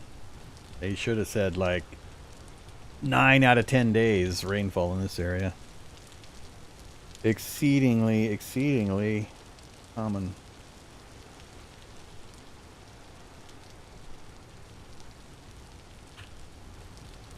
Oh, what can I work on? We need copper before I do much else with this stuff. I gotta hold that for emergencies. That's pretty much still the priority. Still getting pro-picked to find an underground copper deposit.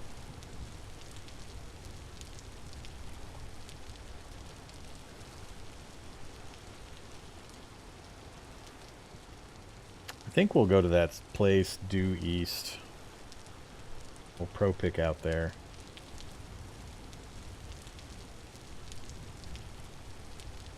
I've been wanting to go back that direction and take a look around again anyway. I guess I could use the boards to get, since we can't put up a bunch of chests. Let's at least get some mold racks down. So sticks and boards on the bottom.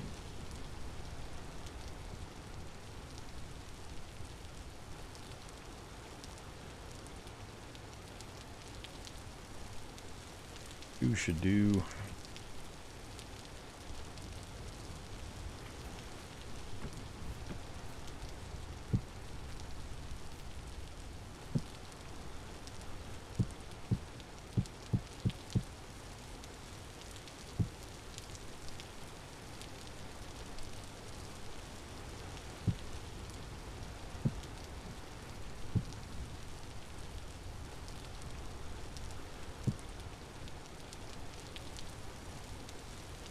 Can't do much with that one.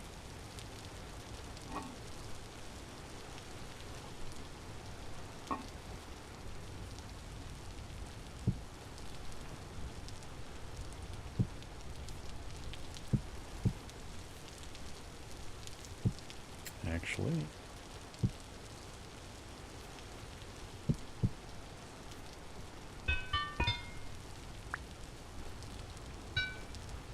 let's do it that way instead.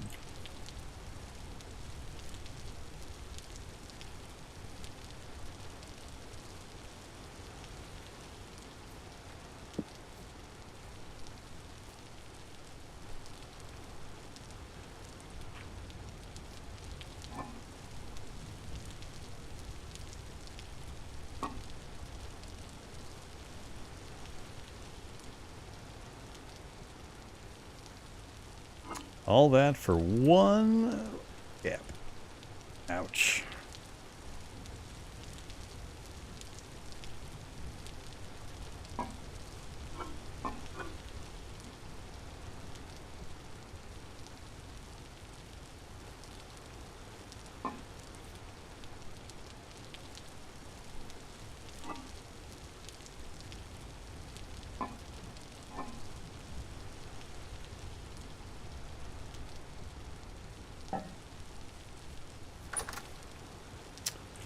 Damn rain, I can't see enough.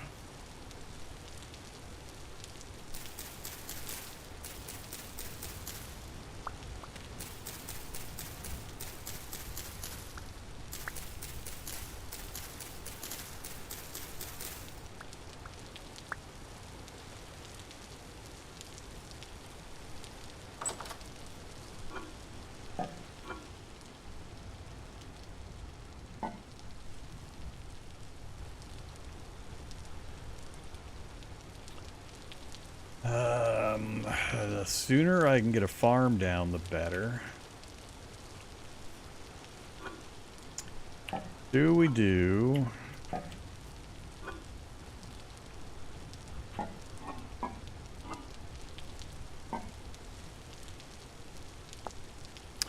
So we could do stone fences with the granite pieces we're getting from the local rock. Or do we go with the wood fences?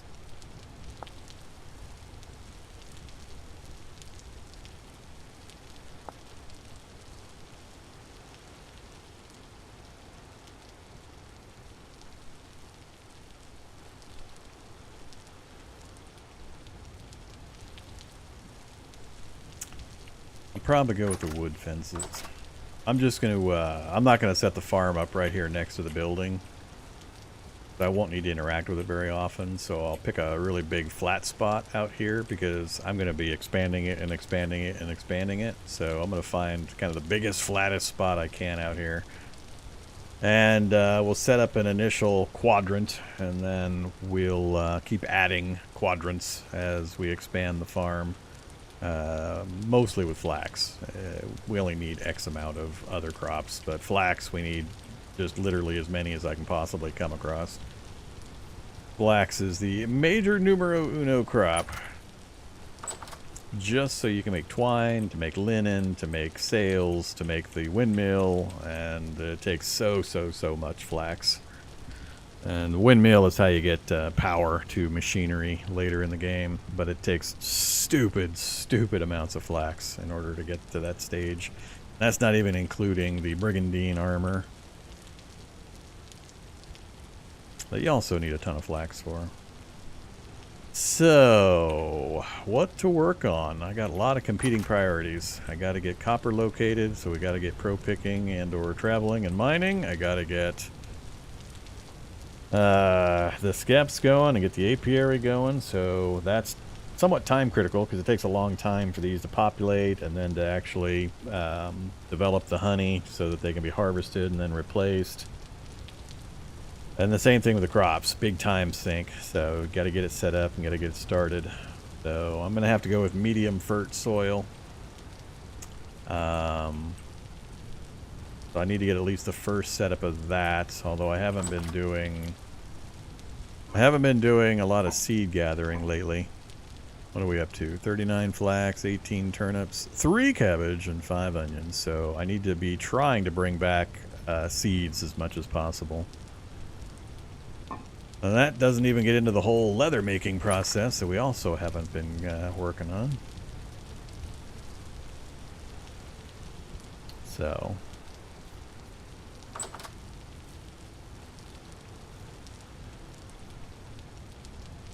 and everything takes time.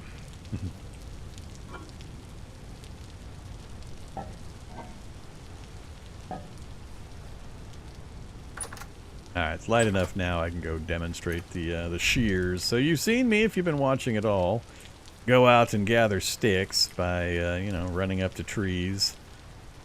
And then just punching trees, looking for the leafy branches, like right there, maple branchy leaves. That'll drop a stick. Small chance that just the leaf parts will drop a stick, but mostly you're looking for the branchy parts. But it's one block at a time, very slow. But when we go to the shears and we do this, whole sections disappear at once.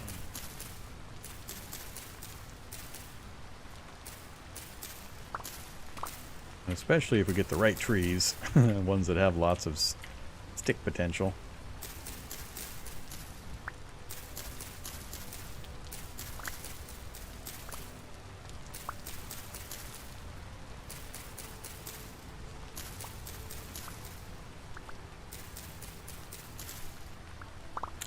Raining sticks.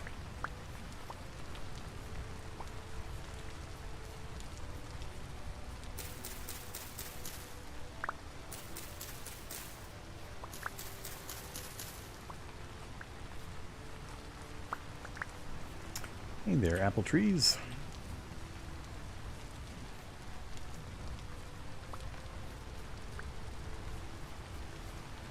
I try not to denude all my local trees.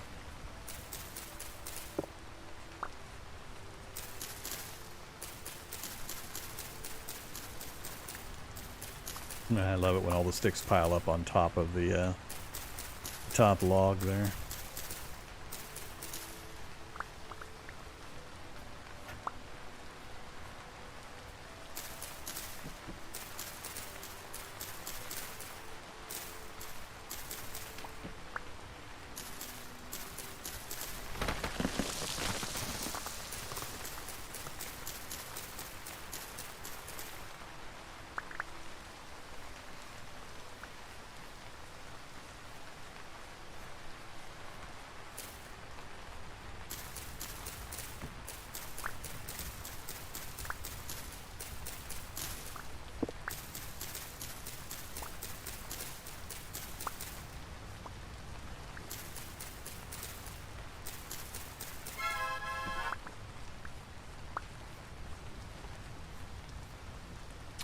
Alright, what are we up to? Stack and a half of sticks? Yeah, it just saves so much time. I know, I know.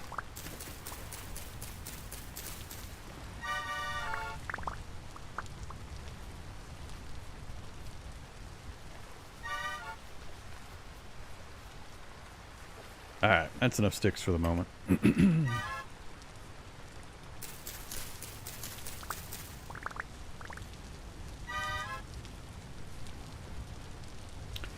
14 seeds.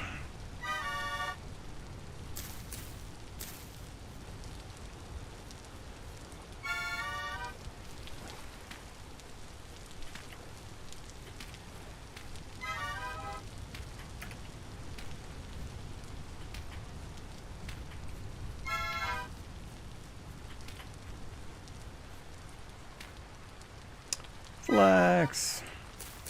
Oh, nope, rye.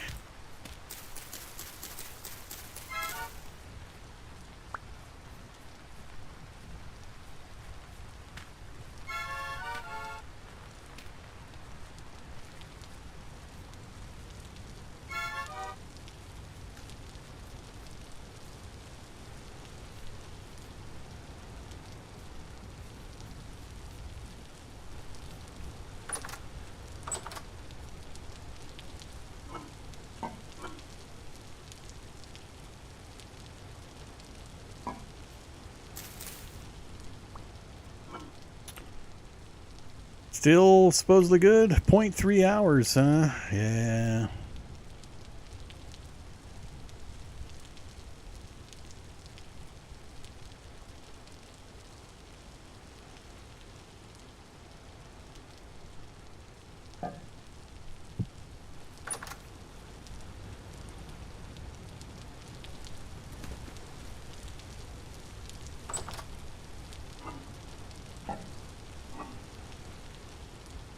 Almost 2 stacks of sticks. Alright, so we're back to our normal carry around stuff. We'll leave this here.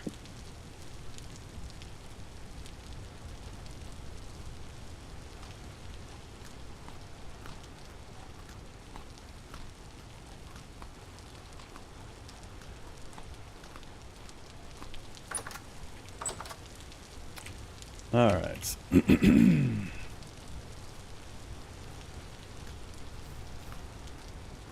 And we'll leave you. So what do we work on? That's the problem. So many things we need to get done. Stay home and work on the apiary or the farm. Get those going. Get pro picking. Really, I'm anxious about the local non-copper situation. Come here, pro pick. And take an extra pickaxe.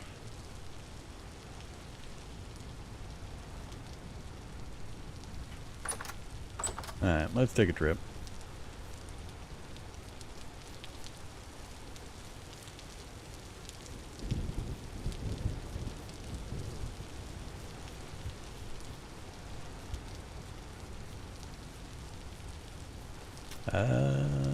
Wonder if that, there's the bear over there. Hey, bear. Actually, this is, I can't take a trip right now. It's terrible weather to go traveling away from our home biome with wilderness survival mode. Terrible visibility. So when, whoa! When did Mr. Bear move into my house area here?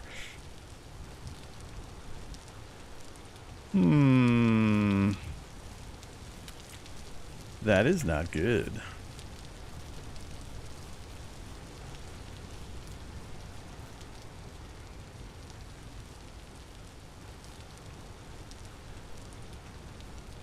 Bear's just having a squat right there. I haven't killed a bear yet. I don't know how many hits it takes.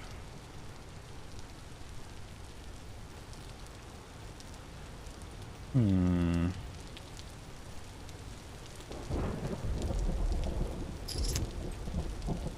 would definitely need more spears. Yeah, Mr. Bear is a problem. We got to deal with Mr. Bear. Can't have him right here on top of the base. So, let's nap us up a few extra spears.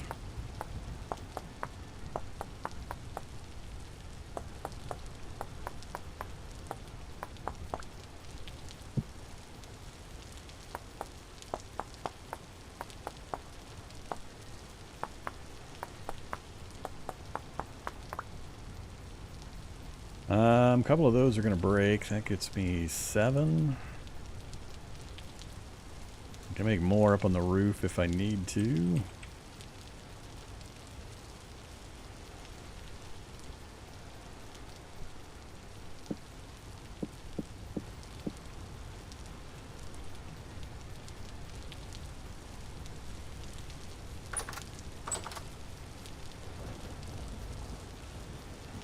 I don't have a bear pit. Putting the bear in a pit would be good. Alright, where are you, bear?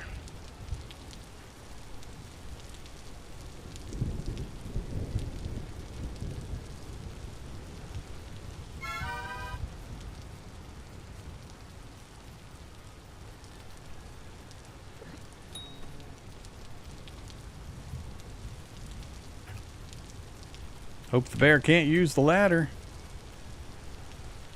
Where is he? Where'd the bear go?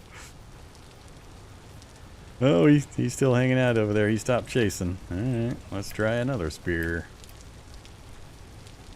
Now he's down below the edge of the rise there. Whoop, there he is. Oh, crap.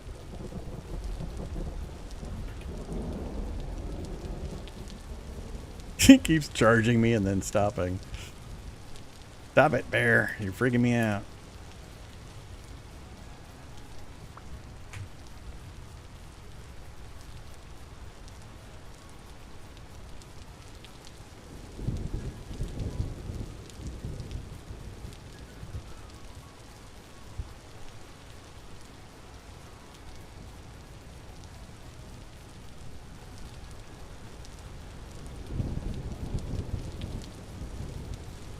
I'm worried he's going to pop up out of one of these little canyons here. Rip me up.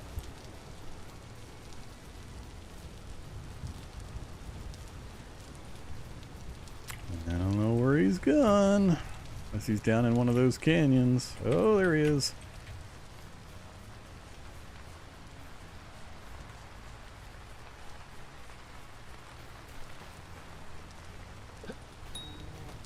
Inch 2. Oh boy.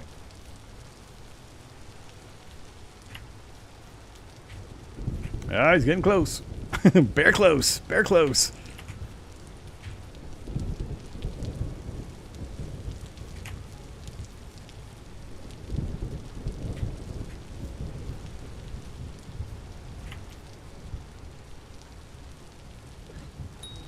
Three, 4. Oh, missed it. 5, 6, 7, and he's still up. I'm out of spears. Oh shit! Hello! I'm gonna die! I'm gonna die!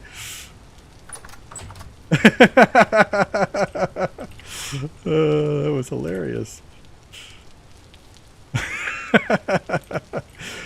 How the hell did he get up there?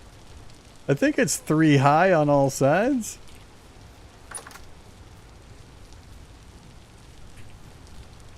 Now I gotta figure out where he's at again. Oh, there he is. Did he die finally, or did he decide to take a nap? They can climb 3? I thought they could climb 2. I didn't think they could climb 3. Okay, lesson learned. I already got that spear. Oh, I think the bear killed the baby goat. I should have one more spear.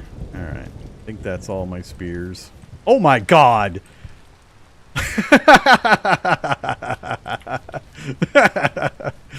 Oh, that's funny. That's funny.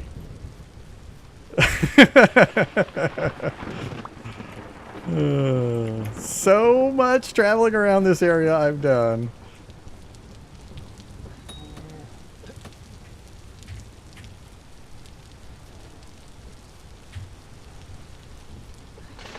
Shit! Oh, we might die! Bears are faster than me. Oh, it's not too deep. I need it to be too deep water in order to make sure I'm faster than him. Alright, where'd he stop chasing me this time? Goddamn bears.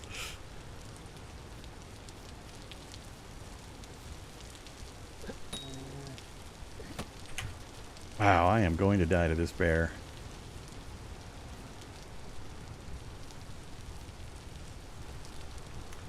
Two spears left. I've lost track of how many hits I've got on him. That was a double. That was a miss. Now I got spears scattered all over the damn place. Oh shit. You can probably one-shot me. Alright, he's back out in the middle of the grasslands. Wow, how many spear hits does it take to get to the center of a Tootsie Bear Pop? Lost track of all the spots that I threw my spears from. Yeah, is he a Wolverine bear? Is he regenning between fights? What's going on with Mr. Bear? Alright, we're back up to about 5 out of my 7. At least 12? Wow, that's more than I thought it was going to be. So far, as long as I can get a good starting point. Ah, terrible.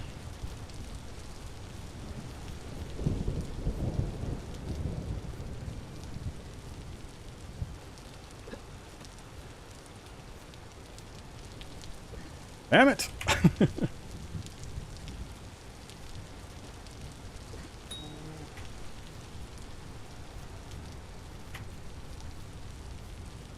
Ah!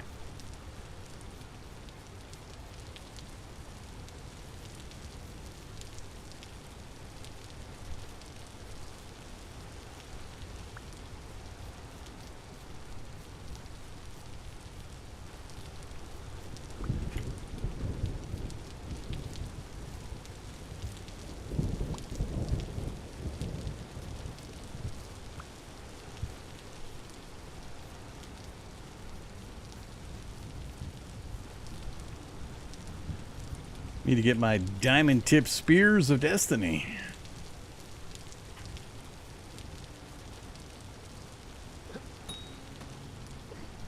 Finally. Yeesh. Alright, don't mess with the bears. 1, 2, 3, 4. 2 of the new ones. Alright, that's fine. I'm not gonna go try to find the other spears. Well, that was some excitement.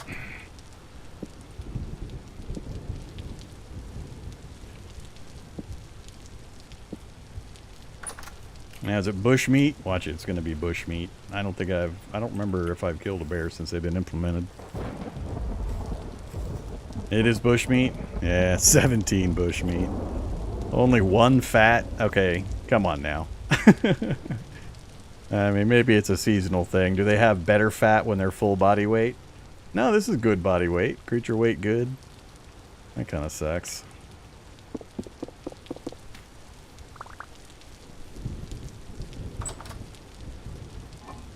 Yeah.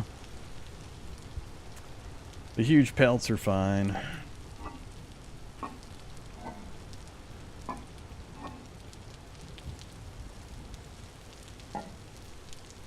Let's just go ahead and cook up a big old pile of useless bush meat.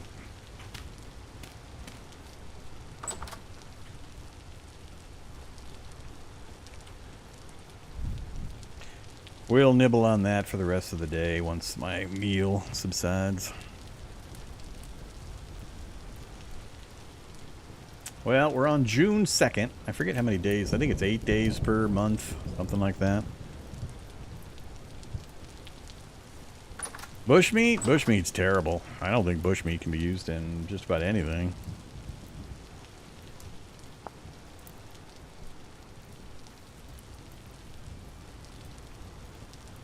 Not suitable for meals. I'm not aware that you can do anything else with bushmeat.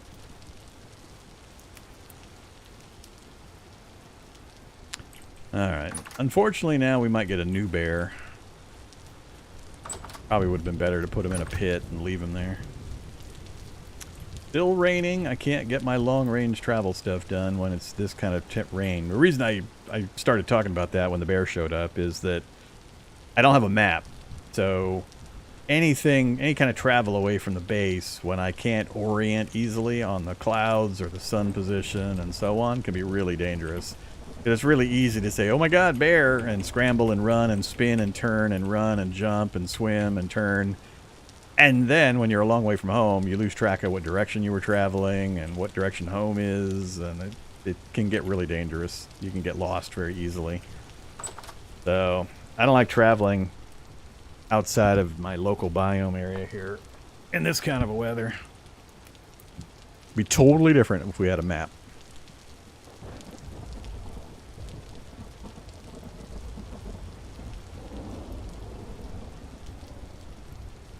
Oh, the game has a map. I'm just playing wilderness survival mode where they disable the map. We're playing hard mode. Wilderness survival is essentially hard mode, so they remove the map in this mode. You can feel free to have a map if you want. I just don't get one because of the difficulty. I prefer it that way. I like it to be harder. That's why I don't play with a lot of the mods, because they make the game easier. Primitive survival makes the game a lot easier. All these other mods make the game a lot easier. I don't need easier. I don't want easier. So, giving me more resources by giving me back the filings off of the anvil choppings and so on makes the game easier. Don't want it. Map, don't want it. More fish and fishing and traps, don't want it. Game's already too easy. By far. You want variety, fine, but it's bad for difficulty.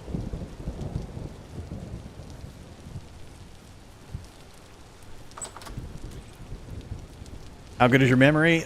You learn things, just like in real world orienteering. You learn to keep track of your surroundings and what direction you've traveled, and there are in-game ways of telling directions. You can tell from the sun position, you can tell from the cloud direction. Clouds in this game travel from west to east always. You can tell from trees that have moss or mushrooms or whatever growing on them, because the north facing won't have any. So, yeah. Wild vines, the north facing of trees won't have any, so you can tell what direction north is sometimes. I forget which covering it is that does that, but there are various in-game ways.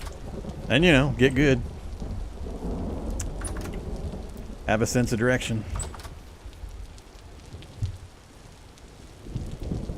A magical map that shows you the terrain, 14 counties in every direction above you or around you is, you know, pure silliness anyway.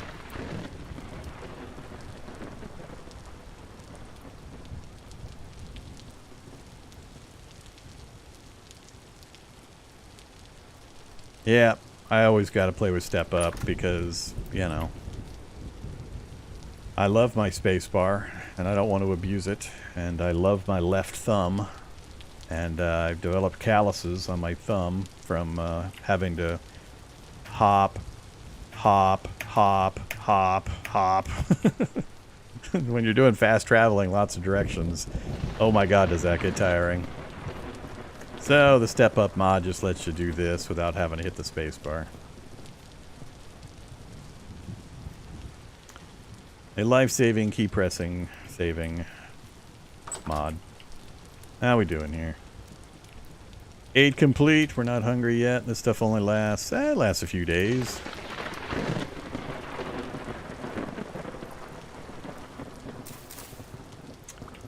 So the reason we're doing this is because we get better food preservation. So the timers on these things are better than what they show now because I've got it open to the air. When I put the cover on it, these get even longer. So that's why we do that. We'll do a proper food cellar here in the not too distant future.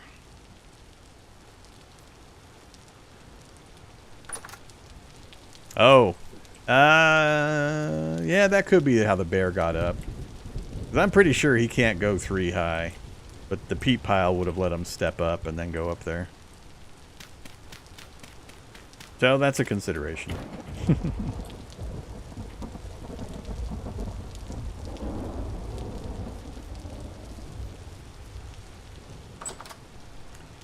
I guess we can make a stack over here for now.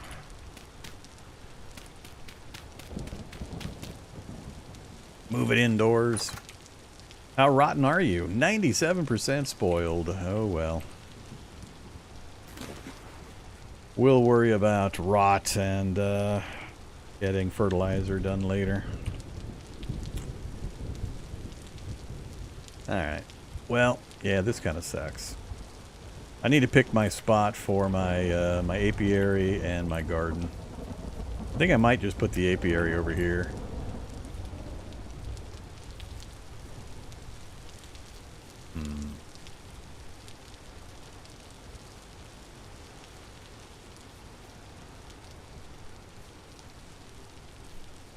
How big do I want to make it?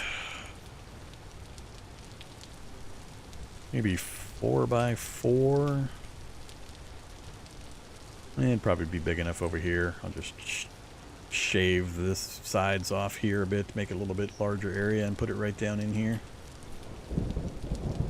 The farm I already know is going to go out in this big old flat area out that direction. I want lots of room. We've got a humongous flat area out here. So we'll do the farm out here so I can expand it any direction as I need as time goes by.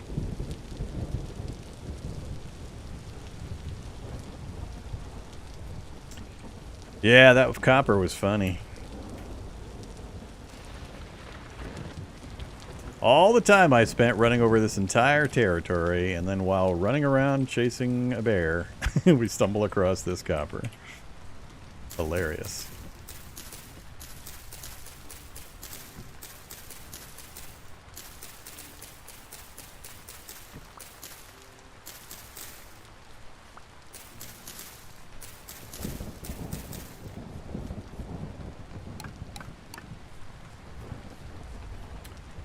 Okay, so let's go ahead and dig it up.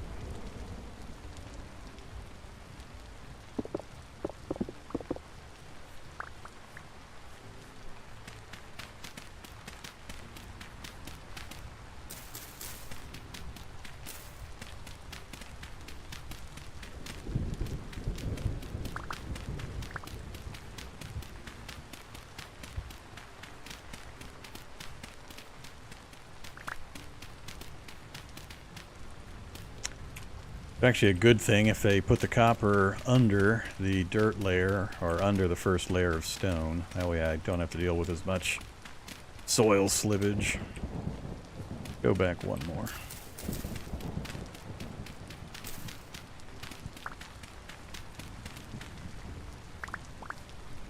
Yeah, but that's not how the map works. The map shows you everything in a huge radius around you. So you could be standing like this in a tree, can't see nothing, but it's going to show you all the terrain out to the mountain range and then what's on the other side of the huge mountain range for a ways. So, you know, justify the map however you want, but it's a magical device.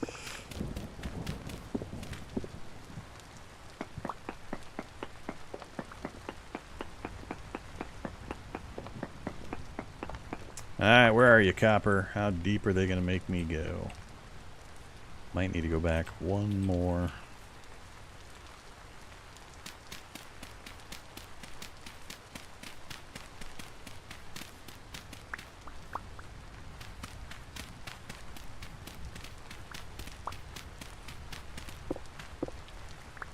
This is the part where a bear spawns nearby and drops into the hole with me. The hell? It sounded like footsteps. Freaked me out.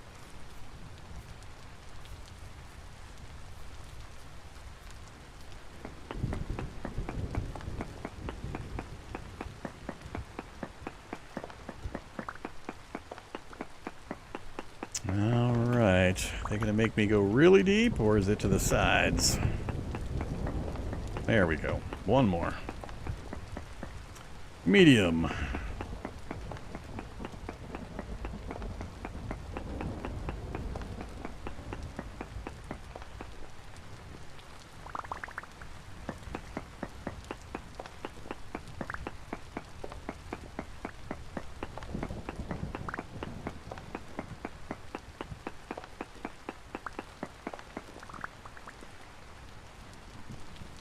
I can't take that out.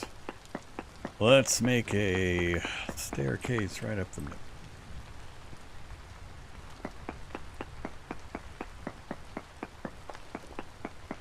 This should give us enough additional that I can at least get a few more tools made, and I won't be quite as nervous about our low level of copper.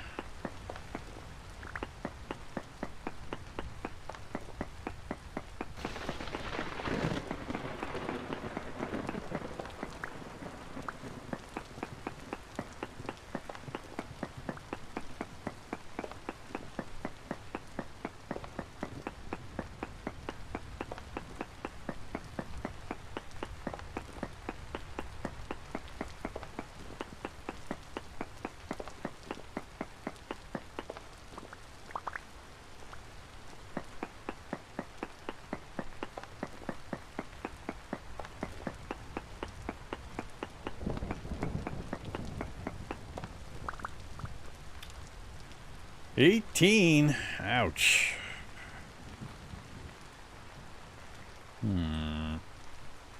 We're on pretty flat ground. It seemed to be a pretty flat distribution. That might be all we get.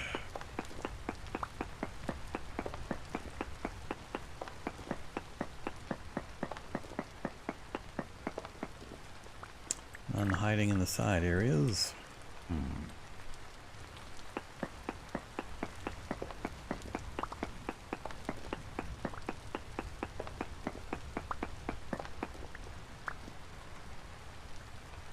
I think that might be it.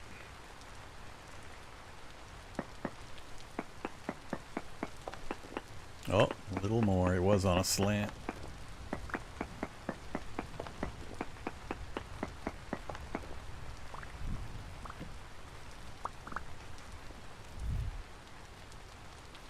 Gotta remember I have a pro pick now. Let's pro pick this thing. Local mode. Anything near this? No ore nearby. Let's go over here. No ore nearby. Alright, we are done. An anonymous gifter. Thank you very much, Mr. Anonymous or Mrs. Anonymous or whatever designation. Really appreciate the gift sub drop over on the Twitch.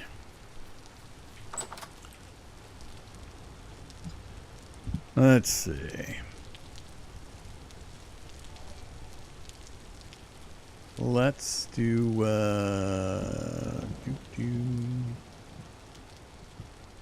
some zombie dogs.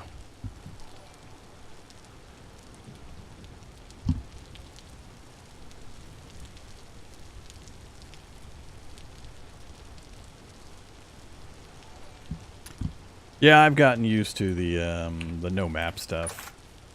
Any game of this type that I play, if I have the option, I usually end up turning the map off at some point. Depending on the gameplay, really. But I enjoy it quite a bit for the challenge. There's no feeling more wonderful than realizing you are just totally lost. You have no idea which way home is after like a 30-hour run. And then you end up I remember doing, oh god, how long ago was it? It was like a year ago. I had a run where I was playing Wilderness Survival, and we had a pretty advanced base. We were, I don't know, halfway into the metal forming age and so on. I went on a long trip, got completely lost, had no idea where my base was, and I ended up doing like 4 hours of live stream of me doing a spiral pattern. I just literally started moving in a spiral outward, and eventually found my base. It was terrible. It was terrible, but glorious. There are ways you protect against that. I haven't done it yet in this run, but there are certain points on my map here that I'm going to build tall towers on and then put lanterns or candles on. So you pick high points around the perimeter of this valley, and I'll build like a 50 tall vertical tower, stick a couple of lights on it, and then I do that in at least one each of the cardinal directions. And that vastly improves my range. As long as I can see one of those towers, I know that I can get to that tower and I'll be able to find out which way home is. So you end up doing towers, and I'll do like a tower, and then I'll have a jut off the edge pointing to which way home is. There's various ways that you can do it. Or you can actually bring a sign. You can put a sign on and say, hey, head southeast, dummy. You can do signs. You can write with chalk and other things on surfaces. Okay, so yeah, 21 chunks. That's all we got. Let's break some chunks. There we go. 90 more. That's 4 more tools worth.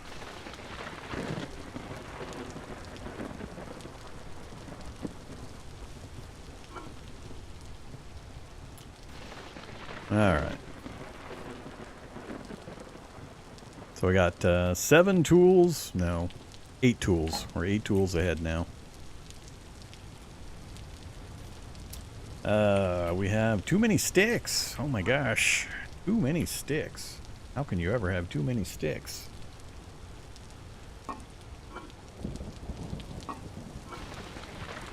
Oh, there's some sticks. I gotta get better organized on the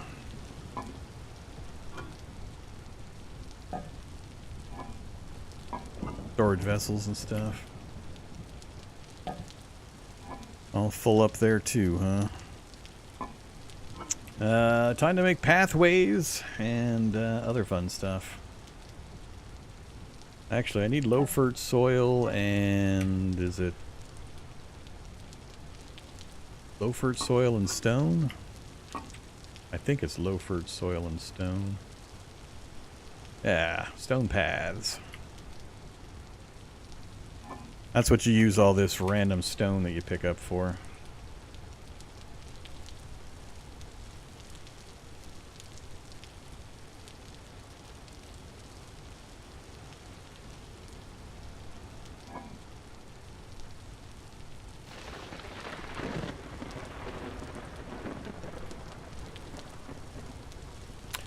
So, stone paths, if you notice the box there, says walk speed times 1.3. So you get a 30% speed boost if you're walking or running on a stone path.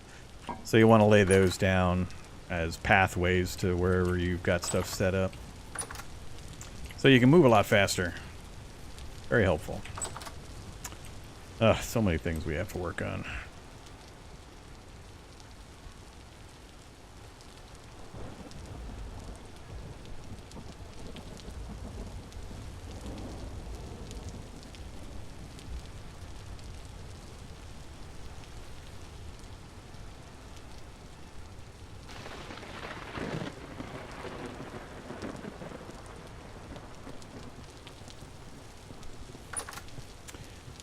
Damn rain.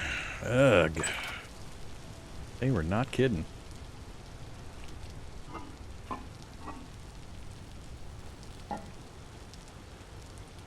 Alright, so we're not going pro picking. Let's see. So all of our known copper deposits are mined out. Oh, we didn't have enough meat or enough fuel to finish cooking that stuff.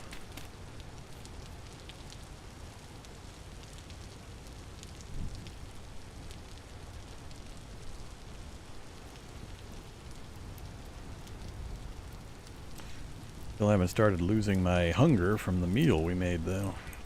Whoops. Not smash the hay bale with a torch. That is contraindicated.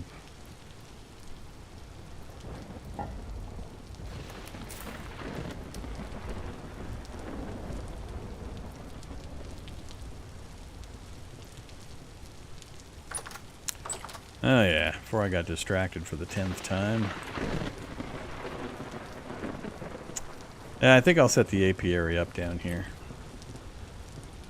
So I'm going to dig the sides of these out just a little further.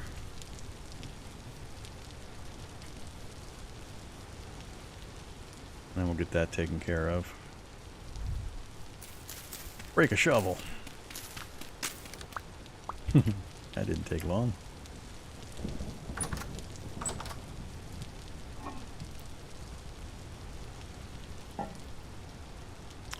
Do we do dirt digging with our copper shovels?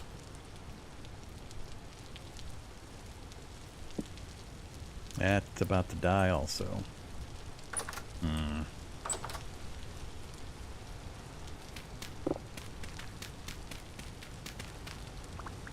Can't see nothing. Whoa. Wasn't my hunger bar full a second ago? Am I nuts, or wasn't my hunger bar full when I mentioned I haven't started losing my hunger? And then now I look and all of a sudden we're... the hell? That's not just me, right? You guys saw that too?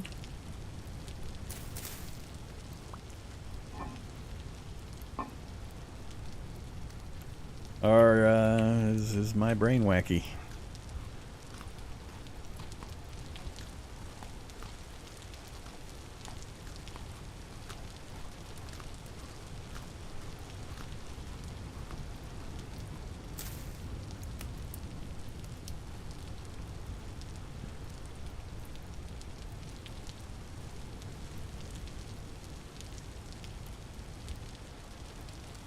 And 5 minutes to try it out. Yeah.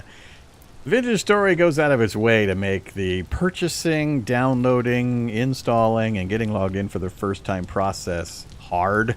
I don't know why it's so weird. You got to have 2 different accounts, and it's always annoying. So make sure you just carefully note your 2 different accounts and try both of them, and you'll get in.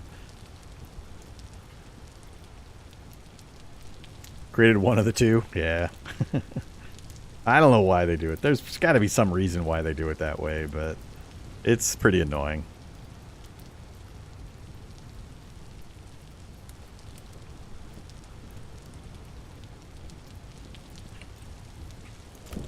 All right. Bushmeat complete. And of course, when you say you went and bought it, you bought it via the HumbleBundle link that comes up regularly and helps the channel out, right? I know that's what you did.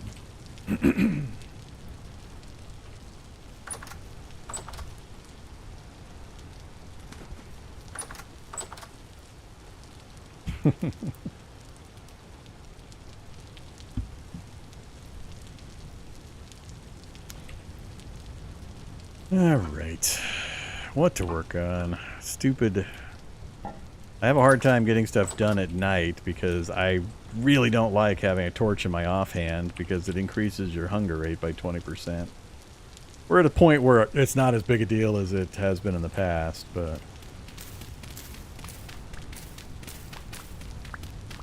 just be careful early game. Don't be running around with stuff in your offhand without being aware that you're paying a 20% premium on your hunger when you do that.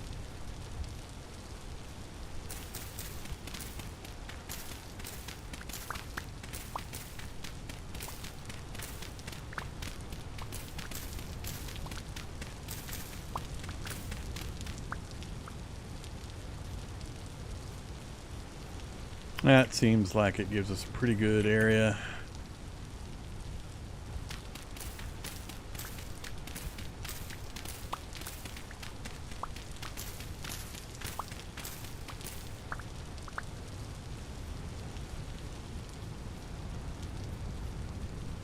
Alright, let's go make some fencing. I need boards and sticks.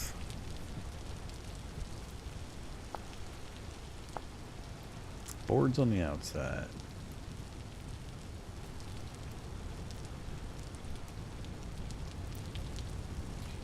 Full stack.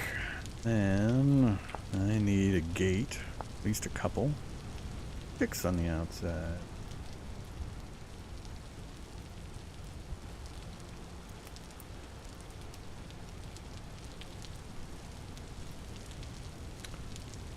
It's gonna be a little tougher to place these in the dark.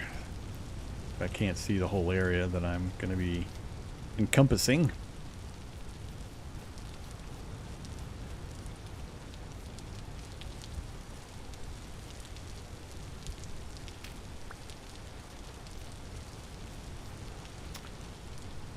Now we got a heavy temporal storm coming in. Which, again, awesome timing game. Once again, your temporal storm is going to basically screw me out of a day. Because it's 8 minutes before the storm hits, and then it's 10 minutes of storm. So I'm going to lose probably 3/4 of my daylight.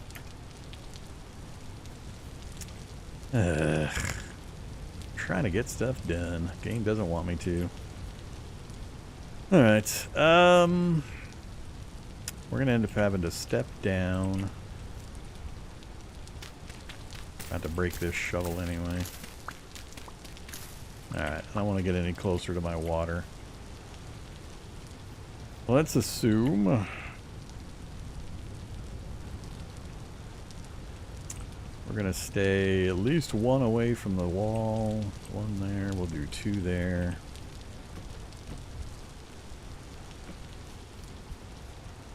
Pick a middle-ish spot to put a gate in.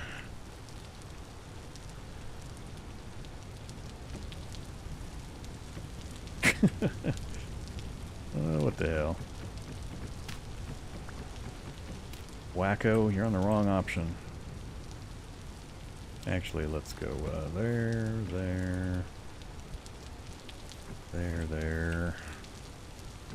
and the gate.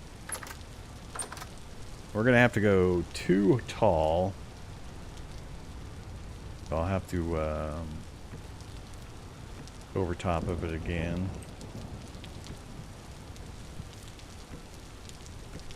It's so tricksy. Ugh.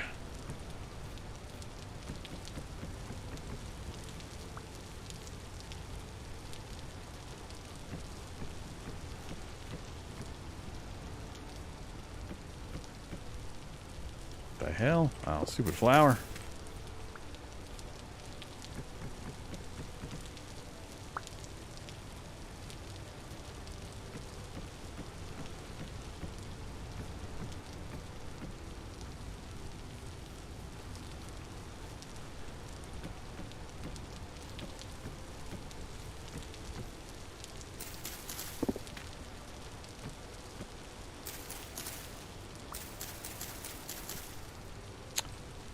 Alright, I think we'll do...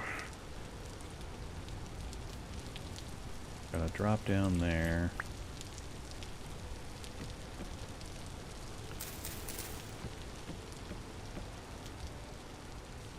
Alright, we'll call that good enough for the depth. Where's my gate? Is there, huh?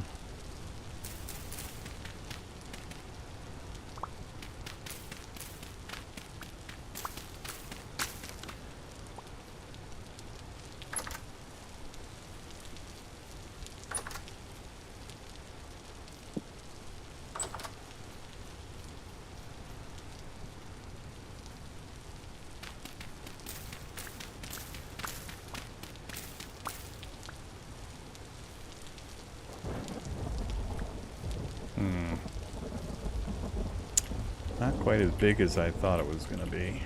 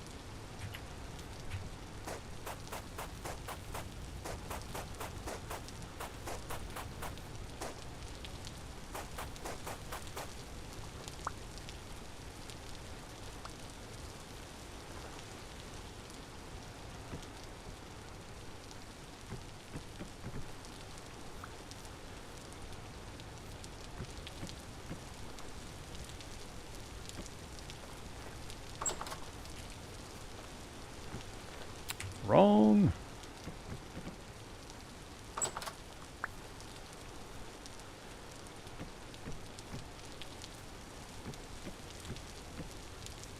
Alright, few short. And the path is not really centered, which is going to drive me bonkers later, but oh well.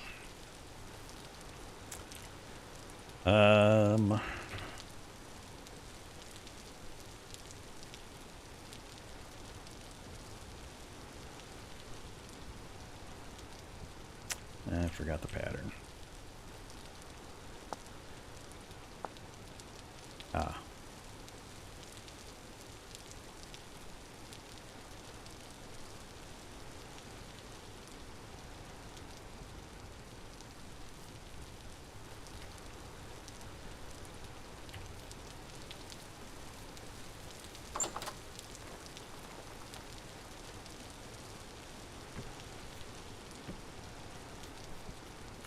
Good enough to get us started.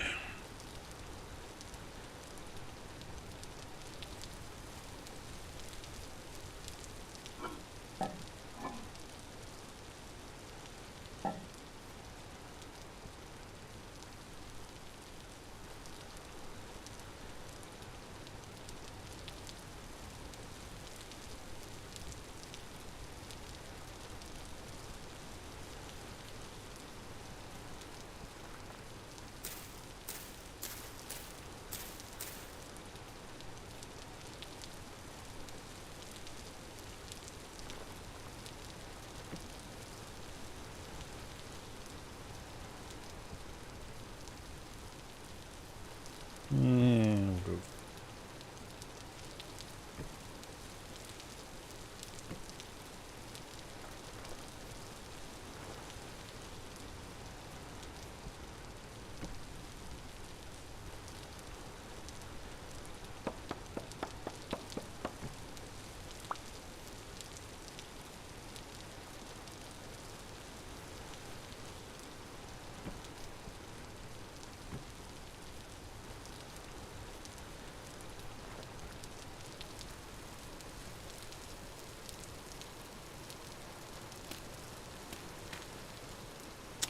I gotta get rid of some stuff.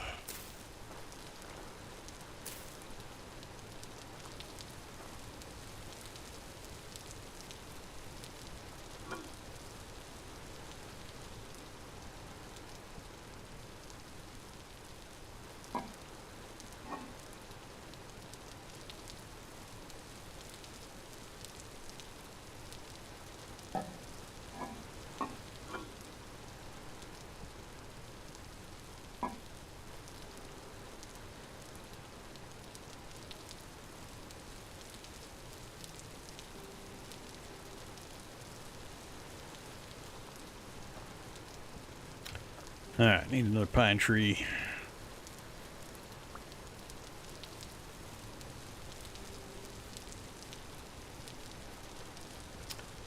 One of those will do.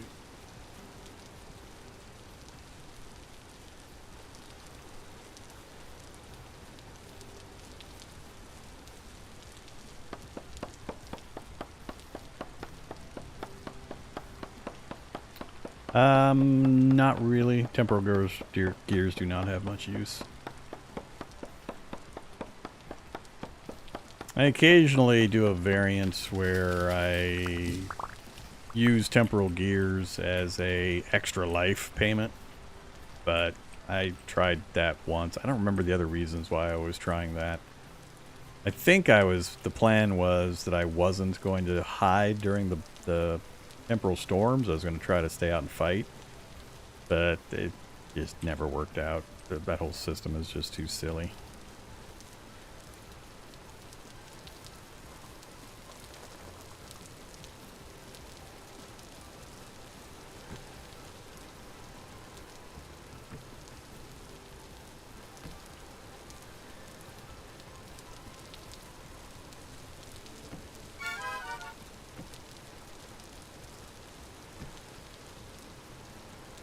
Alright, now we need 1,000,000 flowers and skeps and relocate that.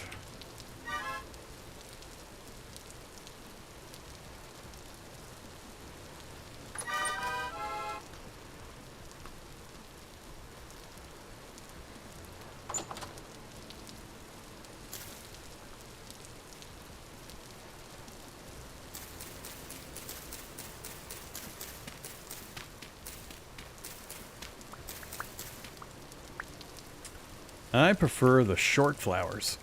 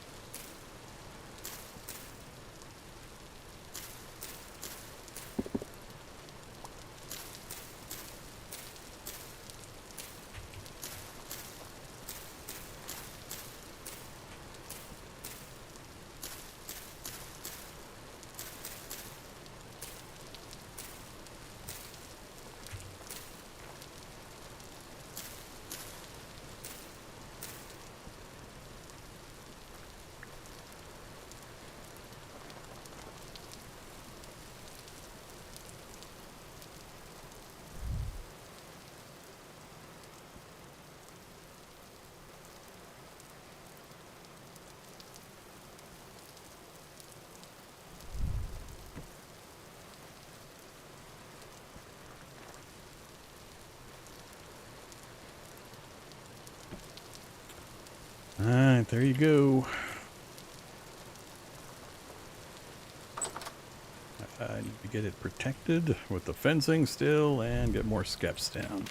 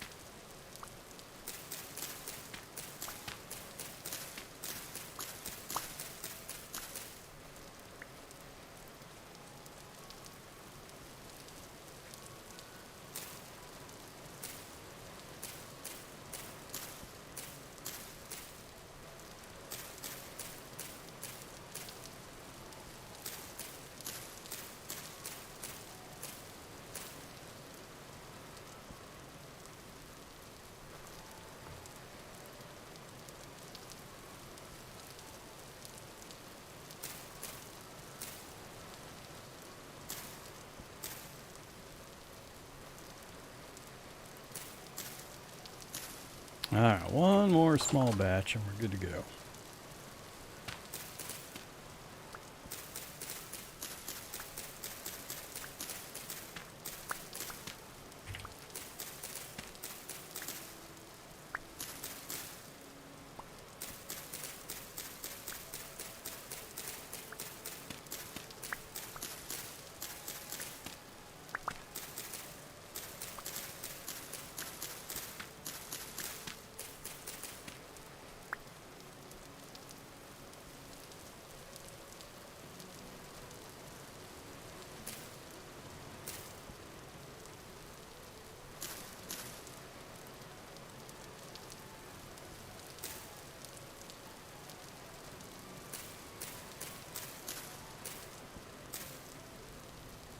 Whoops! Oh shit. Run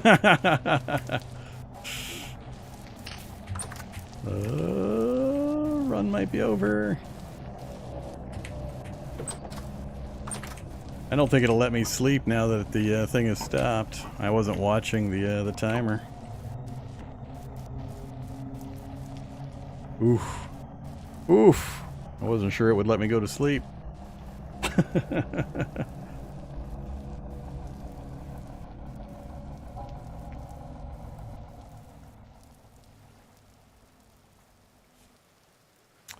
Yemeni Christmas.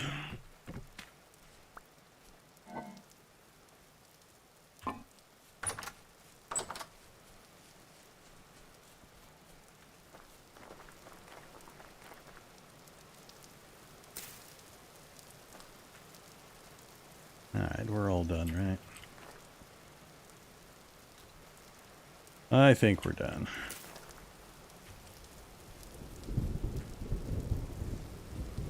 More storms, more rain. Alright, let's get some more fencing up.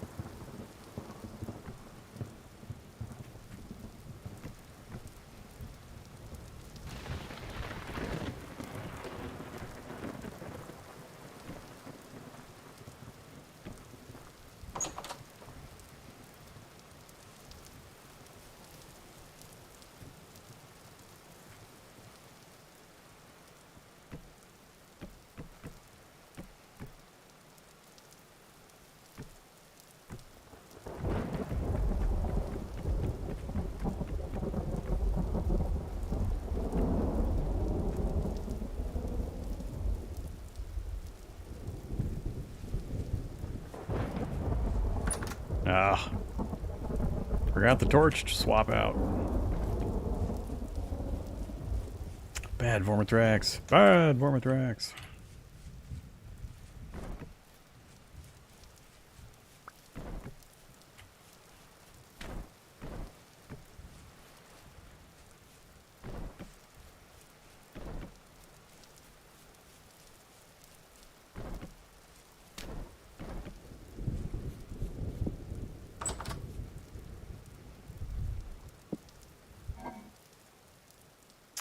I am out of boards. I think I'm out of boards.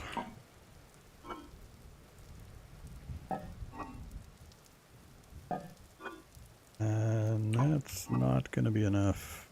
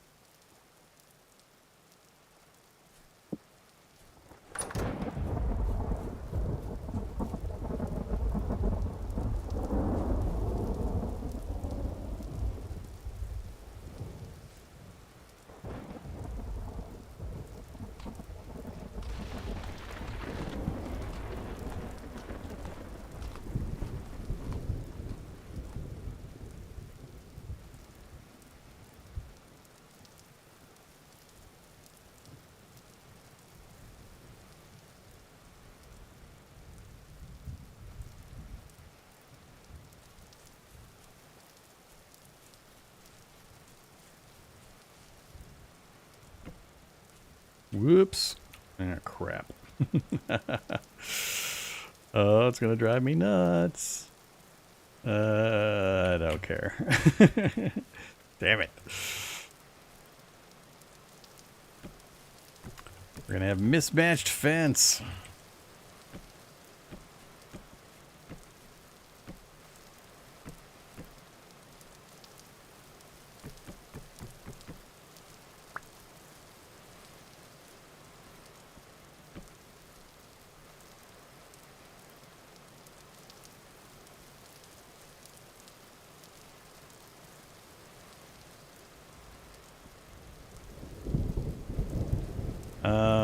Did I make more gates? I don't remember.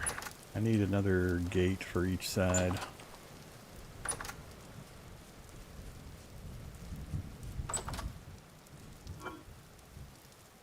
Trying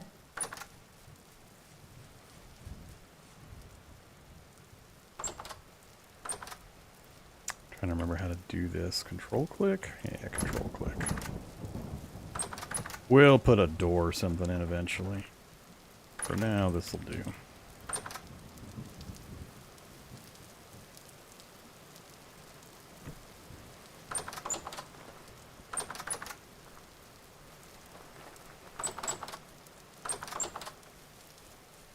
Alright, I'm gonna shave one more line off of this section. Put a little bit more of a gap between it and the fence. Alright, so we got 2 spaces and 2 spaces minimum. Too high, so shouldn't be any raccoons getting in there. Now I just need to get some apiaries up on top of the other blocks and we're good to go. Don't have enough. Need more reeds. Many more reeds.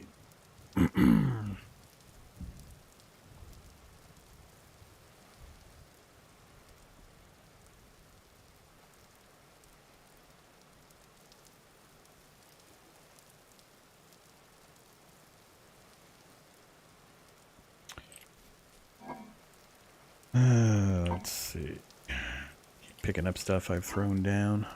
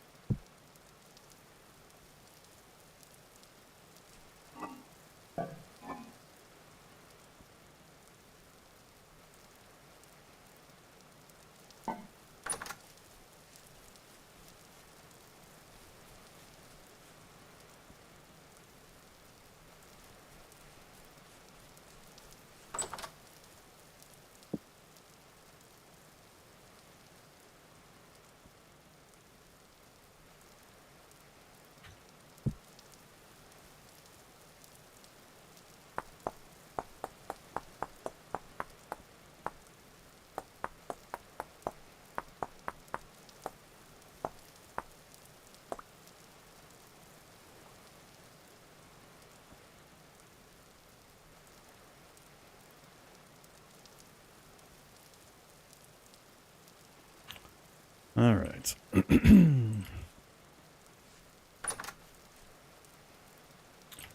Low rift activity, huh?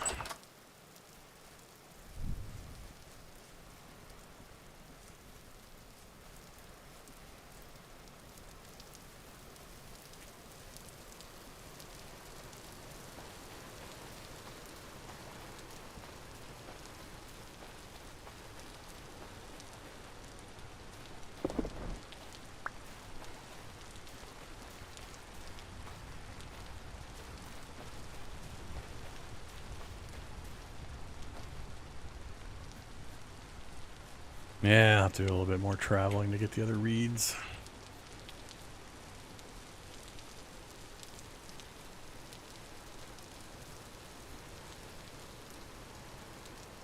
We've been down here. Oh, maybe not.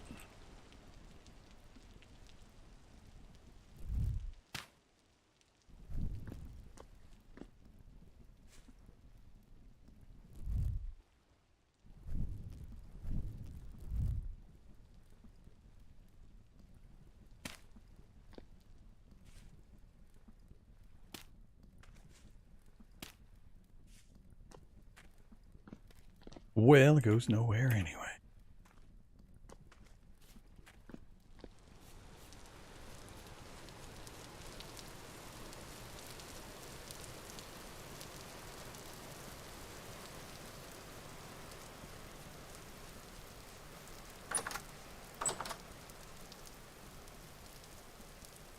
All right, I'll have to figure out how I want to plot out the farm field. We've got buckets, so we can relocate water.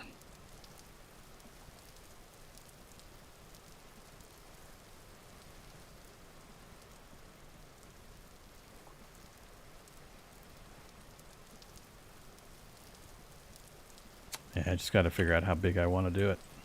Each section, I'm going to do it in sections and expand it over time.